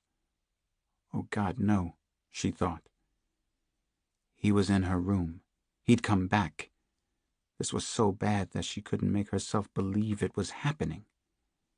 Kate held her breath until her chest ached and threatened to cave in. She never really believed he would come back. Now she realized that was a terrible mistake, the worst of her life, but not the last one she was allowed, she hoped. Who was this extraordinary madman? Did he hate her so much that he would risk everything? Or did he think he loved her so much, the sick, pathetic bastard? She sat tensely on the edge of the bed and listened intently for another sound. She was ready to spring at him. There it was again, a tiny creak. It was coming from the right side of the room. Finally, she could see the full dark silhouette of his body. She gulped air greedily and almost gagged. There he was, God damn him to hell. A powerful, hateful energy, like currents of electricity, surged between them. Their eyes finally met. Even in the darkness, his eyes seemed to burn through her. She remembered his eyes so well. Kate tried to roll away from him, from his first strike. The blow came fast and hard. He hadn't lost his quickness. Excruciating pain ripped through her shoulder and down her left side. Karate training kept her moving somehow. Sheer stubbornness. A will to live that was becoming her trademark. She was off the bed, up on her feet, ready for him. "Mistake," she whispered. "Yours this time." She saw the outline of a body again, this time against the moonlight streaming in a bedroom window. Fear and loathing gripped Kate. Her heart felt as if it might stop, just pack it in on her. She fired a powerful kick, hit him hard in the face, and heard the crunch of bone. It was horrifying yet wonderful to hear. A high-pitched voice shrieked out in pain. She'd hurt him. "Now do it again, Kate." She bobbed, moved, kicked hard at the dark, shifting body, striking the stomach area. Again! He grunted in pain. "How do you like it?" Kate screamed at him. "How do you like it?" She had him, and Kate vowed that she wasn't going to lose this time. She was going to capture Casanova all by herself. He was ripe for the catching. First, she was going to hurt him, though. She punched him again, short, compact, lightning fast, and powerful, satisfying beyond anything she could imagine. He was staggering, moaning out loud. His head snapped back hard. His hair flew out. She wanted him down on the floor, maybe unconscious. Then she would turn on a light. Then she just might kick him while he was down. That was a love tap, she told him, just a start. She watched him stumble in front of her. He was going down. Woof! Something, someone, struck her square in the back. The blow knocked all the breath out of her. She couldn't believe she'd been blindsided. Pain rushed through her body, as if she'd been shot. Woof! It happened again. There were two of them in her bedroom. Chapter 94. Kate was in shocking pain, but she stayed on her feet, and finally she saw the second man in her bedroom. He swung hard and struck her in the forehead. She heard a metallic ring and felt herself falling, toppling, felt herself vaporizing, actually. Then her body bounced off the wooden floorboards. Two voices were floating above her. Two monsters inside her bedroom. Stereo nightmares. "You shouldn't be here." She recognized Casanova's voice. He was talking to the second intruder, the demon behind door number 2. Dr. Will Rudolph? "Yes, I'm the one who should be here. I'm not involved with this stupid bitch, am I? I couldn't care less about her. Think it through. Be smart." All right, Will. "What do you want to do with her?" Casanova spoke again. "This is your show. Isn't that what you want?" Personally, I'd like to eat her, a nibble at a time, said Dr. Will Rudolph. Is that too extreme? They kept laughing like two buddies talking at a sports bar. Kate felt herself fading away from the scene. She was leaving. Where was she going? Will Rudolph said that he brought her flowers. They both began to laugh at the joke. They were hunting together again. No one could stop them. Kate could smell their body odor, a strong male musk that seemed to combine into an overpowering presence. She stayed conscious for a long time. She fought with all her strength. She was stubborn, willful, proud as hell. The light finally went out for her like a tube in an old-fashioned TV set. A blurry picture, then a small dot of light, then blackness. It was that simple, that prosaic. They turned on the bedroom lights when they were finished, so that all of Kate McTiern's admirers could have a last good look at her. Murdered beyond cold blood. Chapter 95. My arms and legs were shaking uncontrollably as I tried to drive the 5 miles or so from Durham to Chapel Hill. Even my teeth were chattering, hitting together hard. I finally had to pull off Chapel Hill-Durham Boulevard, or I thought I would probably crash the car. I sat slumped in the front seat, with the car headlamps shining across dancing dust motes and light-crazed insects that hovered in the early morning air. I took deep breath after deep breath, trying to suck in some sanity. It was past 5 in the morning, and the birds were already singing away. I put my hands over my ears to shut out their songs. Samson was still asleep back at the hotel. I had forgotten that he was there. Kate had never been afraid of Casanova. She trusted in her ability to take care of herself, even after her abduction. I knew that it was irrational and crazy to blame myself, but I did. Somewhere, at some time during the past few years, I had stopped behaving like a professional police detective. There was some good in that, but in a way it was bad. There was too much pain on the job, if you let yourself feel it. That was the surest, fastest way to burn out. I eventually eased the car back onto the road. About 15 minutes later, I was at the familiar clapboard house in Chapel Hill. Old Ladies' Lane, Kate had dubbed the street. I could see her face, her sweet, easy smile, her enthusiasm and conviction about things that mattered to her. I could still hear her voice. Samson and I had been at this house less than 3 hours ago. My eyes were tearing, my brain screaming. I was losing control. I remembered one of the last things she'd said to me. I could hear Kate's voice. He comes back. We tangle. Black and white police cruisers, somber-looking EMS vans, and TV trucks were already parked everywhere on the narrow 2-lane blacktop street. They were filling every available space. I was sick to death of the sight of crime scenes. It looked as if half the town of Chapel Hill was congregated outside Kate's apartment. In the early morning light, all the faces looked pale and grim. They were shocked and angry. This was supposed to be a gentle college town, liberal thinking, a safe haven from the whirling chaos and madness of the rest of the world. That was why most people chose to live here. But it wasn't like that anymore. Casanova had changed that forever. I fumbled on a pair of dusty and stained sunglasses that had been sitting on the dash of the car for months. They were Samson's shades originally. He'd given them to Damon, so he could look as tough as Samson whenever I gave him any trouble. I needed to look tough right now. Chapter 96. I began to walk toward Kate's house on unsure rubbery legs. Maybe I looked like the toughest motherfucker around, but my heart was heavy and incredibly fragile. News photographers snapped my picture again and again. The camera flashes sounded like hollow, muffled gunshots. Reporters approached, but I waved them off.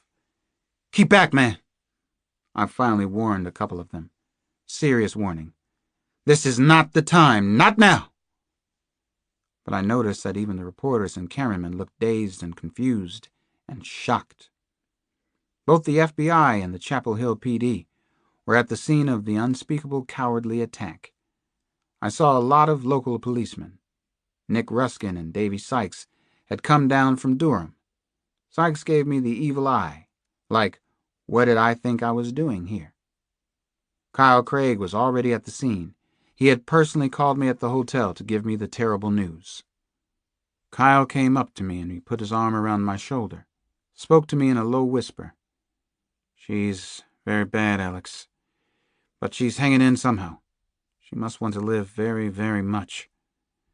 They should be bringing her out any minute now. Stay out here with me.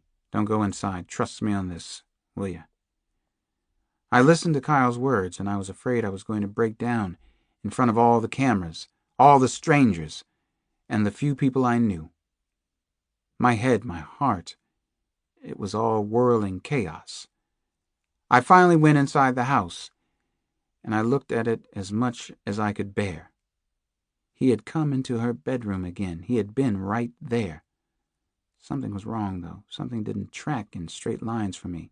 Something. What was wrong here? The emergency team from Duke Medical Center put Kate on a stretcher, the kind used for broken backs and severe head injuries. I don't think I've ever seen anyone carried so delicately under any tragic circumstances. The doctors looked ashen as they began to carry her out of the house. The crowd became suddenly hushed when the EMS crew appeared outside. They're bringing her to Duke Medical Center. You'll get some arguments from the university people, but that's the best facility in the state, Kyle told me. He was trying to be reassuring in his soothing, mechanical man way. Actually, he was surprisingly good at it. Something was wrong. Something was all out of kilter. Think. Focus your thoughts somehow. This could be important, but I couldn't think in straight lines. Not yet, I couldn't. What about Wick's ex? I asked Kyle. He got home before 10 o'clock. He's there now. We don't know that he didn't go out for sure, I suppose. He could have slipped out past us somehow. Maybe he has a way out of the house. I don't think so, though. I moved away from Kyle Craig and went over to one of the white-coated Duke University doctors near the ambulance. Camera flashes were erupting everywhere around us. Hundreds of memorable pictures were being taken by the night crawlers at the crime scene. Can I ride with her? The EMS doctor very gently shook his head at me. No, sir, he said. He seemed to be talking in slow motion. No, sir, only the family can ride in the ambulance. I'm sorry, Dr. Cross. I'm her family tonight, I said. I pushed past him and climbed into the rear of the ambulance. He didn't try to stop me. He couldn't have anyway. I felt numb all over. Kate lay amid the solemn monitoring and resuscitation equipment in the close quarters of the rescue ambulance. I was afraid that she had died as I was getting into the ambulance, or when they were carrying her outside. I sat beside Kate and held just the tips of her fingers. It's Alex. I'm here for you, I whispered to her. Be strong right now. You're so strong anyway. Be strong now. The same doctor who had told me I couldn't get into the ambulance came in and sat next to me. He felt obliged to tell me the rules, but he didn't care to enforce them. His name tag said, Dr. B. Stringer, Duke University EMS team. I owed him a big favor. Can you tell me anything about Kate's chances? I asked, as the emergency ambulance slowly pulled away from the nightmare scene in Chapel Hill. That's a tough question, I'm afraid. She's alive, and that's a miracle in itself. He spoke in a low, respectful voice. There are multiple fractures and contusions, some with open gashes in them. Both cheekbones are fractured. She may have a sprained neck. She must have played dead on him. Somehow she had the presence of the mind to trick him. Kate's face was swollen badly and cut. She was almost unrecognizable. I knew the same was true all over her body. I clung gently to Kate's hand as the ambulance sped toward Duke Medical Center. She had the presence of mind to trick him. That was Kate, all right. I wondered, though. I held on to another mind-blowing thought. It had hit me hard outside the house. I thought I knew what had been wrong in Kate's bedroom. Will Rudolph had been in the bedroom, hadn't he? The gentleman caller had been there for the attack. He had to be the one. It was his style. Extreme graphic violence, rage. There was little evidence of Casanova, no artistic touches. There was such extraordinary violence, though. They were twinning. Two monsters bonding to make one. Perhaps Rudolph resented Kate because Casanova had loved her. Maybe she had come between them in his twisted perception. Maybe they had left Kate alive on purpose, so she could be a vegetable for the rest of her life. They were working together now, weren't they? There were two of them to catch, to stop. Chapter 97.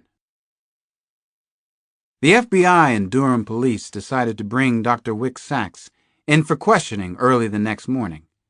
This was a big deal, a pivotal decision in the case. A special investigator was flown down from Virginia to do the delicate interrogation. He was one of the FBI's best, a man named James Heekin. He questioned Sachs throughout most of the morning. I sat with Sampson, Kyle Craig, and detectives Nick Ruskin and Davy Sykes. We watched the interrogation through a two-way mirror inside Durham Police Headquarters. I felt like a starving man with his nose pressed against the window of an expensive restaurant. But there was no food being served inside.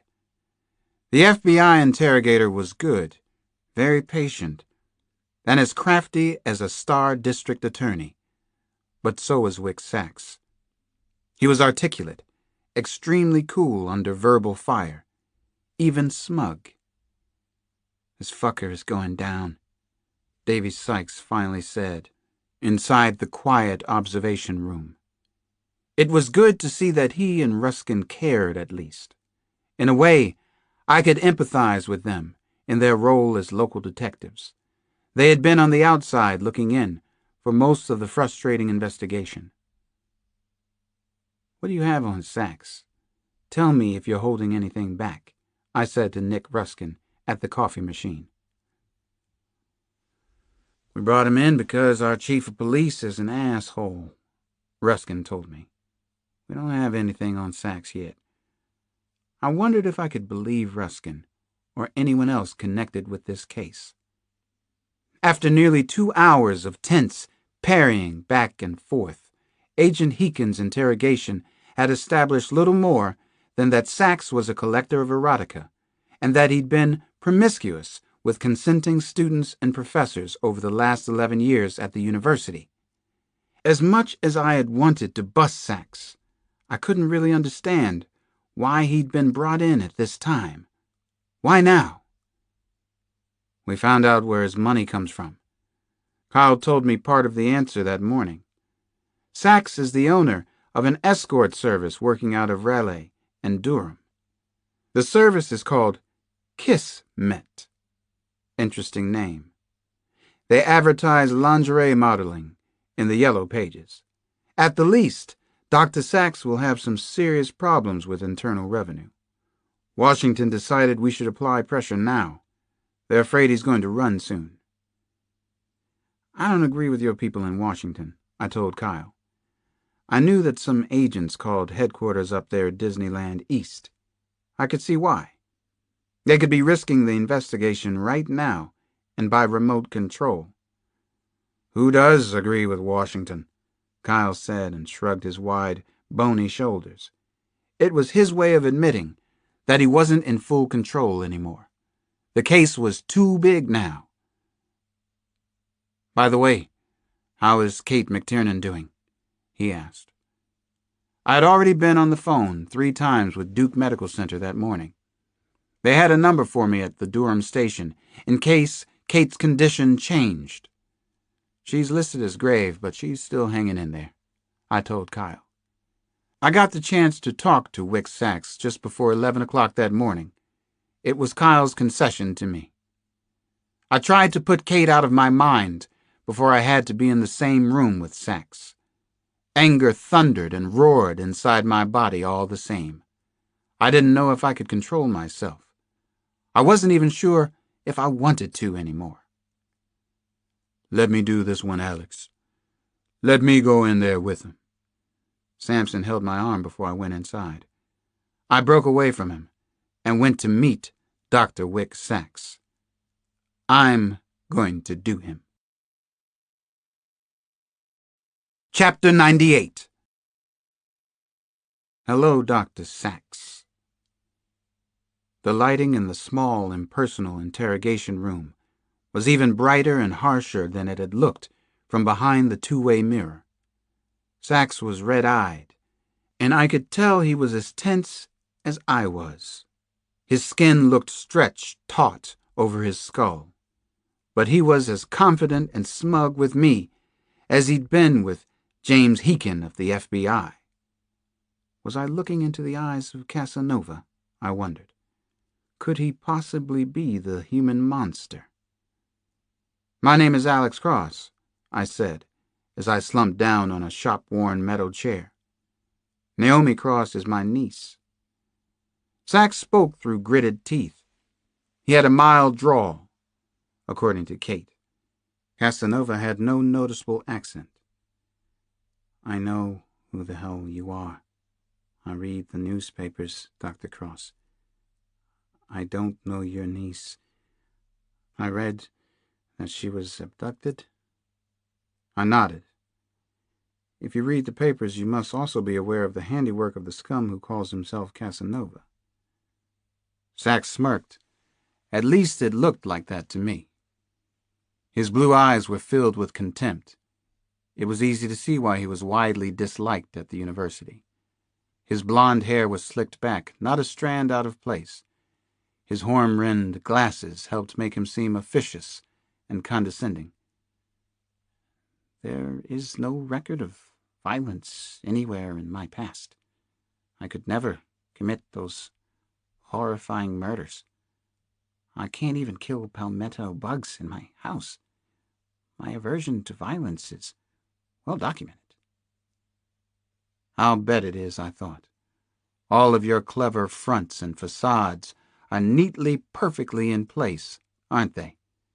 Your devoted wife, the nurse, your 2 children, your well-documented aversion to violence. I rubbed my face with both my hands. It took all my strength to keep from hitting him.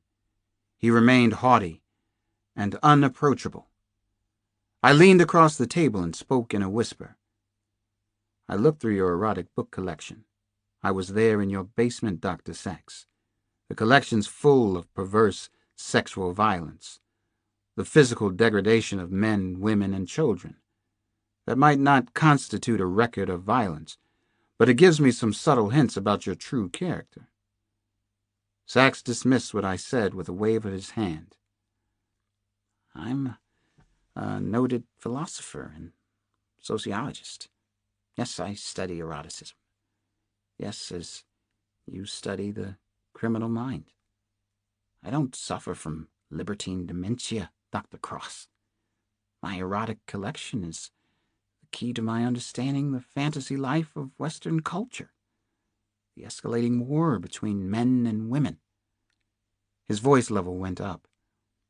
I also don't have to explain any of my private affairs to you. I've broken no laws. I'm here voluntarily. You, on the other hand, entered my house without a search warrant. I tried to keep Sachs off balance by asking him about something else. Why do you think you're so successful with young women? We already know of your sexual conquests of students at the university. 18, 19, 20-year-olds. Beautiful young women. Your own students in some cases. There's a record of that, certainly. For a moment his anger surfaced. Then he caught himself and did something odd, and maybe very revealing. Sachs showed his need to exert power and control, to be the star of the show, even to me, insignificant as I was to him. Why am I successful with women, Dr. Cross? Sachs smiled, and he let his tongue play between his teeth. The message was subtle, but also clear. Sachs was telling me that he knew how to sexually control most women. He continued to smile, an obscene smile from an obscene man. Many women want to be freed from their sexual inhibitions, especially young women. The modern women on campuses, I free them. I free as many women as I possibly can. That did it. I was across the table in a second. Sachs's chair tumbled over backwards. I landed heavily on top of him. He grunted in pain. I pressed my body down hard on his. My arms and legs were shaking. I held back from actually throwing a punch. He was absolutely powerless to stop me, I realized. He didn't know how to fight back. He wasn't very strong or athletic. Nick Ruskin and Davy Sykes were inside the interrogation room in a flash, and Kyle and Sampson were right behind them. They jammed into the room and tried to pull me off Sachs. Actually, I pulled myself away from Wick Sachs. I didn't hurt him. Never intended to. I whispered to Sampson. He isn't physically strong. Casanova is. He isn't the monster. He isn't Casanova. Chapter 99. That night, Sampson and I had dinner together at a pretty good spot in Durham. Ironically, it was called Nana's. Neither of us was especially hungry. The overly large steaks with shallots and mountains of garlic, mashed potatoes, went to waste. It was late in the game with Casanova, and we seemed to be falling all the way back to square one. We talked about Kate.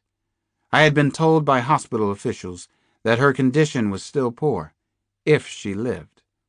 The doctors believed that she had little chance of recovery, of ever being a doctor again.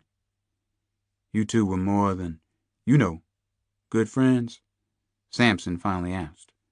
He was gentle with his probing, the way he can be when he wants to. I shook my head. No, we were friends, John. I could talk to her about anything, and in ways I'd mostly forgotten. I've never been so comfortable with a woman so quickly, except maybe for Maria. Sampson nodded a lot, and mostly listened to me air it all out. He knew who I was, past and present. My beeper sounded while we were still pushing around the generous portions of food on our plates. I called Kyle Craig from a phone downstairs in the restaurant. I reached him in his car. He was on his way to Hope Valley. We're about to arrest Wick Sachs for the Casanova murders, he said. I almost dropped the receiver. You're about to do what? I shouted into the phone. I couldn't believe what I had just heard. When the hell is this going to happen? I asked. When was the decision made? Who made it? Kyle kept his cool as always. The Ice Man. We're going into the house in the next couple of minutes. This time it's the Durham police chief's game. Something he found in the house. Physical evidence. It will be a joint arrest, the Bureau in cooperation with Durham PD. I wanted you to know, Alex. He's not Casanova, I said to Kyle. Don't take him down. Don't arrest Wick Sachs. The level of my voice was high.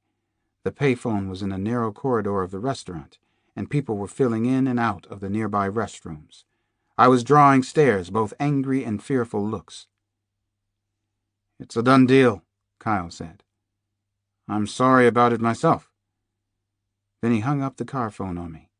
End of discussion. Sampson and I rushed to Sachs's house in the Durham suburbs. Man Mountain was quiet at first. Then he asked the $64,000 question. Could they have enough to convict without you knowing anything? It was a tough question for me. His meaning. How out of the loop was I? I don't think Kyle has enough for an arrest now. He would have told me. The Durham PD. I don't know what the hell they're up to. Ruskin and Sykes have been off doing their own thing. We've been in their position ourselves. When we arrived in Hope Valley, I found out that we weren't the only ones who had been called to the arrest scene. The quiet suburban street was blocked off.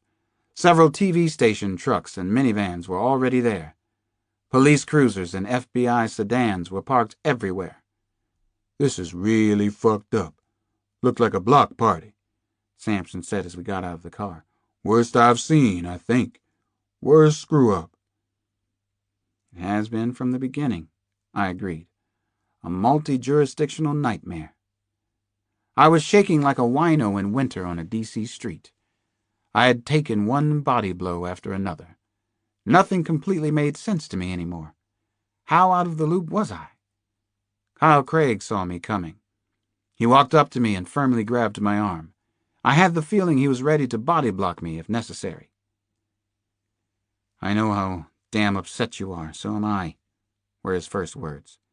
He seemed apologetic, but Kyle also appeared angry as hell. "This wasn't our doing, Alex. Durham blindsided us this time. The chief of police made the decision himself. There's political pressure right up to the State House on this thing. Something smells so bad I want to put a handkerchief over my nose and mouth." "What the hell did they find in the house?" I asked Kyle. "What physical evidence? Not the dirty books." Kyle shook his head. "Women's underwear. He had a large cache of clothes hidden in the house. There was a University of North Carolina t-shirt that belonged to Kate McTiernan. Casanova apparently kept souvenirs too, just like the gentleman in L.A. "He wouldn't do that. He's different from the gentleman," I said to Kyle. "He has the girls and plenty of their clothes at his hideaway. He's careful and obsessive about it. Kyle, this is fucking crazy. This isn't the answer. This is a huge mess-up." "You don't know that for sure," Kyle said. "Good theories aren't going to stop this from happening. How about good logic and a little common sense?" "That won't work either, I'm afraid." We started to walk toward the back porch of the Sachs house. TV cameras whirred into action, shooting anything that moved. It was a full-scale, three-ring media circus, a disaster of the highest order in progress. "They searched the house sometime late this afternoon," Kyle told me as we walked. "Brought dogs in. Special dogs from Georgia." Why the hell would they do that? Why suddenly search the Sachs house now? God damn it. "They received a tip, and they had reason to believe it. That's what I'm getting from them. I'm on the outside too, Alex. I don't like it any more than you do." I could barely see 2 feet ahead of me. My vision was tunneled. Stress will do that. Anger, too. I wanted to shout, to scream out at somebody. I wanted to punch out lights on the Saxes' veranda-style porch. "Did they tell you anything about this anonymous tipster?" Jesus Christ, Kyle, God damn it to hell, an anonymous tip? Ah, God damn it! Wick Sachs was being held hostage inside his own beautiful house. The Durham police apparently wanted this historic moment recorded on local and national TV. This was it for them. North Carolina law enforcement, Hall of Fame time. They had the wrong man, and they wanted to show him off to the world.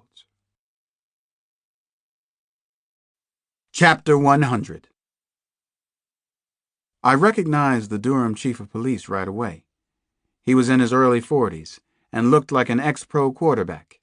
Chief Robbie Hatfield was around 6'2", square-jawed, powerfully built. I had a wild, paranoid thought that maybe he was Casanova. He looked the part anyway. He even fit the psych profile of Casanova. Detectives Sykes and Ruskin were flanking the prisoner, Dr. Wick Sachs. I recognized a couple of other Durham detectives. They all appeared nervous as hell, but jubilant, and mostly relieved. Sachs looked as if he'd taken a shower in his clothes. He looked guilty. Are you Casanova? Are you the beast after all? If so, what the hell are you pulling now? I wanted to ask Sachs 100 questions, but couldn't. Nick Ruskin and Davy Sykes joked around some with their brother officers in the crowded foyer. The two detectives reminded me of a few professional jocks I'd known around D.C. Most of them liked the spotlight. Some of them lived for it. Most of the Durham police force seemed to operate like that, too. Ruskin's hair was shiny and slicked back, combed back tight against his skull. He was ready for the spotlight, I could see. Davy Sykes looked ready, too. You two bozos should be checking your list of doctor suspects, I wanted to tell them. This thing isn't over. It's just starting now. The real Casanova is cheering for you right now. Maybe he's watching from the crowd. I made my way up closer to Wick Sachs. I needed to see everything here, just as it was, feel it, watch and listen to it, understand it somehow. Sachs's wife and the two beautiful children were being kept in the dining room off the vestibule. They looked hurt, very sad and confused. They knew something was wrong here, too. The Sachs family didn't look guilty. Chief Robbie Hatfield and Davy Sykes finally saw me. Sykes reminded me of the chief's favorite bird dog. He was pointing at me now. Dr. Cross, thank you for all your help on all of this. Chief Hatfield was magnanimous in his moment of triumph. I had forgotten that I was the one here who'd brought back the photo of Sachs from the gentleman's apartment in Los Angeles. Such great detective work. Such a convenient goddamn clue to discover. This was all wrong. It just felt wrong, and it smelled wrong. This was a setup of the first order, and it was working perfectly. Casanova was escaping. He was getting away right now. He would never be caught. The Durham chief of police finally put out his hand. I took the chief's hand and squeezed it tight, held on to it. I think he was afraid I was going to walk out into the camera lights with him. Robbie Hatfield had seemed like a hands-off administrator up until now. He and his star detectives were about to parade Wick Sachs outside. It would be a big, dazzling moment under a full moon and the blazing Klieg lights. All that was missing were the baying bloodhounds. I know I helped find him, but Wick Sachs didn't do it. I told Hatfield straight to his face. You're arresting the wrong man. Let me tell you why. Give me 10 minutes right now. He smiled at me, and it seemed like a goddamn condescending smile. It was almost as if he were stoned on the moment. Chief Hatfield pulled away from me and walked outside. He walked out in front of the bright TV camera lights, playing his part beautifully. He was so taken with himself that he almost forgot about Sachs. Whoever called about the women's underwear is Casanova, I was thinking to myself. I was getting closer in my mind to who that might be. Casanova did this. Casanova is behind it, anyway. Dr. Wick Sachs passed by me as they led him outside. He was dressed in a white cotton shirt and black trousers. All of his fine clothes were drenched through with his sweat. I imagined he was swimming in his shoes, too. Gold-buckled black loafers. His hands were cuffed behind his back. All of his arrogance was long gone. I didn't do anything, he said to me in the softest, choking voice. His eyes were pleading. He couldn't believe this either. Then he said the most pathetic thing of all. I don't hurt women. I love them. I was struck with a mad, absolutely dizzying thought on the Sachs porch. I felt as if I was in the middle of a somersault. And then I just stopped. Time stopped. This is Casanova. I suddenly understood. Wick Sachs was the original model used for Casanova anyway. That was the monsters planned from the start. They had a fall guy for their perfect murders and Desaad-like adventures. Dr. Wick Sachs was actually Casanova, but he wasn't one of the monsters. Casanova was a front, too. He knew nothing about the real collector. He was another victim. Chapter 101. I'm the gentleman caller, Will Rudolph announced with a polite, theatrical bow. He was wearing a dinner jacket, black tie, dress shirt. His hair was tied in a tight ponytail. He'd bought white roses for the special occasion. And you know who I am, ladies. You all look so very lovely. Casanova spoke at his side. He was a striking contrast to his partner. Tight black jeans, black cowboy boots, no shirt. His stomach washboard hard. He had on a black fright mask with thick, hand-painted, median gray streaks. The killers introduced themselves as the women filed into the living room at the hideaway. They lined up in front of a long table. This was to be a special celebration. They had been informed earlier in the day. The mad dog Casanova has finally been caught, Casanova told them. It's all over the news.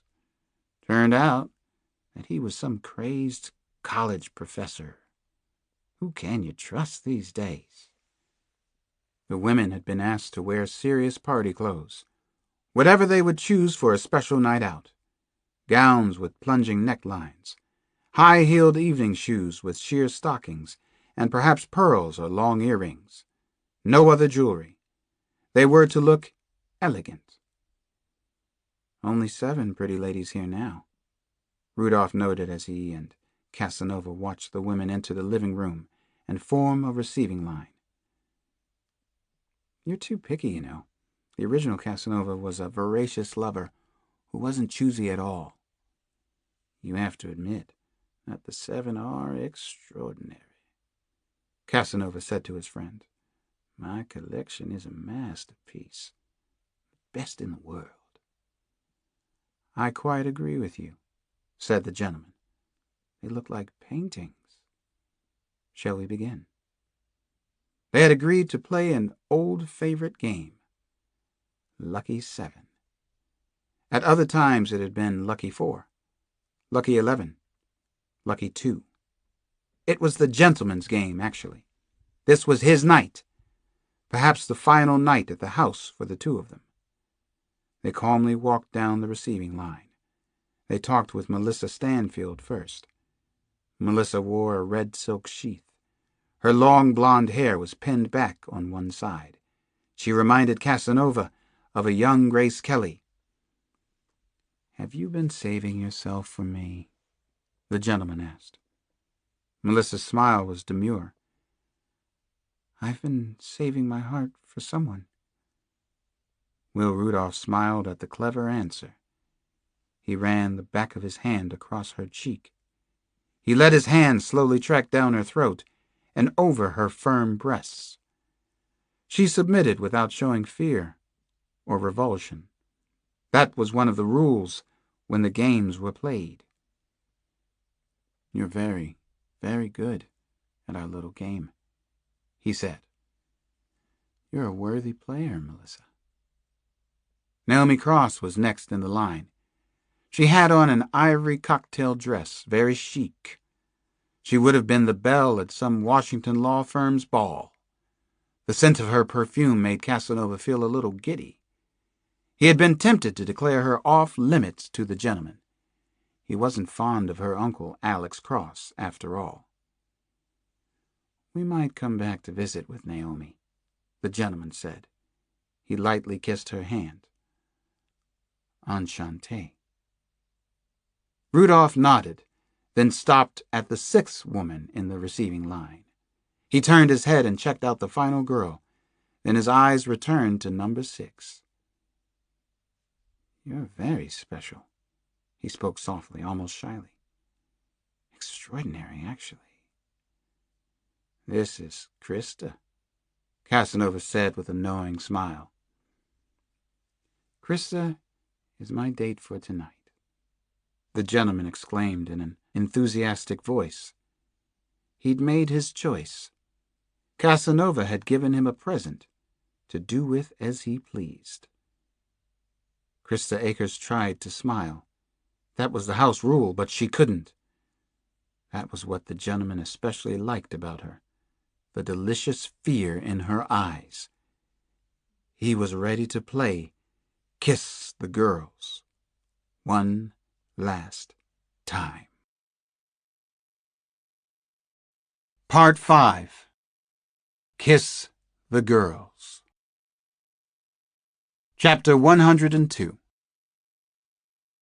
The morning after the arrest of Dr. Wick Sachs, Casanova strolled the corridors of the Duke Medical Center.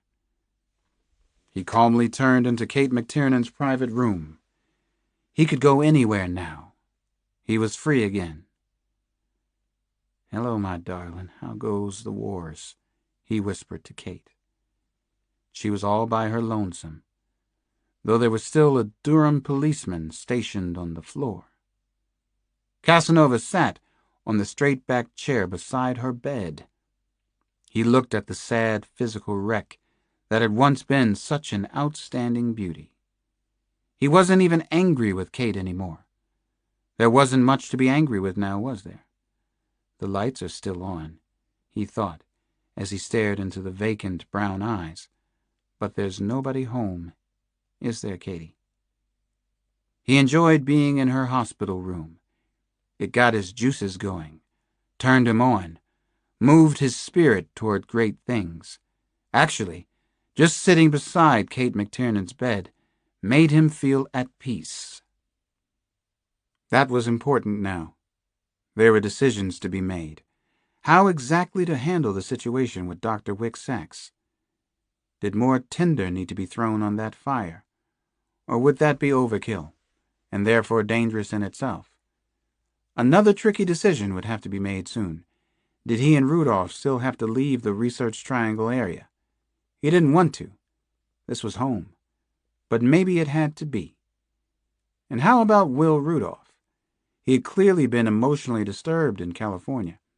He had been taking Valium, Halcyon, and Xanax that Casanova knew of. Sooner or later, he was going to blow it for both of them, wasn't he? On the other hand, it had been so unbearably lonely when Rudolph was away. He'd felt cut in half. Casanova heard a noise behind him at the hospital room door. He turned and smiled at the man. "I was just leaving, Alex," he said, and got up from the chair. "No change here. What a damn shame." Alex Cross let Casanova slide by him and out the door. He fit in anywhere, Casanova thought to himself, as he walked away and down the hospital corridor. He was never going to be caught. He had the perfect mask. Chapter 103. There was a fine old upright piano inside the bar room at the Washington Duke Inn. I was there playing Big Joe Turner and Blind Lemon Jefferson tunes between 4 and 5 one morning. I played the blues, the blahs, the doldrums, the grumps, the red ass. The hotel maintenance staff sure was impressed. I was trying to put everything I knew together. I kept circling back to the same big 3 or 4 points, my pillars to build the investigation on. Perfect crimes both here and in California. The killer's knowledge of crime scenes and police forensics. Twinning between the monsters. Male bonding as it had never existed. The disappearing house in the woods. A house had actually disappeared. How could that happen? Casanova's harem of special women. But even more than that, the rejects. Dr. Wick Sachs was a college professor with questionable morals and actions. But was he a stone-cold murderer without a conscience? Was he the animal who had imprisoned a dozen or more young women somewhere near Durham and Chapel Hill? Was he a modern-day Desaad? I didn't think so. I believed, I was almost certain, that the Durham police had arrested the wrong man, and that the real Casanova was out there laughing at all of us. Maybe it was even worse than that. Maybe he was stalking another woman. Later that morning, I made my usual visit to Kate at Duke Medical Center. She was still deep in a coma, still listed as grave. The Durham police no longer had an officer on guard outside her room. I sat vigil beside her and tried not to think about the way she had been. I held her hand for an hour and quietly talked to her. Her hand was limp, almost lifeless. I missed Kate so much. She couldn't respond, and that created a gaping, painful hole in my chest.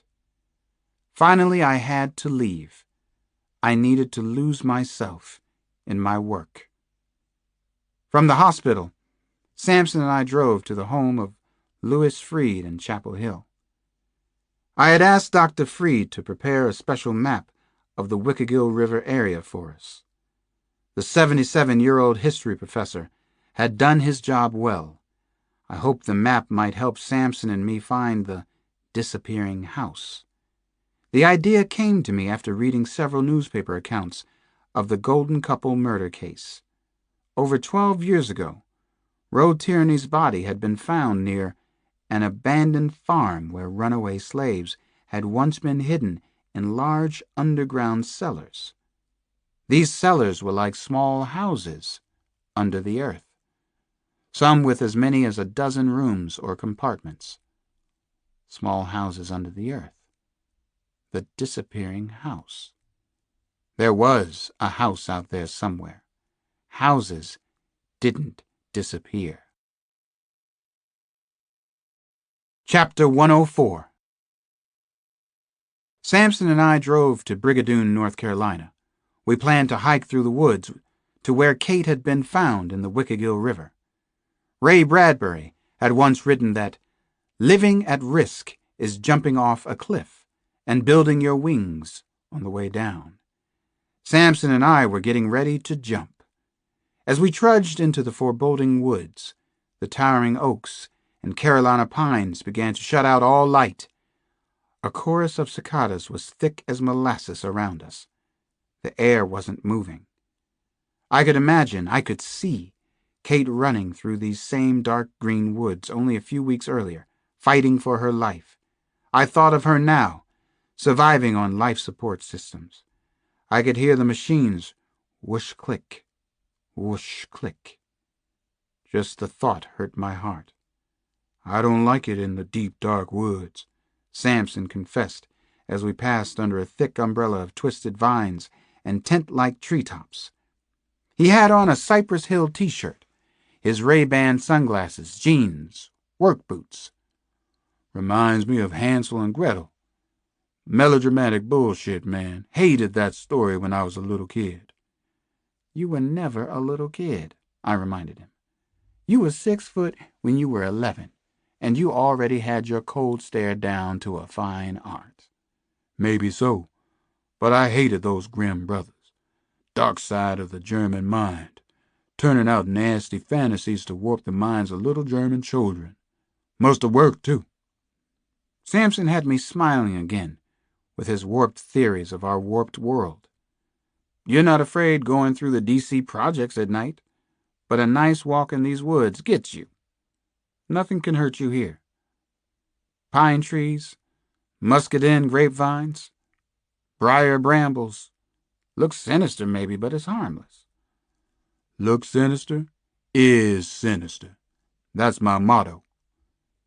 Sampson was struggling to get his statuesque body through closely bunched saplings and honeysuckle at the edge of the woods. The honeysuckle was actually like a mesh curtain in places. It seemed to grow tangled. I wondered if Casanova might be watching us. I suspected that he was a very patient watcher. Both he and Will Rudolph were very clever, organized, and careful. They had been doing this for a lot of years and hadn't been caught yet. How's your history on the slaves in this area? I asked Sampson as we walked. I wanted his mind off poisonous snakes and dangling snake-like vines. I needed him concentrating on the killer, or maybe the killers, who might be cohabitating these woods with us. I've dabbled with some E.D. Genovese, Some Mohammed Wad, he said. I couldn't tell if he was serious. Sampson is well read for a man of action. The Underground Railroad was active in this area. Runaway slaves and whole families heading north were kept safe for days, even weeks, at some of the local farms. They were called stations, I said. That's what Dr. Freed's map shows. That's what his book was written about. I don't see any farms, Dr. Livingston. Just this muscadine grapevine shit. Sampson complained and pushed away more branches with his long arms. The big tobacco farms used to be west of here. They've been deserted for almost 60 years. Remember I told you that a student from UNC was brutally raped and murdered back in 1981? Her decomposed body was found out here. I think Rudolph and possibly Casanova killed her. That's around the time they first met. Dr. Freed's map shows the locations of the old Underground Railroad, most of the farms in the area where runaway slaves were hidden. Some of the farms had expanded cellars, even underground living quarters. The farms themselves are gone now. There's nothing to see from aerial surveillance. The honeysuckle and brambles have grown thick, too. The cellars are still here, though. Your handy-dandy map tell us where all the old-time tobacco farms used to be. Yep, got a map. Got a compass. Got my Glock pistol, too, I said, and patted my holster. Most important, Sampson said, you got me. That, too. God save the miscreants from the two of us. Sampson and I walked a long, long way into the hot, damp, buggy afternoon. We managed to find 3 of the farm sites where tobacco leaf had once flourished, where terrified black men and women, sometimes whole families, had been taken and hidden in old cellars as they tried to escape to freedom in the north, to cities like Washington, D.C. 2 of the cellars were located exactly where Dr. Freed said they would be. Antique wood planks and twisted, rusted metal were the only signs left of the original farms. It was as if some angry god had come down and destroyed the scene of the old slave-owning ways. Around 4 in the afternoon, Sampson and I arrived at the once proud and successful farm of Jason Snyder and his family. How do you know we're here? Sampson looked around at the small, desolate, and deserted area where I had stopped walking. Says so on Dr. Louis Freed's hand-drawn map. Same compass points. He's a famous historian, so it must be true. Sampson was right, though. There was nothing to see. Jason Snyder's farm had completely disappeared, just as Kate had said it would. Chapter 105. Place gives me the creeps, Sampson said. So-called tobacco farm. What was once the Snyder farm was particularly eerie and otherworldly, creepy as hell. There was almost no visible evidence that anyone human had ever lived here. Still, I could feel the blood and bones of the slaves as I stood before the disturbing ruins of the old tobacco farm. Sassafras trees, arrowwood shrubs, honeysuckle, and poison ivy had grown up to the level of my chin. Red and white oaks, sycamores, and a few sweet gum trees stood tall and mature where a prosperous farm had once been, but the farm itself had disappeared. I felt a cold spot at the center of my chest. Was this the bad place, then? Could we be near the house of horror that Kate had described? We had worked our way north, and now east. We weren't too far from the state highway, where I wished I had the car parked. According to my rough calculations, we couldn't be more than 2 or 3 miles from the state road.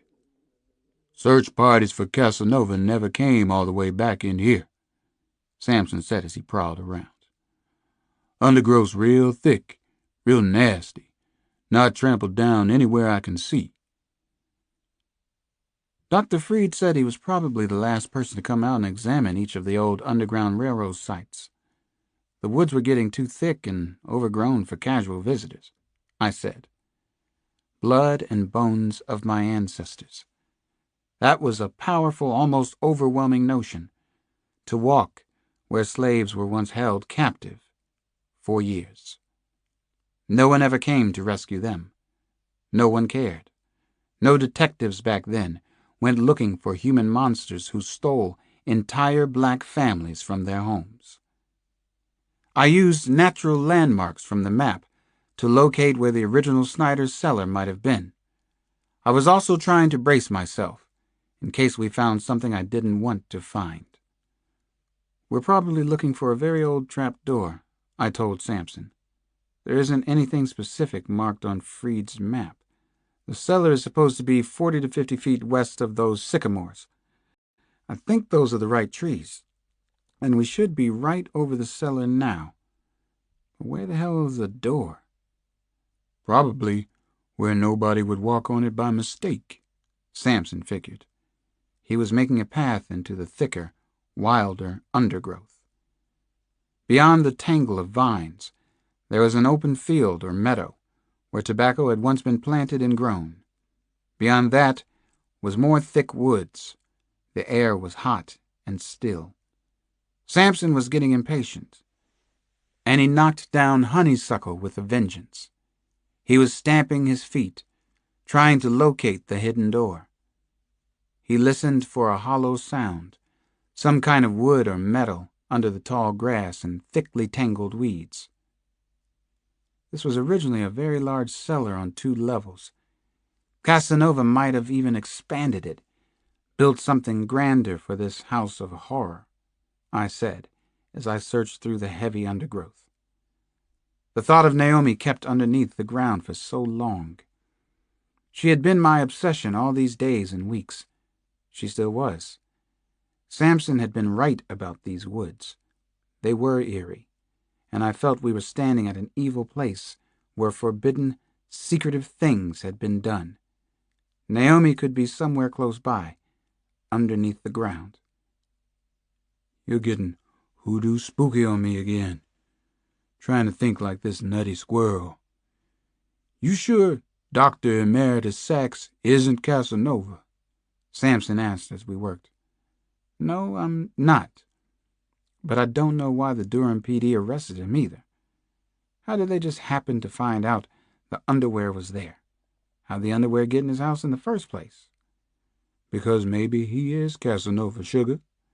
Because maybe he put the victim's underwear there so he could sniff it on rainy afternoons. FBI and Durham crime fighters going to close down the case now. If there isn't another killing or abduction for a while.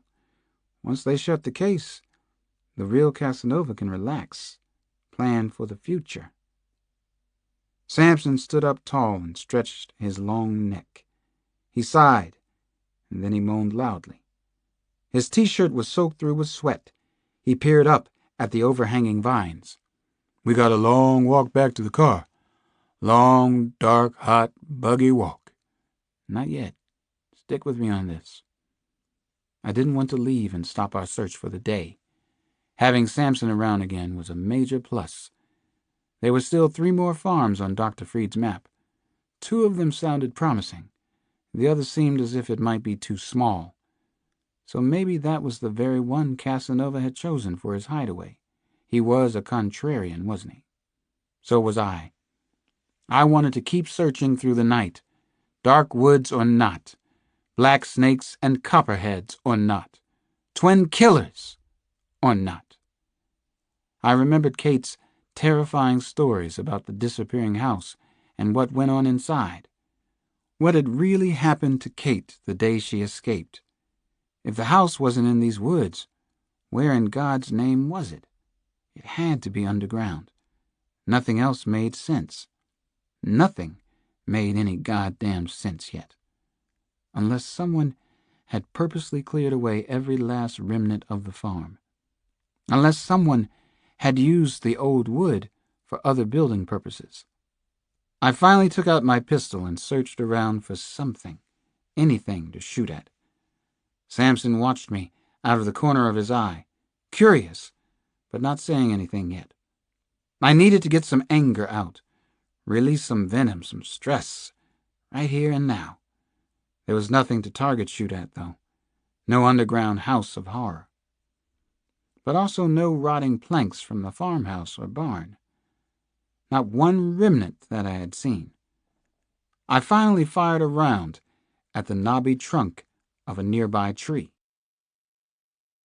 In my incipient craziness, a knot in the tree resembled the head of a man like Casanova. I fired again and again, all direct hits, dead solid perfect. I had killed Casanova. Feel better now? Samson peered over the top of his Ray-Ban sunglasses at me. You hit the boogeyman in his evil eye. I feel a little better. Not much. I showed him my thumb and forefinger spread about a millimeter apart. Samson leaned against a small tree that looked like a human skeleton. The little sapling wasn't getting enough light. I do think it's time we packed up and left, he said. That was when we heard screams. Women's voices were coming from under the ground. The screams were muffled, but we could hear them clearly all the same. They were to the north of us and even farther into the thick bramble, but closer to the open meadow beyond the old tobacco fields. A tightly wound ball of tension hit me with tremendous force at the sound of the voices under the ground. My head slumped involuntarily toward my chest. Samson took out his Glock and squeezed off 2 quick shots. More signals for the trapped women, for whoever was screaming under the ground. The muffled screams were getting louder, rising as if from the 10th circle of hell. "Sweet baby Jesus," I whispered. "We found them, John. We found the house of horror." Chapter 106. Samson and I got down on our hands and knees. We searched frantically for the hidden entryway into the underground house, running our fingers and palms over the undergrowth until they were cut and bleeding. I looked down, and my hands were shaking. I fired off several more gunshots, so the women trapped below would know we'd heard them, and that we were still up here. After I fired the shots, I quickly reloaded. "We're up here!" I yelled, with my head close to the ground. The weeds and grass were scratching my face. "We're police!" "Here we go, Alex," Samson called to me. "The door's over here. There's some kind of door anyway." Running through the high, thick weeds was like wading in water. The trap door was hidden in honeysuckle and waist-high grass where Samson had been searching. The door had been covered over with an extra layer of sod and a thick blanket of pine needles. The door wasn't likely to be found by a search party or anyone else hiking through the woods. "I'll go down first," I told Samson. Blood roared and echoed in my ears. Usually he would have argued. Not this time. I hurried, rumbling down a steep, narrow wooden stairway that looked as if it had been there for 100 years. Samson followed close behind. The good twins. "Stop," I told myself. "Slow it down." At the bottom of the stairs, there was a second doorway. The heavy oak plank door looked new, as if it had been installed recently, possibly in the past year or 2. I slowly turned the handle. The door was locked. "I'm coming in," I shouted to anyone who might be behind the door. Then I fired 2 rounds into the lock, and it disintegrated. The wooden door heaved open with a hard shove from my shoulder. I was finally inside the house of horror. What I saw made me retch. A woman's body was laid out on a couch in what appeared to be a well-appointed living room. The corpse had begun to decompose. The features were unrecognizable. Maggots were swarming all over the victim. "Move," I had to tell myself. "Go. Go now." "I'm right behind you," Samson whispered in his deep, homicide scene voice. "Watch yourself now, Alex." "This is the police," I called out. My voice was shaky and getting hoarse. I was afraid of what else we might find in the hideaway. Was Naomi still here? Was she alive? "We're down here," a woman called out. "Can anybody hear me?" "We hear you. We're coming," I shouted again. "Please help us," a second voice sounded farther away in the underground house. "Be careful. He's tricky." "See? He's tricky," Samson whispered, never at a loss. "He's in the house. He's in here now," one of the women shouted a warning to us. Samson was still standing behind me, keeping close. "You want to keep the point, partner? Walk on the ridge line." "I want to be the one to find her," I told him. "I have to find Scoochie." He didn't argue. "You think Loverboy is down here someplace? Casanova," he whispered. "That's the rumor going around," I said, and moved forward slowly. Both of us had our guns drawn and ready. We had no idea what to expect next. Was Loverboy waiting for us? Move. Move. Move those legs. I led the way out of the deserted living room. There were high-tech lamps in the ceiling of the adjoining hallway. How was he able to get electricity in here? A transformer, a generator. What should that tell me? That he was handy, that he had connections with the local electric company. How long had it taken to get the underground cellar in this condition? I wondered. To fix it up like this. To make this fantasy come true. The space was extensive. We entered a long hallway that snaked off the living room to the right. There were doors on either side, and they were bolt-locked from the outside like prison cells. "Watch our backs," I said to Samson. "I'm going in door number 1. "I always watch your back," he whispered. "Watch your back, too." I went up to the first door. "This is the police," I called out. "I'm Detective Alex Cross. Everything's going to be all right." I yanked open the first door and peered inside. I wanted it to be Naomi. I prayed that it was. Chapter 107. "Such utter fools," said the gentleman, intolerant and impatient as always. "Two carnival clowns in blackface." Casanova smiled thinly, growing impatient with the gentleman. "What the hell did you expect? Brain surgeons from Walter Reed and Washington? They're a couple of ordinary street cops." "Not so ordinary, perhaps. They found the house, didn't they? They're inside right now." The two friends watched everything coming together from a nearby hiding place in the woods.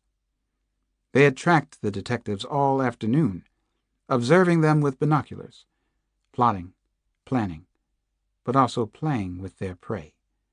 They were careful as they moved in for the final confrontation. "Why didn't they bring the others out here? Why didn't they bring the FBI?" Rudolph asked. He was always inquisitive and very logical.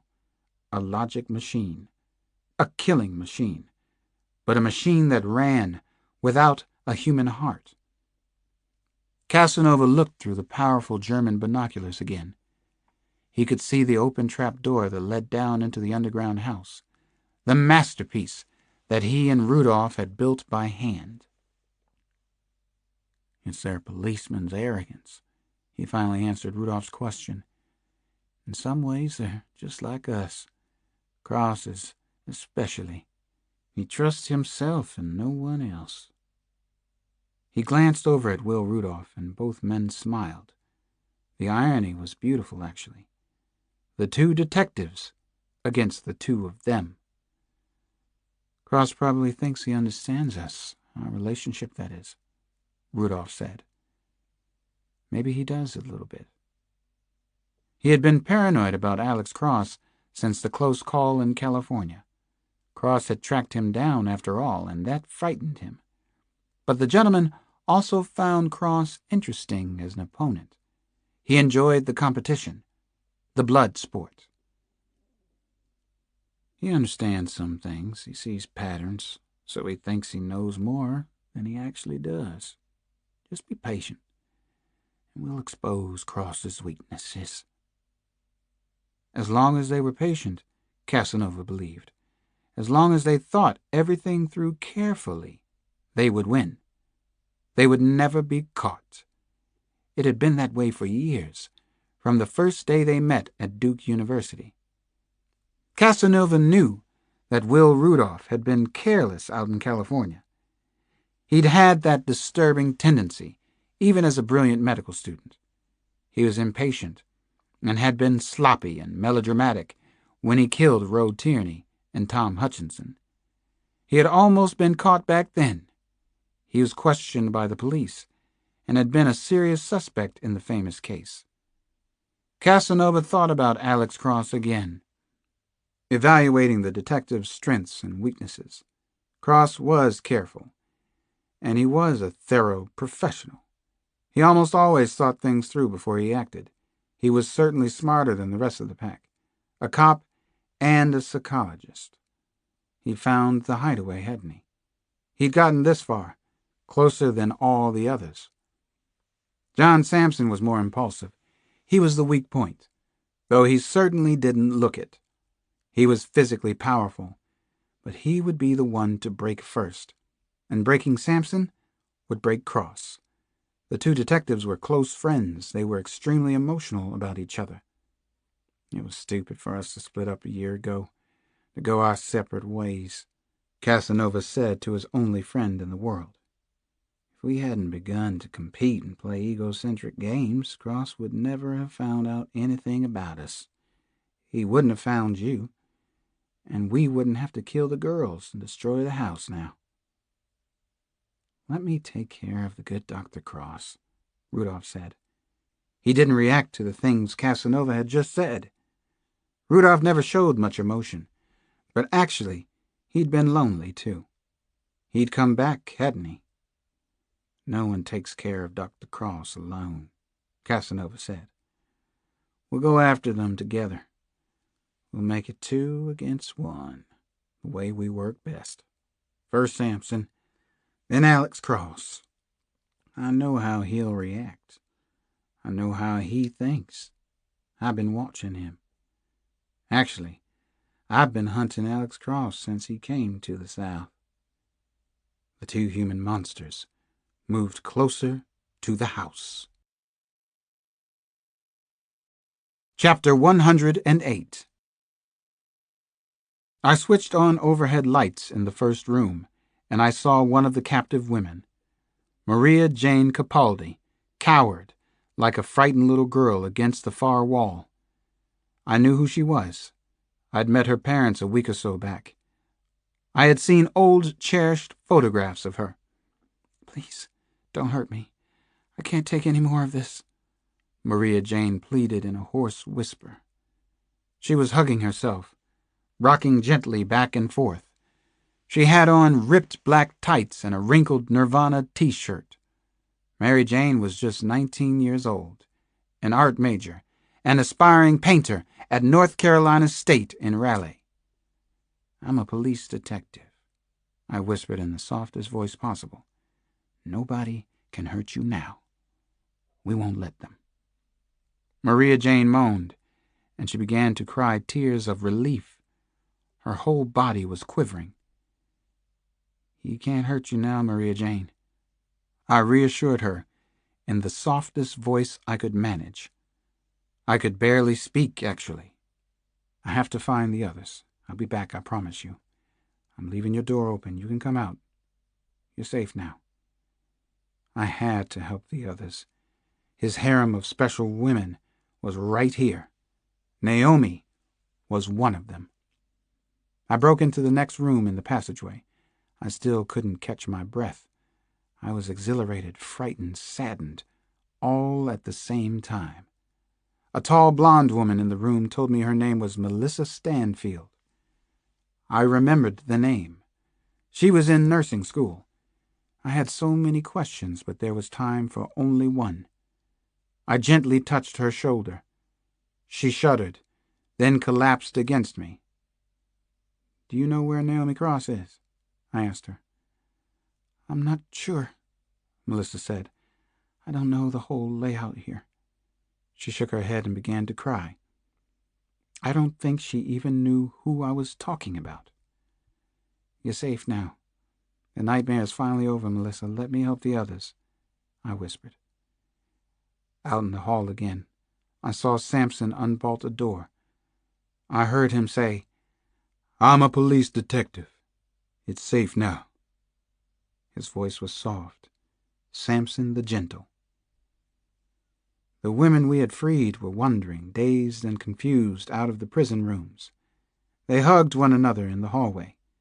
Most of them were sobbing, but I could feel their relief, even their joy. Someone had finally come to help them. I entered a second hallway at the end of the first. There were more locked doors. Was Naomi here? Was she alive? The pounding in my chest was unbearable.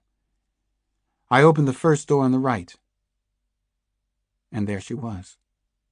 There was Scoochie, the best sight in the entire world.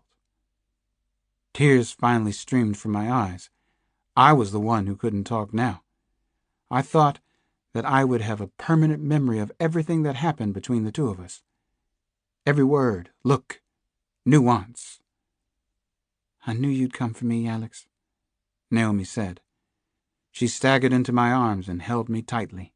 "Oh, sweet, sweet Naomi," I whispered. I felt as if thousands of pounds had been lifted off me. This makes it worth everything. Well, almost. I had to look at her up close. I held her precious face in both my hands. She seemed so fragile and tiny in the room, but she was alive, and I had finally found her. I called out for Sampson. "I found Naomi. We found her, John. In here. We're in here."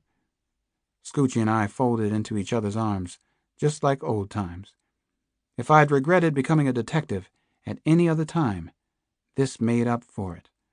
I realized now that I'd thought she was dead. I just couldn't give up the fight. Never give up. "I knew you'd be here. Just like this. I dreamed it. I lived for this instant. I prayed every day, and here you are." Naomi managed the most wonderful smile I have ever seen. "I love you." "I love you too. I missed you like crazy. Everybody did." After a moment, I gently pulled away from Naomi. I remembered about the monsters and the way they had to be thinking now, still plotting everything. Leopold and Loeb, all grown up, committing perfect crimes. "Are you sure you're okay?" I smiled finally. The beginning of a smile, anyway. I could see some of the old intensity returning to Naomi's eyes. "Alex, go get the others out," she urged me. "Please let the others out of these cages he kept us in." Just then a strange, terrible sound echoed in the passageway. A scream of pain. I ran from Naomi's room and saw the one thing I could never imagine happening. Not in my worst nightmares. Chapter 109. The loud, deep-voiced call for help had come from Sampson. My partner was in trouble. Two men, both wearing ghoulish masks, were struggling over him. Casanova and Rudolph. Who else could it be?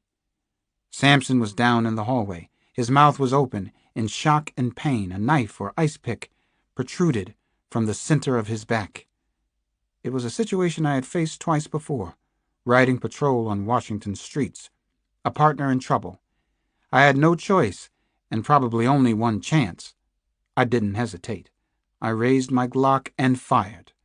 I surprised them with the quick shot. They hadn't expected me to shoot while they were holding Sampson. The taller of the monsters grabbed his shoulder and fell back. The other looked down the hallway at me. The cold glare of the fierce death mask was a warning. Still, I'd taken away their edge.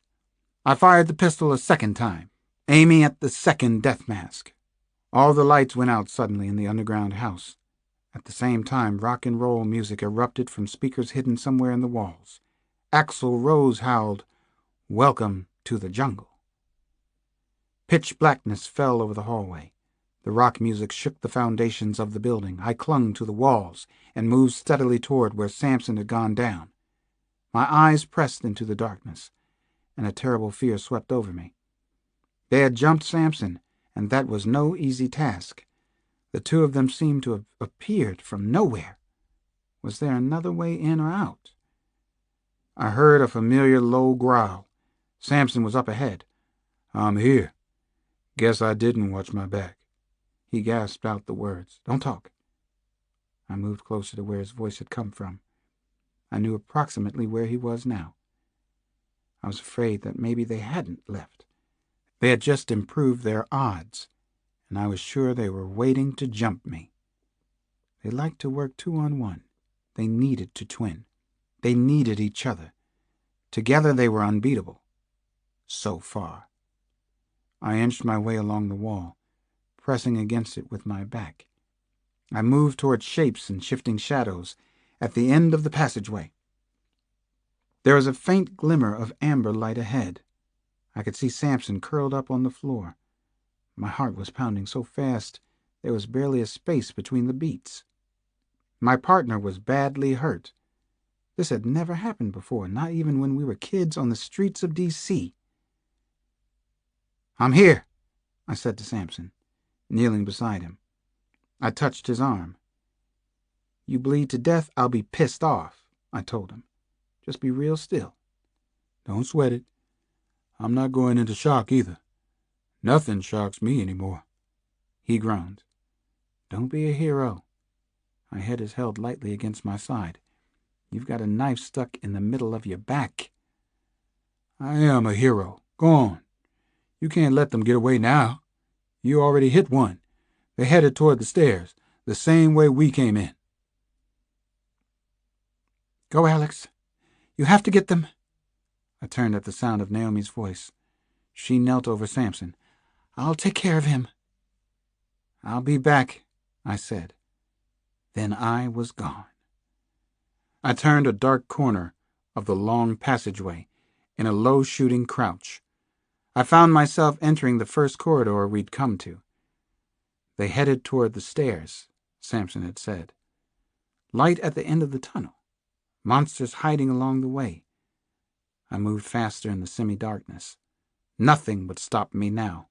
Well, maybe Casanova and Rudolph could.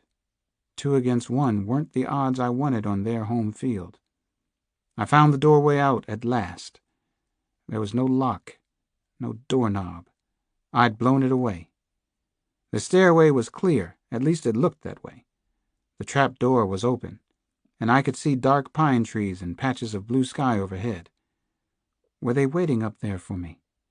The 2 clever monsters. I climbed the wooden steps as quickly as I could. My finger was light on the Glock's trigger. Everything was surging out of control again. I exploded up the final stairs, like an all-pro fullback, through a small hole in the line of scrimmage. I burst from the rectangular opening in the ground, did a semi-acrobatic roll, came up firing the Glock. At the least, my combat routine might ruin somebody's aim. No one was there to shoot me or applaud my performance either. The deep woods were silent and appeared absolutely empty. The monsters had disappeared, and so had the house. Chapter 110. I chose the same general direction that Samson and I had come in. It was definitely one way out of the woods, and it might be the route Casanova and Will Rudolph would take. I hated leaving Samson and the women, but there was no other choice, no other way. I stuck the Glock into my shoulder holster, and I started to run. Faster and faster as my legs began to work again. Remembered how to run fast. A trail of fresh blood on leaves led a few yards into the thick undergrowth. One of them was bleeding heavily. I hoped he would die soon. I was on the right trail anyway. Vines and thorny bushes tore at my arms and legs as I moved through the densely overgrown thicket. The leafy branches whipped across my face. I didn't care about being whipped. I ran for what must have been a mile, or seemed like it. I was perspiring, and searing pains ripped through my chest. My head felt as hot as the engine of an overheated car. Every footstep seemed heavier than the last. For all I knew, I was putting distance between myself and the two of them. Or maybe they were right behind me. Maybe they had watched me come out, trailed me, circled around behind me. 2-on-1 wasn't how I wanted this to go down. I looked for more signs of blood or torn clothing, some sign that they had been through here. My lungs were on fire now, and I was soaked with perspiration. My legs ached and were tightening up. I had a flashback, a rush of images. I was running with Marcus Daniels in my arms, in Washington, D.C. I saw the poor little boy's face again now. I remembered hearing Samson scream in shock and pain back at the house. I saw Naomi's face. Something was up ahead. 2 men were running. One of them was holding his shoulder. Was it Casanova or the gentleman? Didn't really matter. I wanted both of them. Wouldn't settle for less. The wounded monster showed no signs of slowing. He knew I was bearing down on him, and he unleashed a blood-curdling yell. It reminded me that he was an unpredictable madman of the highest order. The scream, "Yah!" echoed through the fir woods like the howl of a wild animal. Then another primal scream, "Yah!" It was the other madman. Twinning, I thought. They were both natural animals. They couldn't survive anymore without each other. The sudden sound of gunfire caught me off guard. A chip flew off the bark of a pine tree and whipped past my head. It came within an inch or two of cutting me down, killing me on the spot. One of the monsters had turned around that fast, fired off a shot. I crouched behind the tree that had taken a bullet for me. I peered out through leafy branches. I couldn't see either of them up ahead. I waited, counted off the seconds, tried to get my heart to start again. Which one of them had fired the shot? Which one was wounded? They had been near a crest of a steep hill in the woods. Had they gone over the top? If they had, were they waiting for me on the other side? I slowly moved out from the safe cover of the tree and looked around. It was eerie and quiet again.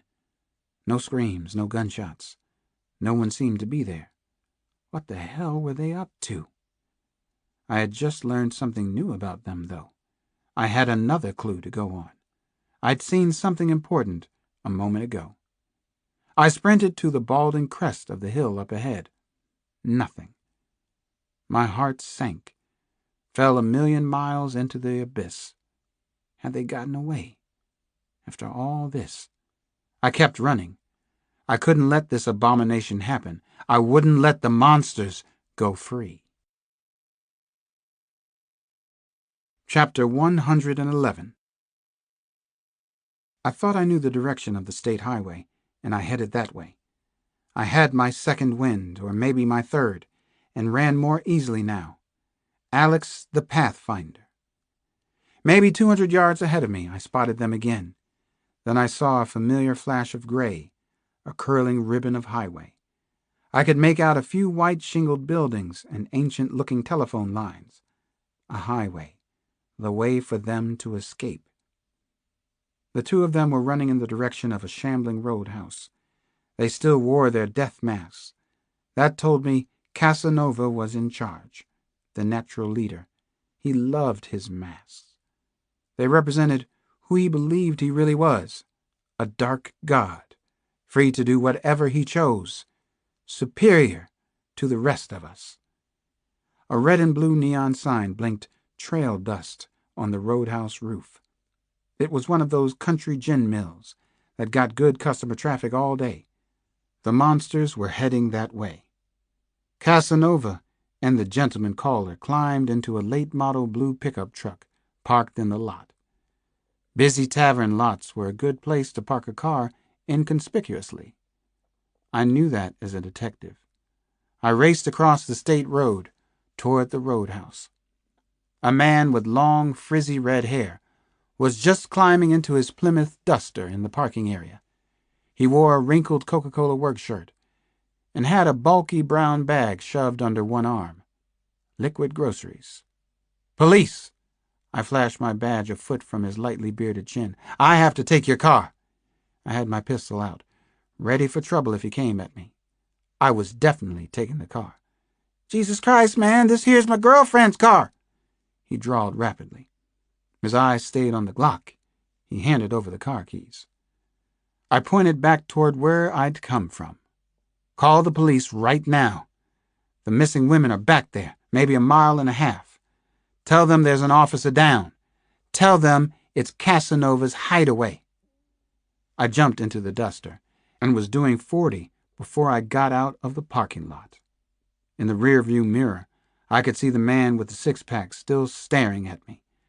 I wanted to call Kyle Craig myself and have him send help, but I couldn't stop now, couldn't lose Casanova and his friend. The dark blue pickup headed toward Chapel Hill, where Casanova had tried to kill Kate, where he had originally kidnapped her. Was that his home base, after all? Was he someone from the University of North Carolina? Another doctor? Someone we had never even heard of?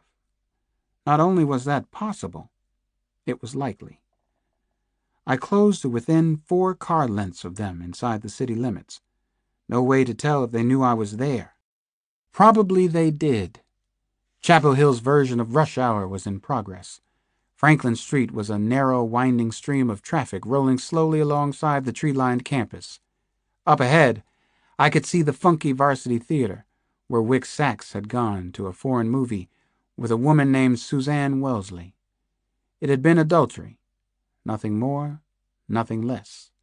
Dr. Wick Sachs had been set up by Casanova and Rudolph. Sachs had made a perfect suspect in the case, the local pornographer. Casanova had known all about him. How was that? I was close to getting them now. I could feel it. I had to think like that. They caught a red light at the corner of Franklin and Columbia. Students wearing ratty T-shirts with Champion and Nike and Bass Ale logos jaywalked between the stopped cars. Shaquille O'Neal's "I Know I Got Skills" played loudly from somebody's radio. I waited a few seconds after the stoplight turned red with a noisy click-click sound. Then I went for the whole enchilada. Ready or not, here I come. Chapter 112. I slid out of the Duster and ran in a low crouch down the middle of Franklin Street. The Glock was out, but held flat against my leg to be less conspicuous. Nobody panic and scream now. Let this go right one time. The two of them must have spotted the trailing Duster earlier. I'd figured as much. As soon as I hit the street, they threw themselves out of opposite sides of the pickup. One turned and fired off 3 quick shots. Pop, pop, pop. Only one of them had a gun out. Something clicked inside my head again. I remembered a quick scene from the woods, a connection made, a flash of recognition. I ducked down behind a black Nissan Z that was waiting for the light and yelled at the top of my lungs, "Police! Police, get down! Get down on the ground! Get out of these cars!" Most of the drivers and pedestrians did as they were told. What a difference between Chapel Hill and the streets of D.C. in that regard. I took a quick peek up the sheet metal lane between the cars. I didn't see either of the killers anywhere. I slid alongside the black sports car, bent over more than double in a low-slung crouch. Students and store owners watched me warily from the sidewalk. "Police, get down! Get down! Get that little boy the hell out of here!" I yelled. I saw crazy things in my mind's eye. Flashing images. Samson, with a knife in his back. Kate, after they had beaten her to a bloody, helpless mess. The sunken eyes of the women prisoners back at the house. I was keeping low to the ground, but one of the monsters saw me and went for a headshot. We both fired at almost the same time. His bullet barely nicked a side view mirror that was between us.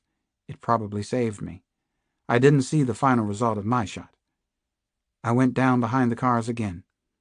The stench of motor oil and gas was almost overpowering. A police siren, wailing in the distance, told me help was on the way. Not Sampson, though. Not the kind of help I needed. Just keep moving. Keep them both in sight somehow. 2 of them. 2 versus 1. Better way to think about it. 2 for the price of 1. I wondered how well they would deal with this. What they were thinking, planning. Was Casanova the leader now? Who was he? I looked up quickly and saw a cop. He was near the corner of the street, and his revolver was out. I never had a chance to shout a warning. A gun fired twice from his left, and the patrolman went down hard. People were screaming all over Franklin Street. Jaded college kids didn't look so blasé anymore. Some of the girls were crying. Maybe they finally understood that we're all very mortal. "Get down!" I shouted again. "Everybody get the hell down!" I ducked behind the cars again and inched my way up on the side of a minivan. I saw one of the monsters as my eyes cleared shiny silver sheet metal. My next shot wasn't so ambitious. No hero crap. I was willing to settle for a hit anywhere. Chest, shoulders, lower torso. I fired. "Trick shot, fuckhead. Watch this one." The bullet exploded through both passenger windows of a deserted Ford Taurus. It caught one of the bad guys high in the chest, just below the throat. He dropped as if his legs had been pulled from underneath him. I sprinted as fast as I could toward the place I'd seen him standing last. Which one went down? My brain was screaming. And where's the other one? I darted in and out between the parked cars. He was gone. He wasn't there. Where the hell was the one I had shot? And where was the other clever boy hiding? I saw the one I'd hit. He lay spread-eagled under the traffic light at Columbia and Franklin. The death mask still covered his face, but he looked almost ordinary in his white high tops, tan khakis, and windbreaker. I didn't see a gun anywhere around him. He wasn't moving, and I knew he was badly hurt. I crouched on my knees over him, my eyes darting around as I checked him out. Careful, careful, I warned myself. I didn't see his partner anywhere. He's out there someplace. He knows how to shoot. I peeled the costume mask off his face. The last facade ripped away. You're not a god. You bleed like the rest of us. It was Dr. Will Rudolph. The gentleman caller lay close to death in the middle of the street in Chapel Hill. His blue-gray eyes were glazing over. A sopping puddle of arterial blood had already collected under him. People were pushing in, closer from the sidewalk. They were gasping in horror and awe. Their eyes stretched wide. Most of them had probably never seen anyone actually die. I had. I lifted his head. The gentleman. The murdering, maiming scourge of Los Angeles. He couldn't believe that he'd been shot. Couldn't accept it. His darting, fearful eyes told me that much. "Who is Casanova?" I asked Dr. Will Rudolph. I wanted to shake it out of him. "Who is Casanova? Tell me!" I kept looking around behind me. Where was Casanova? He wouldn't let Rudolph die like this, would he? 2 patrol cars finally arrived. 3 or 4 local cops ran toward me, with their guns drawn. Rudolph struggled to focus his eyes to see me clearly, or perhaps to see the world one final time. A bloody bubble formed on his lips, and then popped with a soft spray. His words came slowly. "You'll never find him." He smiled up at me. "You're not good enough, Cross. You're not even close. He's the best. Ever." A raspy howl rose from the gentleman's throat. I recognized the sound of the death rattle as I placed the death mask back on the monster's face. Chapter 113. It was a wild, jubilant scene, one that I would never be able to forget. The immediate families and close friends of the captive women kept arriving at Duke Medical Center all through the night. on the rolling hospital grounds, and in the parking lot near Irwin Road, a large, emotional crowd of students and townspeople gathered and stayed on past midnight. They were nothing but indelible images for me. Photographs of the survivors had been blown up and mounted on placards. Faculty and students held hands and sang spirituals as well as "Give Peace a Chance." For at least one night, everyone chose to forget that Casanova was still out there somewhere. I tried it for a few hours myself. Samson was alive and recovering inside the hospital. So was Kate. People I had never met came up and fiercely shook my hand inside the suddenly festive facility. A father of one of the surviving victims broke down and wept in my arms. It had never felt this good to be a policeman. I took the elevator to the 4th floor to visit Kate. Before I walked into her room, I took a deep breath. Finally, I went in. She looked like a mysterious mummy with all of her head bandages and wraps. Her condition had stabilized. She wasn't going to die, but she remained in a coma.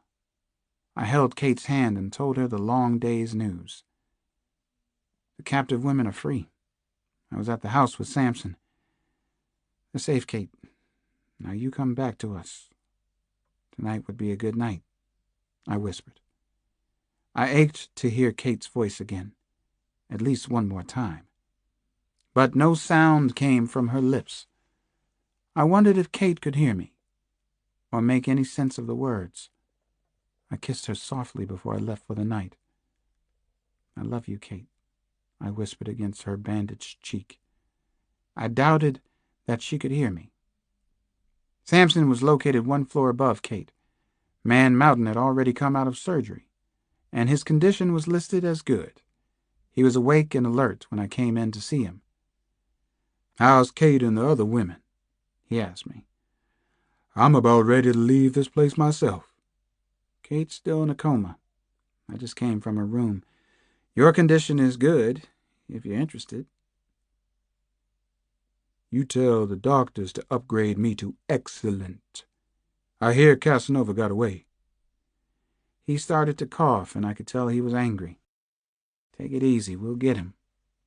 I knew it was time for me to go. "Don't forget to bring me my shades," he said as I left. "Too much light in this place. Feel like I'm in Kmart." At 9:30 that night, I was back in Scoochie's hospital room. Seth Samuel was there. The two of them were impressive to watch together. They were strong, but they were also sweet.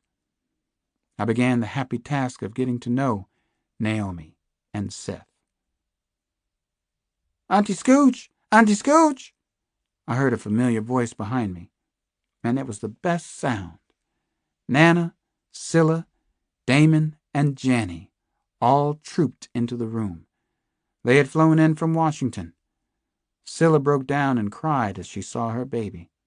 I saw Nana Mama also wipe away a few tears. Then Scylla and Naomi were given the word hug a new meaning. My kids watched their Auntie Scooch lying in the scary hospital bed. I could see the fear and confusion shining in their little eyes, especially Damon's, who tries to rise above all forms of uncertainty and terror in his life. I went to my kids and scooped them up in my arms. I held them both as tightly as I could. "Hello, son," little cue ball in the side pocket. "How's my Janny?" I asked. For me, there's nothing like my family, nothing even close. I imagine that's part of why I do what I do. I know it is. Dr. Detective Cross. "You found Auntie Scooch," Janny whispered into my ear. She hugged me tightly with her strong little legs and arms. She was even more excited than I was. Chapter 114. It wasn't over for me. The job was only half done. 2 days later, I trudged down a well-worn path through the woods separating Route 22 and the underground house. The local police officers I passed on the way were somber and quiet. They tramped out of the woods with their heads lowered, not talking with one another, their faces drained of color and affect. They had met the human monsters on an intimate basis now. They had seen the intricate and ghastly handiwork of Dr. Will Rudolph and the other monster who called himself Casanova. Some of them had explored the House of Horror. Most of them knew me by now. I was a regular at the hellfires with them. Some nodded or waved hello. I waved back. I was finally somewhat accepted in North Carolina. 20 years ago, that wouldn't have been possible, not even under these extreme circumstances. I was beginning to like it in the South a little, more than I would have thought possible. I had a new notion, a plausible theory about Casanova. It had to do with something I'd noticed during the gun battle scene in these woods and on the streets of Chapel Hill. "You'll never find him." I recalled Rudolph's dying words. "Never say never, Will." Kyle Craig was at the House of Horror that warm, hazy afternoon. So were about 200 men and women from the Chapel Hill and Durham police forces, as well as soldiers from Fort Bragg, North Carolina. They were getting to know the human monsters up close and personal. "Extraordinary time to be alive, to be a cop," Kyle said to me. His humor got a shade darker every time I saw him. He worried me. Kyle was such a loner most of the time, such a careeraholic. Apparently such a straight arrow. He had even looked that way in the Duke yearbook pictures I'd found of him. "I feel sorry for these local people dragged out here for this," I said to Kyle. My eyes passed slowly over the ghoulish crime scene. "They won't be able to forget this until the day they die. They'll dream of it for years." "How about you, Alex?" Kyle asked. His intense, grayish-blue eyes leveled mine. Sometimes he almost seemed to care about me. "Oh, I have so many nightmare images now. It's hard to pick out just one favorite," I confessed with a thin smile. "I'll go home soon. I'll make my kids sleep in with me for a while. They love to anyway. They won't understand the real reason why. I'll be able to sleep okay with the kids there to protect me. They pound on my chest if I have a nightmare." Kyle finally smiled. "You're an unusual man, Alex. You're both incredibly open and secretive." "Getting more unusual every day," I said to Kyle. "You come on a new monster one of these days. Don't bother to call. I'm monstered out." I stared into his eyes, trying to make contact and not completely succeeding.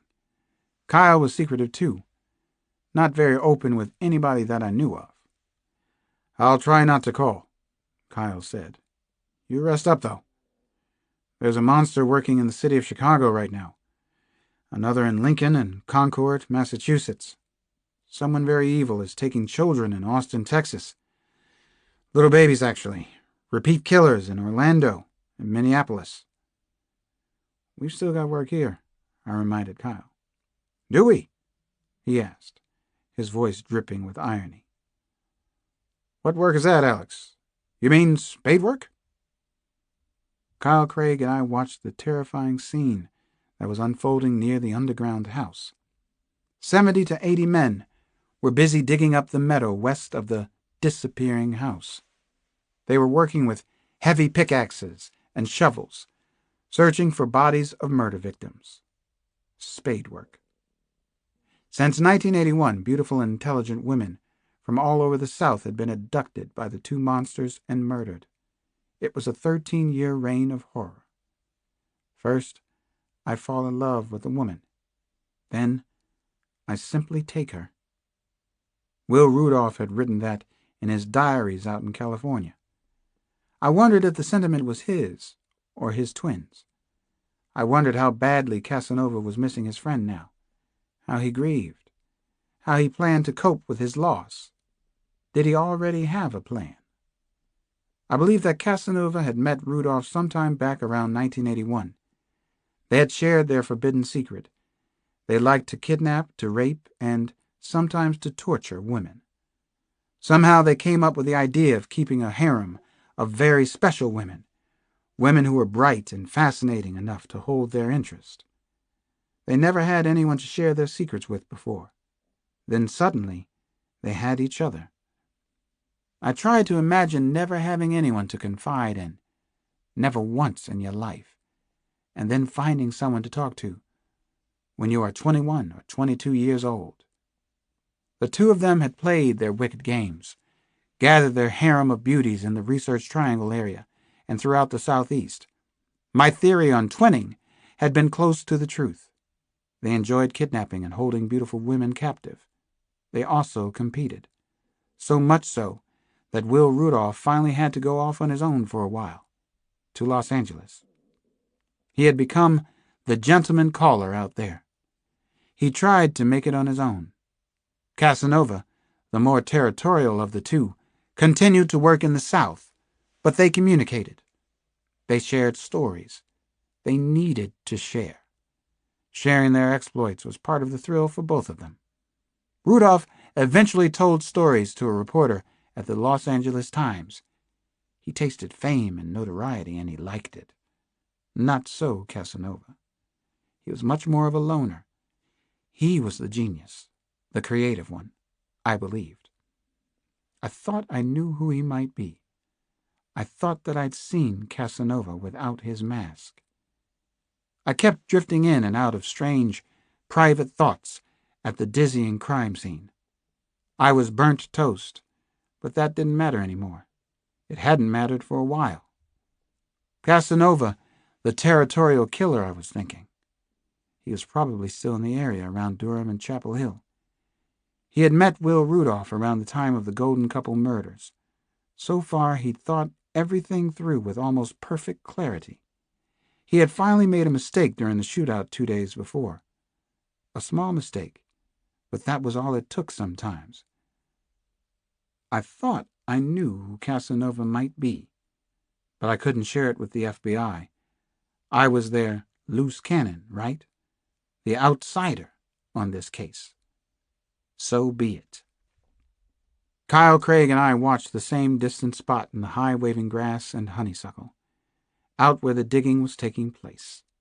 Mass graves, I thought as I watched the horrific scene. What a concept for the 90s. A tall, balding man stood up from his deep hole in the soft earth. He waved long arms high over his head, which was shiny with sweat. "Bob Shaw here," he called out his name in a loud, clear voice. The digger's name was the verbal signal that another woman's body had been found. An entire corps of North Carolina medical examiners was at the dreamlike, unbearably grisly scene. One of the MEs ran over to the digger in a strange, lopsided waddle that would have made Kyle and me laugh under different circumstances. He gave Shaw a hand out of the grave.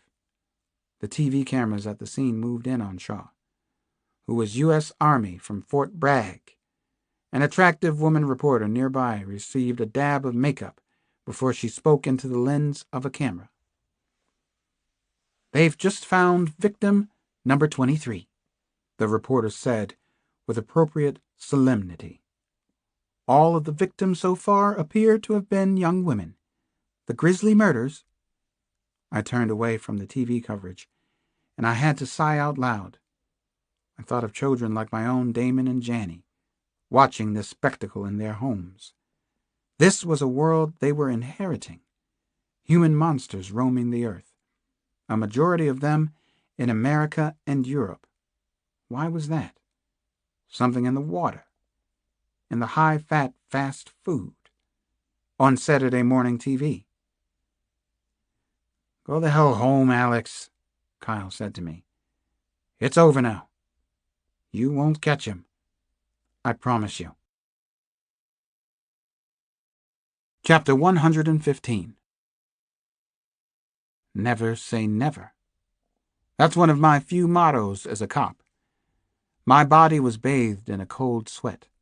My pulse was jumpy and irregular. This was it, wasn't it? I needed to believe that it was.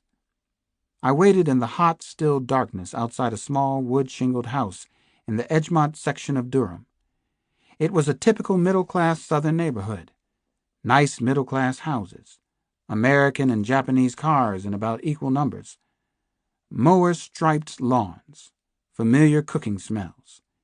It was where Casanova had chosen to live for the past 7 years. I had spent the early part of that night at the offices of the Herald-Sun. I had reread everything written in the newspaper about the unsolved murders of Roe Tierney and Tom Hutchinson. A name mentioned in the Herald-Sun helped put it together for me, confirmed my suspicion and fears anyway. Hundreds of hours of investigating, reading and rereading Durham police briefs, then pay dirt on a single line of newsprint. The name was in a story lost in the Durham newspaper's middle pages. It appeared just once. I found it anyway. I had stared for a long time at the familiar name in the news article. I thought about something I'd noticed during the shootout in Chapel Hill. I thought about the whole subject of perfect crimes. It all fit together for me now. Game, match, set, bingo. Casanova had blinked just once. I had seen it with my own eyes, though. The name in the news article was verification. It materially linked Will Rudolph and Casanova for the first time. It also explained to me how they had met and why they had talked. Casanova was sane and completely responsible for his actions. He had planned every step in cold blood. That was the most horrifying and unusual thing about the long trail of crimes. He knew what he was doing. He was a slime who had chosen to abduct beautiful young students in their prime. He'd chosen to rape and murder again and again. He was obsessed with perfect young women, with loving them, as he called it. I conducted an imaginary interview with Casanova as I waited outside his house in the car. I could see his face as clearly as the numbers on the dashboard. You don't feel anything one way or the other, do you? Oh, I do. I feel elation. I feel the most tremendous high when I take another lady. I feel varying levels of excitement, anticipation, animal lust. I feel an incredible sense of freedom that most people will never feel. But not guilt. I could see him smirk as I sat in my car. I'd seen that smirk before, in fact. I knew who he was. Nothing that would make me want to stop. Was there any nurturing, any love given and received when you were a boy? They tried. I wasn't really a boy, though. I don't remember acting or thinking like a boy. I had begun to think like the monsters again. I was the dragon slayer. I hated the responsibility. I also hated the part of me that was becoming a monster. There was nothing I could do to stop it at this point. I was outside Casanova's house in Durham. Hammers of fear tapped lightly in my heart. I waited there for 4 nights. No partner. No backup. No problem whatsoever. I could be as patient as he was. I was hunting now. Chapter 116. I sucked in a harsh, deep breath and felt a little lightheaded. There he was. Casanova was leaving the house. I watched his face, watched his body language. He was confident, very sure of himself. Detective Davy Sykes sauntered out to his car at a little past 11 on the 4th night. He was a powerful man, athletic. He wore jeans, a dark windbreaker, high-topped black sneakers. Sykes climbed into a 10 or 12-year-old Toyota Cressida he kept in the garage. The sedan had to be his cruising car, his troller, his anonymous pickup vehicle. Perfect crimes. Davy Sykes definitely had the know-how. He was a detective on the case, and had been for over a dozen years. He'd known the FBI would investigate every local policeman when they entered the case. He had been ready with his perfect alibis. Sykes had even altered the date of a kidnapping to prove he was out of town when it happened. I wondered if Sykes would dare to go after another woman now. Had he been out carefully stalking and hunting already? What was he feeling now? What was he thinking right at this moment, I wondered, as I watched the dark Toyota back out of the driveway in suburban Durham. Was he missing Rudolph? Would he continue their game or maybe stop now? Could he stop the game? I wanted him so badly. Sampson had said at the beginning that this case was too personal for me. He was right on. No case had ever been more personal for me, not even close to this. I tried to think the way he might. I tried to get into his rhythm. I suspected that he had already picked out a victim, even if he didn't dare take her yet. Would she be another smart, beautiful college student? Maybe he would change his pattern now. I doubted it. He loved his life, his creation, too much. I followed the human monster down dark, deserted streets in southwest Durham. Blood pumped loudly through my head. I couldn't hear much of anything else. I drove with my headlights off for as long as Davy Sykes stayed on the side streets. Maybe he was just headed to the Circle K for cigarettes and beer. I thought that I had finally figured out what had happened back in 1981, that I had probably solved the Golden Couple murder, which had shocked the university community here and in Chapel Hill. Will Rudolph had planned and committed the violent sex murders while he was a student. He had loved Rose Tierney, but she was interested in football stars. Detective Davy Sykes had met and questioned Rudolph during the subsequent police investigation. At some point, he had begun to share his own dark, forbidden secret with the brilliant medical student. They had known about each other, felt it, sensed it. Both of them desperately wanted to share their secret need with someone. Suddenly they had each other. Twinning. Now I had killed his only friend.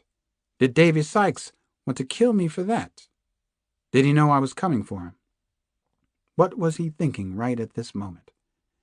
I didn't just want to catch him. I needed to capture his thoughts. Casanova turned onto Interstate 40 and headed south. He was traveling toward Gardner and McCullers, according to bright white-on-green road signs. There was relatively heavy traffic on the interstate, and I was able to follow him in a safe cluster with 4 or 5 other cars. So far, so good. Detective against detective. He got off at exit 35, which was boldly marked for McCullers. He'd gone a little over 30 miles. It was approaching 11:30 at night. The witching hour. I was going to take him out tonight, no matter what. I had never done that before. Not in all my time as a homicide detective in Washington. This time, it was personal. Chapter 117. A mile from the exit ramp off 41, a Ford pickup truck swerved out of a hidden driveway. It was unexpected, but good luck for me. The dull red truck fell in between Sykes and me, offering me some cover. Not much, but enough for a few more miles. The Cressida finally pulled off the main road a couple of miles outside McCullers. Sykes parked in the crowded lot of a bar called the Sports Page Pub. One more car that wasn't likely to be noticed. That was what had begun to give him away. It was why even Kyle Craig had been on my list of suspects. Casanova seemed to have known every move the police would make before they made it. He had probably abducted some of the women by coming up to them as a police officer. Detective Davy Sykes. He had gone into a professional shooting crouch that afternoon on the street in Chapel Hill. I knew he was another cop. When I searched through the newspaper articles on the Golden Couple murder, I had spotted his name. Sykes had been a young cop on the original investigation team. He had interviewed a student named Will Rudolph back then, but he never mentioned it to any of us. Never let on he had met Will Rudolph in 1981. I passed by the Sports Page Pub and pulled off the road as soon as I turned the next bend. I got out of the car and hurried back toward the bar. I was in time to see Davy Sykes cross the highway on foot. Casanova walked along the side of an intersecting side road, with his hands thrust into his trouser pockets. He looked as if he belonged in the small-town neighborhood. Stun gun in one of those deep pockets sport. Feeling the familiar, burning itch now. The thrill is back. I followed Sykes into a pine-wooded lot, and he began to move quicker. He was fast for a big man. He could lose me now. Somebody's life would be at risk in the peaceful neighborhood. Another Scoochie Cross, another Kate McTiernan. I remembered Kate's words. Drive a stake through his heart, Alex.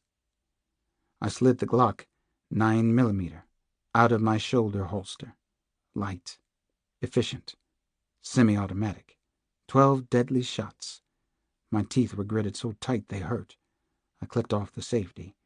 I was ready to take Davy Sykes out. I eyed the ominous shapes of overhanging pine branches as I moved along. An A-frame house was up ahead, set against the backdrop of a full, pale yellow moon. I moved quickly across the soft floor of pine needles. I made no sound. I had his tempo and rhythm down now. I saw Casanova, rapidly approaching the A-frame house, gaining speed. He knew his way. He'd been here before, hadn't he? He had been here to scope things out, to study the next victim, to get it just right. I sprinted up closer to the house. Then I couldn't see him. I'd lost him for a second. He might have slipped inside. A single, shimmering light had been left on in the house. My heart was going to explode if I didn't blow him up first. My finger was on the semi-automatic's trigger. Drive a stake through his heart, Alex. Chapter 118. Take Sykes out. I fought to control my emotions, to find the calm pool inside me, as I ran toward a screened-in back porch that lay in shifting shadows and darkness. Suddenly, I could hear the sputtering hum of an air conditioner inside. I noticed a peeling sticker on the whitewashed porch door. It read, "I live for Girl Scout cookies." He'd found another nice one out here, hadn't he? He was going to take her tonight. The beast couldn't stop himself. "Hello, Cross. Now put down the gun. Very slowly, Ace," said the deep voice behind me in the dark. Both my eyes closed for a beat. I lowered the pistol, then dropped it on the lawn of grass and pine needles. My body felt like an elevator car in free fall. "Turn around now, you son of a bitch, you meddling shithead." I turned, and I looked into the face of Casanova. He was finally right there, close enough for me to touch. He had a Browning semi-automatic aimed at my chest. There would be no more overthinking, just gut instincts, I told myself. I let my right leg buckle, as if I'd lost my footing. Then I sucker-punched Sykes to the side of his head. It was a hard shot, a crushing, heavyweight caliber punch. Sykes went down on one knee, but he came back up in a hurry. I grabbed the front of his jacket and bounced him off the wall of the house. His arm cracked against the shingles and the handgun fell loose. The ground was firm under my feet and I moved in on him again. The moment had the feeling of a good old-fashioned street fight. I wanted it. My body ached for physical contact and release. "Come on, fucker," he challenged me. He wanted me too. "Oh, don't worry," I told him. "I'm coming." Another light flashed on inside the house. "Who's out there?" The sound of a woman's voice caught me off guard. "Who is out there, please?" He threw an arcing roundhouse punch. Pretty good speed and aim. He was a decent fighter, not just a lover. I remember that Kate said he was scarily strong. I didn't plan to spend a lot of time in his killer's grasp, though. I caught his punch on my upper arm, and it instantly went numb. He was powerful, all right. Stay away from his strength, I warned myself. Hurt him, though. Hurt him a lot. I fired a hard right uppercut into his lower stomach. I thought of Kate and the beating she had taken for being disobedient. I vividly remembered the final beating she'd gotten. I crunched another right hand into his stomach. I felt the stomach soften.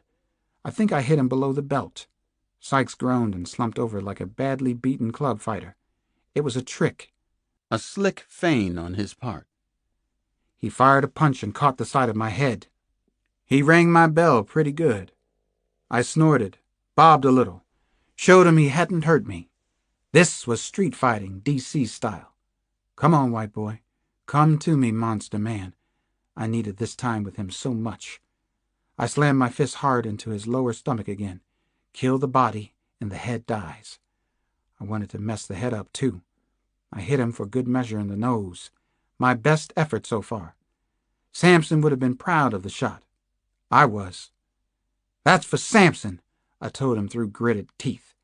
"He asked me to give you that. Hand deliver it." I hit him in the throat, and he started to gag. I continued to bob. I didn't just look a little like Ali. I could fight like him when I had to. I could defend what needed to be defended. I could be a street tough when it had to be that way. This for Kate! I hit Sykes in the nose again, right on the button, then square in the left eye with another right lead. His face was puffing up nicely. Drive a stake through his heart, Alex. He was strong and well-conditioned, and still dangerous, I knew. He came at me again, charged like a raging bull in the Plaza de Toros. I stepped aside, and he forearmed the wall of the house as if he were trying to level it. The small house rumbled and shook. I punched Sykes hard on the side of the head. His head snapped back so hard against the house's aluminum siding that he left a dent in it. He was weaving now, his breath coming in gasps. Suddenly, there were wails of sirens in the distance. The woman inside must have called the police. I was the police, wasn't I? Somebody hit me from behind, hit me real hard. Oh, Jesus, no. I moaned and tried to shake off the hurt. This wasn't possible. This couldn't be happening. Who had hit me? Why? I didn't get it, couldn't understand, couldn't clear my head fast enough. I was dizzy and hurt, but I turned anyway. I saw a frizzy-haired blonde woman, wearing an oversized farm-aid t-shirt. She was still holding the work shovel she'd just clobbered me with. "Get off my boyfriend!" she screamed at me. Her face and neck were beet red. "Get away from him, or I'll hit you again! You get away from my Davy!" My Davy? Jesus. My head was spinning, but I got the message. I thought I did anyway. Davy Sykes had come out here to see his girlfriend. He wasn't hunting anyone. He wasn't here to murder anyone. He was Farm Aid's boyfriend. Maybe I'd lost it, I thought as I backed away from Sykes. Maybe I was finally burned beyond a crisp, beyond recognition or redemption. Or maybe I was like almost every other homicide detective I knew, overworked and fallible as hell. I'd made a mistake. I'd been wrong about Davy Sykes. I just didn't understand how it had happened. Kyle Craig arrived at the house in McCullers within the hour. He was as calm as ever, completely unruffled. He spoke quietly to me. "Detective Sykes has been having an affair with the woman in the house for over a year. We knew about it. Detective Sykes isn't a suspect. He isn't Casanova. Go home, Alex. Just go home now. You're through here." Chapter 119. I didn't go home. I went to visit Kate at Duke University Medical Center. She didn't look good. She was pale and haggard. She was rail thin. She didn't sound good either. But Kate was much, much improved. She was out of the coma.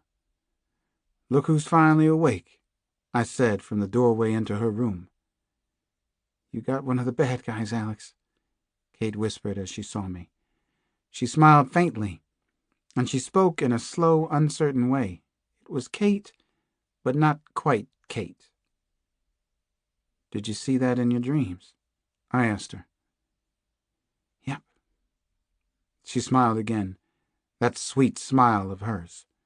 She was talking so very slowly. "As a matter of fact, I did." "I brought you a little present," I told her. I held up a teddy bear, dressed to look like a doctor. Kate took the bear, and she continued to grin. The magical smile almost made her look like her old self. I put my head down close to Kate's. I kissed her swollen head, as if it were the most delicate flower ever put on the earth. Sparks flew, strange ones, but maybe the strongest ones yet.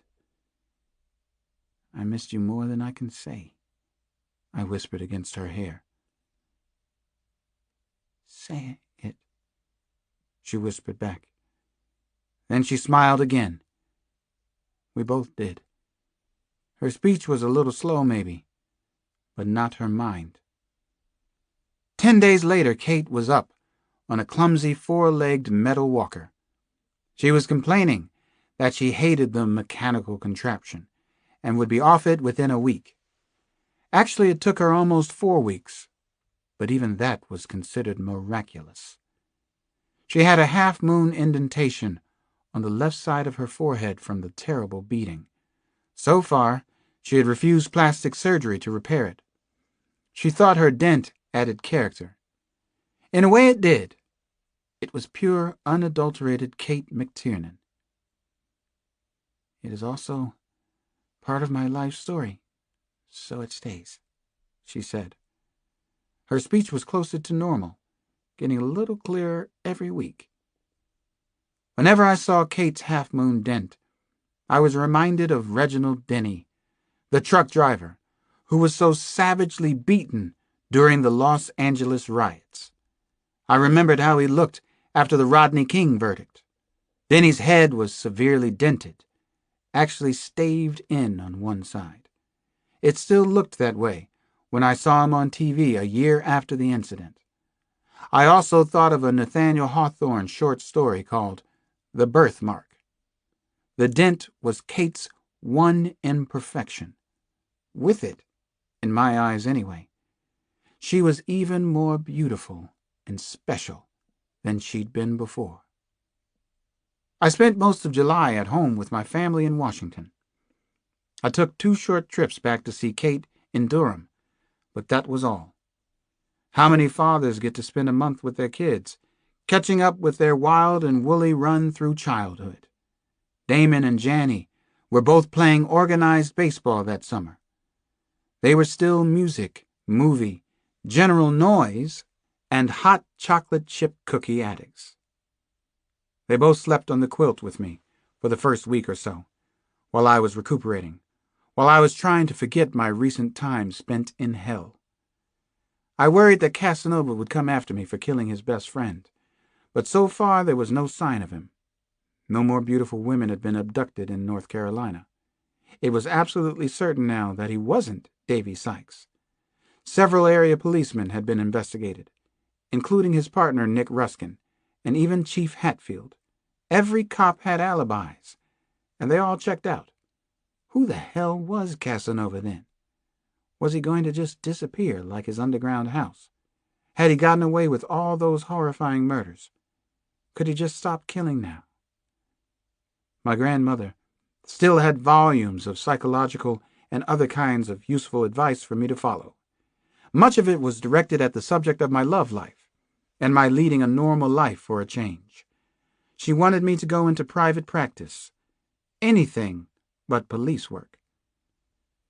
The children need a grandmother and a mother, Nana Mama told me from the pulpit of her stove where she was fixing her breakfast one morning. So I should go out and look for a mother for Damon and Janny. That what you're telling me? Yes, you should, Alex. And maybe you should do it before you lose your boyish good looks and charm. I'll get right on it, I said. Snare a wife and mother this summer. Nana Mama swatted me with her spatula. Swatted me again for good measure. Don't get smart with me, she said. She always had the last word. The phone call came around 1 o'clock one morning in late July. Nana and the kids had gone up for the night.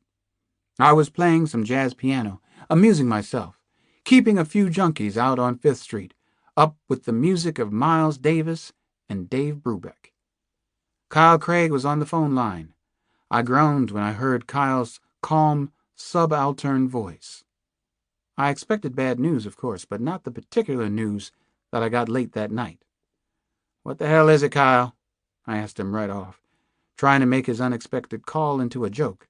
"I told you to not ever call me again." "I had to call on this, Alex. You had to know," he hissed over the long-distance lines. "Now, listen to me closely." Kyle talked to me for almost half an hour, and it wasn't what I had expected. It was much, much worse. After I got off the phone with Kyle, I went back to the sun porch. I sat there for a long time, thinking about what I should do now. There was nothing I could do, not a thing. "It doesn't stop," I whispered to the 4 walls, "does it?" I went and got my pistol. I hated carrying it inside the house. I checked all the doors and windows in our house. Finally, I went to bed. I heard Kyle's fateful words again as I lay in my darkened bedroom. I heard Kyle tell me his shocker. I saw a face I never wanted to see again. I remembered everything. Gary Sanji escaped from prison, Alex. He left a note. The note said he'd stop by and see you sometime soon. It doesn't stop. I lay in bed and thought about the fact that Gary Sanji still wanted to kill me. He'd told me so himself. He'd had time in prison to obsess about how, when, and where he was going to do it. I finally went off to sleep. It was almost morning. Another day was starting. It really doesn't stop. Chapter 120. There were still 2 mysteries that had to be solved, or at least dealt with in a better way. There was the mystery of Casanova and who he was, and there was the one featuring Kate and myself. Kate and I visited the Outer Banks in North Carolina for 6 days at the end of August. We stayed near a picturesque resort town called Nag's Head. Kate's clumsy metal walker was gone, though she did carry around a knobby old-fashioned hickory cane at times. Mostly she practiced karate exercises with the hardwood cane. She used it as a karate stick on the beach, twirling the cane around her body and head with great dexterity and skill. Watching Kate, I thought that she looked almost luminescent. She was back in good form. Her face was close to the way it had been, except for the dent. "It's my southern streak," she told me. "And it's permanent until the day I die." It was an idyllic time in many ways. Everything seemed just right for us. Kate and I felt that we both deserved a holiday, and much more. We ate breakfast together every morning on a porch made from long gray planks, which overlooked the shimmering Atlantic. I made breakfast on my mornings to cook. Kate went to the Nag's Head market and brought home sticky buns and Bavarian cream donuts on her days. We went for long, long walks along the shoreline. We surf cast for blues and cooked the fresh fish right there on the beach. Sometimes we just watched the shiny boats patrolling the water. We took a day trip to watch the crazy-ass hang gliders off the high dunes in Jockey's Ridge State Park. We waited on Casanova. We were daring him to come after us. So far he wasn't interested. At least, he didn't seem to be. I thought of the book and movie, The Prince of Tides.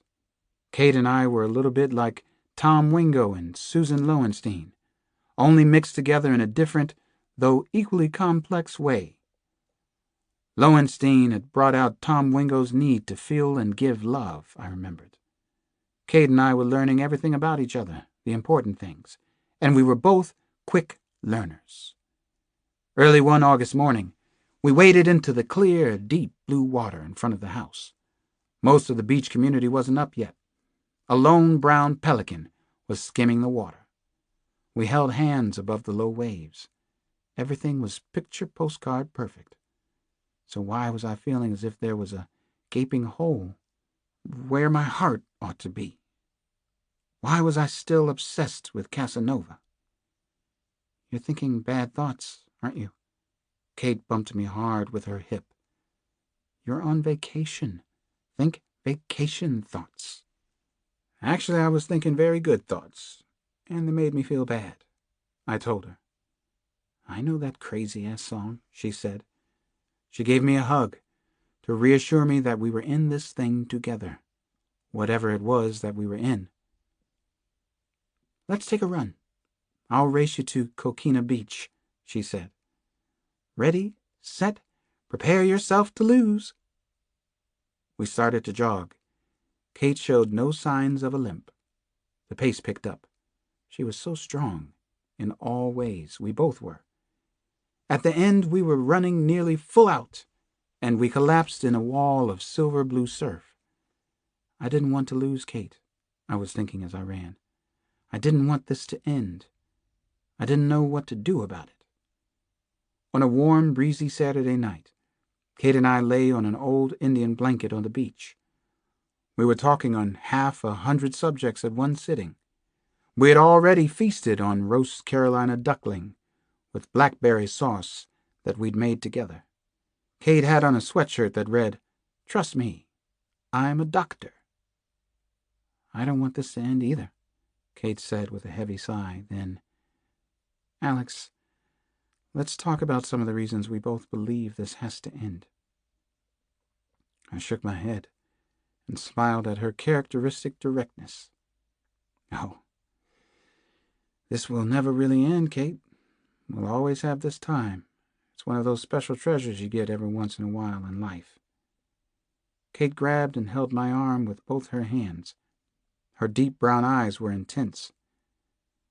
"Then why does it have to end here?" We both knew some, though not all, of the reasons. We're too much alike. We're both obsessively analytical. We're both so logical that we know the half-dozen reasons this won't work out. We're stubborn and we're strong-willed. Eventually, we would go boom, I said in a half-teasing tone. "Sounds like the old self-fulfilling prophecy to me," Kate said. We both knew I was telling the truth, though. Sad truth. Is there such a thing? I guess that there is. "We just might go boom," Kate said, and she smiled sweetly. "Then we couldn't even be friends. I couldn't stand the idea of losing you as my friend. That's still part of it for me. I can't risk a big loss yet."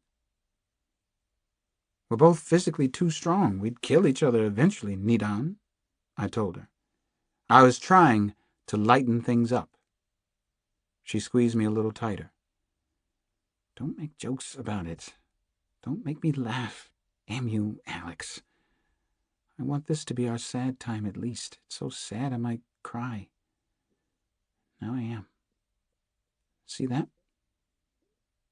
"It is sad," I said to Kate. "It's the saddest thing." We lay on the scratchy wool beach blanket and held each other until the morning. We slept under the stars and listened to the steady beat of the Atlantic. Everything seemed gently touched with the brush of eternity that night on the Outer Banks. Well, almost everything. Kate turned to me in between cat naps, in between dreams. "Alex, he is coming after us again." "He is, isn't he?" I didn't know for sure, but that was the plan. Chapter 121. Tick-cock, tick-cock, tick-cock. He was still obsessed with Kate McTiernan, only it was much more disturbing and complex than just the fate of Dr. Kate now. She and Alex Cross had conspired to ruin his unique creation, his precious and very private art, his life as it had been.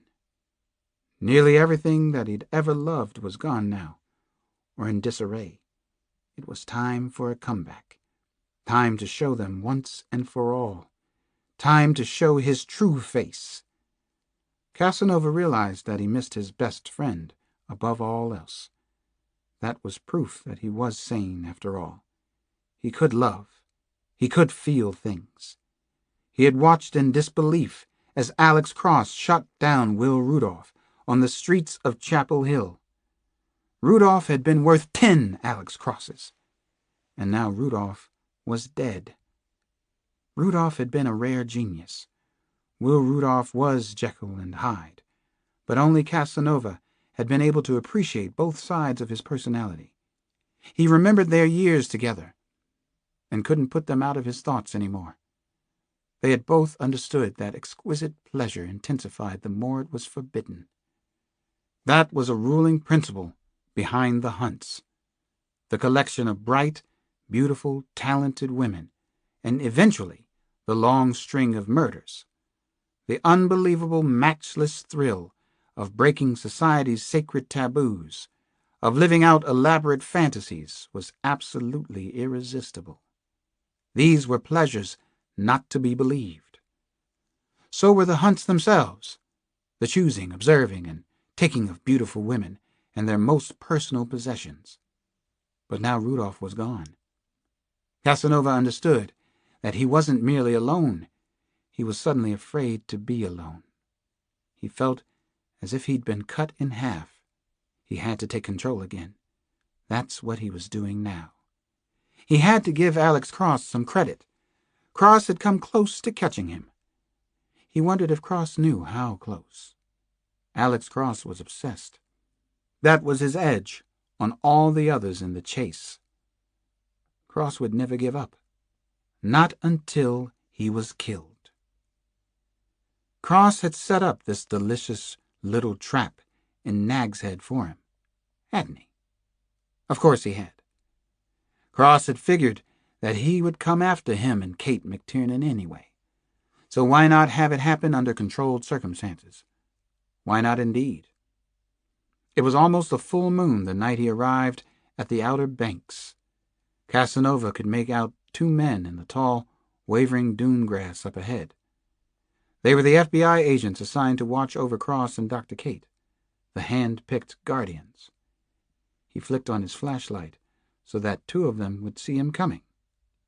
Yes, he could fit in anywhere. That was just part of his genius, though. Just a small part of his act. When he got within voice range, Casanova called out to the agents. "Yo, it's only me." He tilted the flashlight up to expose his face. He let them see him, see who he was. Tick-cock. Chapter 122. It was my morning to take care of our breakfast, and I democratically decided on Kate's favorite sticky buns to top off my infamous Monterey Jack cheese and sautéed onion omelet. I figured I would jog to and from the tiny overpriced bakery in Nag's Head. Jogging helps me think in straight lines, sometimes. I ran on a zigzag path through softly waving waist-high dune grass that eventually met with the paved road over the marshes and into town. It was a beautiful late summer day. I began to relax as I jogged. My guard was down, so I almost didn't see him.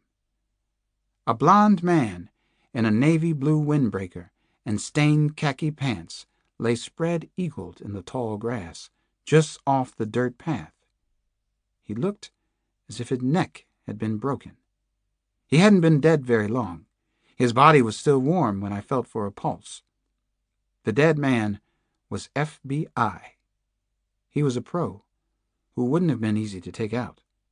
He had been stationed out here to watch over Kate and me, to help trap Casanova. The plan was Kyle Craig's, but Kate and I had agreed to it. "Oh, God damn it, no," I groaned. I took out my gun and began to sprint back to the house and Kate. She was in terrible danger. We both were. I tried to concentrate on thinking like Casanova, on what he might do next, what he was capable of doing. Clearly, the perimeter defense around the house had been broken. How did he keep doing that? Who the hell was he? Who did I have to fight? I wasn't expecting the second body, and almost tripped over it. It was hidden in the dune grass. The agent also wore a navy blue windbreaker. He was lying on his back, and his red hair was neatly combed. There was no sign of a struggle. His lifeless brown eyes were staring up at circling guns and a buttery yellow sun. Another FBI bodyguard. Dead. I was in a panic now, as I raced through the stiff wind and flowing grass to the beach house. It was quiet and still, just as I had left it. I was almost certain that Casanova was already there. He had come hunting for us. It was payback time. He had to get this just right, didn't he? He had to make it perfect. Or maybe he just needed revenge for Rudolph. I raised my Glock pistol and went cautiously inside the front screen door. Nothing moved in the living room. The only sound was the ancient refrigerator humming in the kitchen, singing like a nest of insects. "Kate!" I yelled at the top of my lungs. "He's here! Kate! Kate! He's here! Casanova is here! I rushed through the living room to the first-floor bedroom and flung open the door. She wasn't in there. Kate wasn't where I had left her minutes ago. I ducked into the hallway again. A closet door opened suddenly. A hand reached out and grabbed me. I swung around hard to my right. It was Kate. The look on her face was one of determination and sheer hatred. I saw no fear in her eyes. She put her finger to her lips. "Shh, shh," she whispered. "I'm okay, Alex." "Me too. So far." We proceeded in lockstep toward the kitchen, where the house phone was located. I had to get the Cape Hatteras police here now. They would contact Kyle and the FBI. It was dark in the narrow hallway, and I didn't see the flash of metal until it was too late. A sharp pain shot through me as the longish dart stuck into the left side of my chest. It was a heart shot, perfectly delivered. He'd hit me with a state-of-the-art taser stun gun. A powerful shock of electrical current streaked through my body. My heart fluttered. I could smell my own flesh burning. I don't know how I did it, but I went at him. That's the problem with stun guns. Even an expensive 80,000-volt Tenser. They don't always bring down a big man, especially a crazed one with a sense of purpose. I didn't have enough strength left, not for Casanova. The agile and powerful killer sidestepped me and chopped my neck hard. He hit me a second time and brought me to my knees. He wore no mask this time. I looked up at him. He had a light beard now, like Harrison Ford's at the start of The Fugitive. His brown hair was slicked straight back, longer now, and unruly. He was letting himself go a bit. Was he mourning his best friend? No mask. He wanted me to see who he was. His game had been destroyed, hadn't it? Here was Casanova, finally. I had been close with Davy Sykes. I felt sure it had to be someone connected with the Durham police force. I felt it was someone attached to the original Golden Couple murder case. He had covered every trace, though. He'd had alibis that made it impossible for him to be the killer. He had figured everything out so beautifully. He was a genius. That was why he had succeeded for such a long time.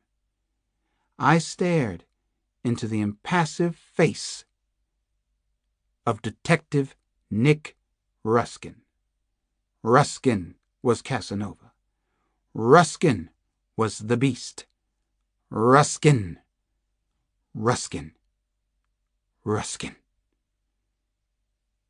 "I can do anything I want to do. Don't you forget that, Cross," Ruskin said to me. He had been so perfect in his art. He had fit in, blended so well, created the best possible facade as a detective, the local star, the local hero, the one most above suspicion. Ruskin stepped toward Kate as I lay helpless from the taser dart. "I missed you, Katie. Did you miss me?" He laughed easily as he spoke. There was madness in his eyes, though. He had finally gone over the edge. Was it because his twin was dead? What in the hell did he want to do now? "So, did you miss me?" he repeated as he came toward her with the powerful, incapacitating taser in hand. Kate didn't answer the question. She went for him instead. She'd wanted this for so long. An explosive kick to Casanova's right shoulder spun the gun from Nick Ruskin's outstretched hand. The kick was a beauty, perfectly delivered. Hit him again. Then, "Get out of there," I wanted to yell to Kate. I couldn't speak yet. Nothing came out when I tried. I finally managed to get up on one elbow. Kate was flowing, the way she did when she practiced on the beach. Casanova was a big man, powerful, but Kate's strength seemed to surge from a rage equal to his. "He comes.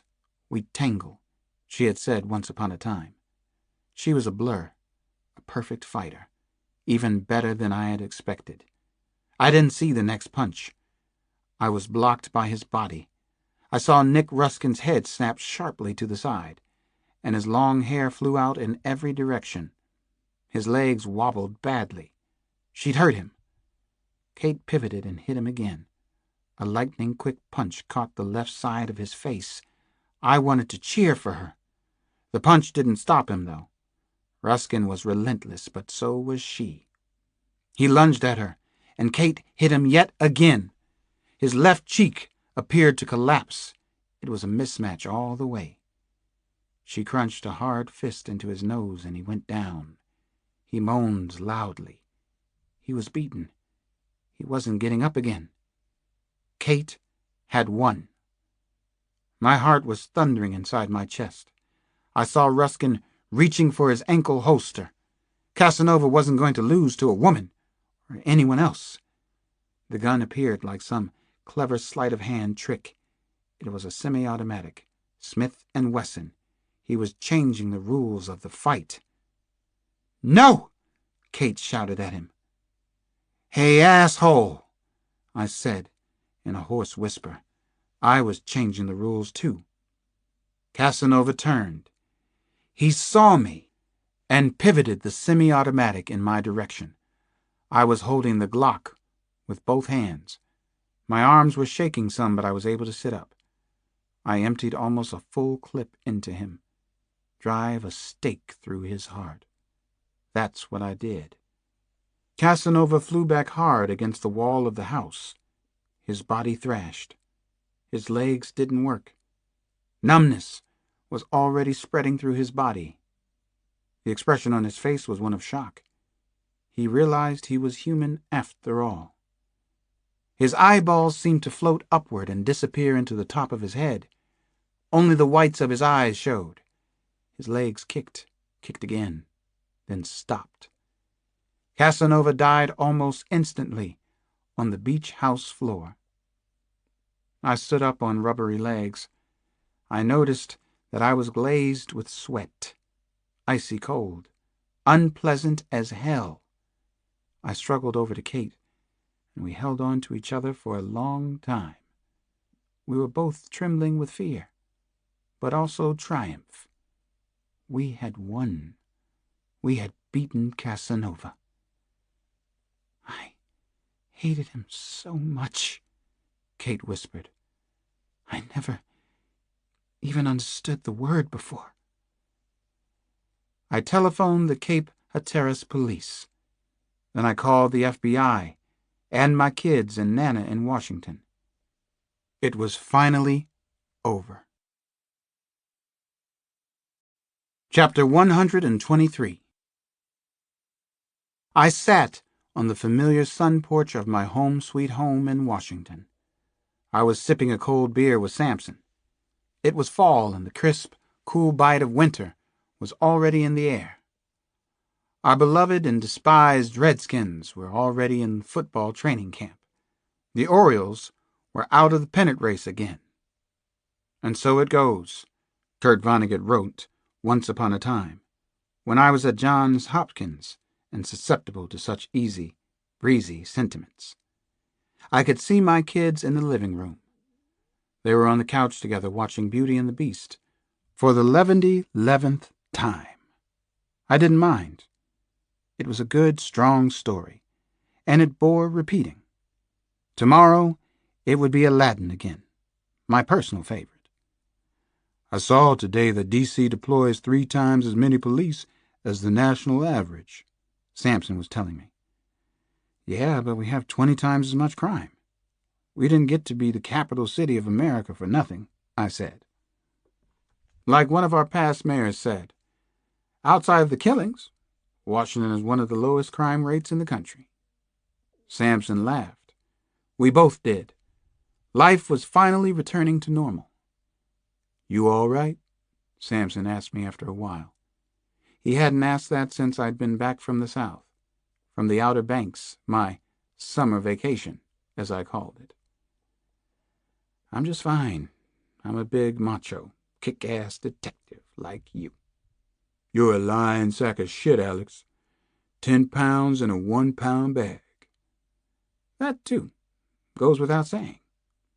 I admitted to my faults with him. I asked you a serious damn question, he said. He was giving me a flat, cold stare from behind his shades. Kind of reminded me of Hurricane Carter when he was a fighter. You miss her, man? Of course I miss her. Hell yes. I told you that I'm all right, though. I never had a woman friend like that. You? No, not like that. You understand that both of you are very odd. He shook his head and didn't know what to make of me. I didn't either. She wants to set up a practice where she grew up. She made a promise to her family. That's what she's decided to do for the time being. I need to be here right now. Make sure you grow up all right. That's what I decided to do. That's what we decided together down in Nag's Head. It's the right thing. Uh-huh. It's the right thing, John. It's what the two of us decided. Samson sipped his beer thoughtfully, as us macho men often do. He rocked in his easy chair and watched me suspiciously over the mouth of the beer bottle. He watched over me, is what he did. Later that night, I sat all alone on the porch. I played Judgment Day, then God Bless the Child on the piano. I thought about Kate again, and about the thorny subject of loss. Most of us learn to deal with it somehow. We get better at it anyhow. Kate had told me a powerful story while we were in Nag's Head. She was a good storyteller, a reincarnated Carson McCullers. When she was 20, she said, she learned that her father was tending bar in a honky-tonk near the Kentucky border, and she went to the bar one night. She told me that she hadn't seen her father in 16 years. She sat in the seedy, bad-smelling bar and watched him for almost half an hour. She hated what she saw. Finally, she left, without ever introducing herself to her own father, without even telling him who she was. Kate just left. She was so tough, and mostly in good ways. That was how she had survived all of those deaths in her family. It was probably why she was the one who had escaped from Casanova's house. I remembered what she had told me. Just one night, Alex. A night neither of us would ever be able to forget. I hadn't been able to forget it. I hoped Kate hadn't either. As I stared out the porch window into the darkness, I couldn't shake the eerie feeling that I was being watched. I solved the problem in true doctor-detective fashion. I stopped staring out the grime-stained window. I know they are out there, though. They know where I live. I finally went to bed, and had no sooner fallen off to sleep when I heard a banging sound in the house, loud banging, persistent noise, trouble. I grabbed my service revolver and hurried downstairs, where the banging noise continued. I glanced at my wristwatch. It was 3:30, a witching hour. Trouble for me. I found Samson lurking at the back door. He was the noisemaker. "There's been a murder," he said, as I unlocked, unchained, and opened up for him. "This one is a honey, Alex." Did you enjoy Kiss the Girl by James Patterson? Then why not try Jack and Jill, Book 3 in the Alex Cross series, next?